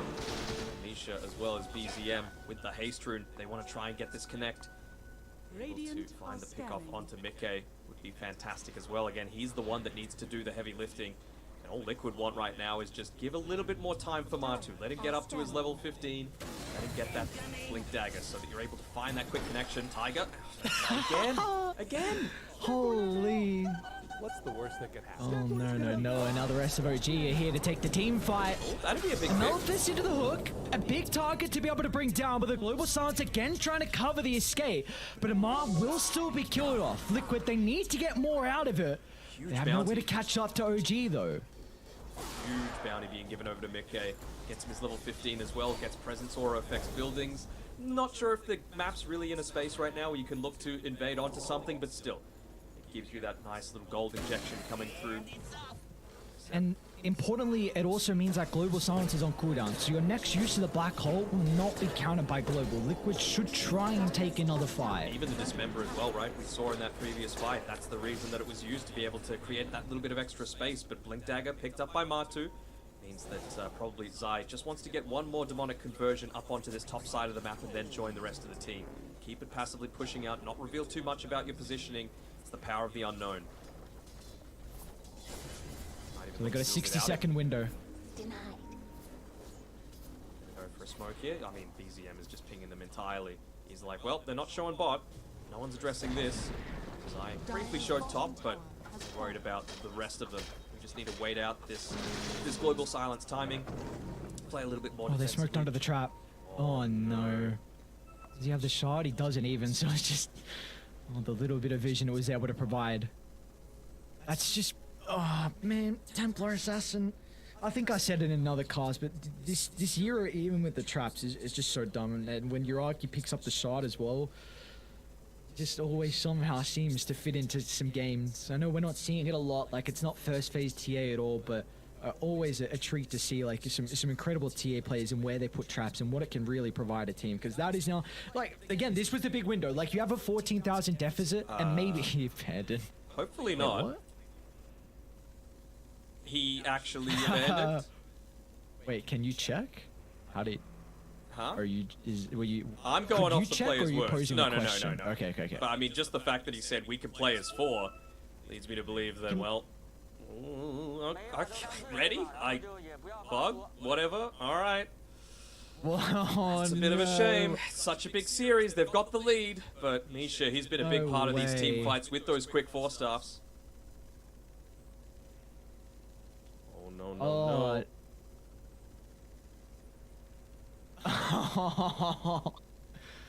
What the hell? Dude, how is this still a bug? How yeah, this... I'm not a programmer. Don't ask me about this sort of stuff. Okay. No, yeah, I know. Danog, what the hell, man? Why did you I make him fixing abandon? this? It's your fault. Just Come like on, it's starting the game, I always- should started the game early. I should have allowed him back into the game, but no. I rule with an iron fist, and what I say goes. And I mean, you should be able to predict everything, every hero, every ban, every movement. You should be correct. You should also be able to program. You should be able to add extra runes. You should be able to buff heroes. You should be able to make... I'm trying to think of who's busted right now. Oh, Marcy, you should- Enigma. you know- Marcy, just get them out. Come on. I thought you were Ice Frog. I legitimately thought for a second that you were Ice Frog, but I guess not. Yeah, well, I do have a love for ice cream, that's for sure. I still can't wait to be able to pick that one up. But yeah, reconnect equals abandoned, so don't DC. Let that be known to everyone in my pubs that likes to just go for a quick break at the very start of their games. Please don't do that anymore, because you don't want that to happen to you. What's more important, TI or 30 MMR? 30 MMR, come on, man. What do you mean? It's the ego. You get that 30 MMR, you're on top of the world for a little bit. Who gives a damn about TI? TI means nothing, really. What, only a couple million? Oh. It's not really life-changing money, right? Oh, but Come on, think I of all make it the in a ice cream you day. could buy with that one. That is, well, I was about to say spicy, but ice cream's the opposite of spicy. Alright, what else could we look to talk about this game? Because Liquid, before that disaster, let's call it, happened, they were going for a smoke, and they were going for this long wraparound, but of course it was under the cover of the trap. So they're still going to be trying to go onto Tiger. He's got, of course, the Tumblr's toy, he's got the Dragon Lance, so he could even start to be a little bit of this right-clicking menace. I don't think we've given enough, not credit, but the fact that OG are getting away with this position 4, which so many other teams are exclusively playing this as, like, you know, your Tusk, your Nyx Assassin, your Marcy, your Clockwork. And OG are one of the teams that are saying, you know what, screw it. Us, Thunder Awaken in particular, we're just going to go these spellcaster types because we've got the confidence in our team cohesion that we're going to be able to get that that 4-staff out, our positioning as well, just on point. It is great to see Misha here, though, at an event after the year that he's had. So many visa difficulties, but he's here playing with the team and playing well.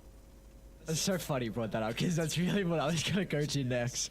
The fact that he's had so many difficulties of getting to some tournaments, and then he has this issue of the bug occurring for him.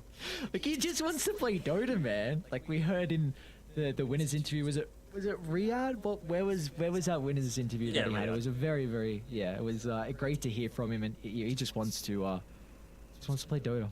A lot of people just want to play Dota. That's all they want to do. You know, just enjoy the game, live in the moment, have some fun, and we are hopefully getting a fix coming out. Hopefully. Fingers crossed. What's the time? I guess Valve are actually over there in Singapore, so I was about to say what's the time in Seattle right now, but probably not going to be relevant.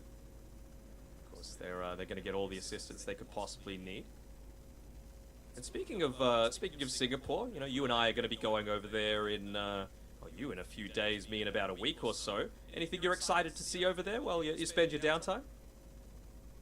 Toda, let's go. In your My first TI. downtime, I said.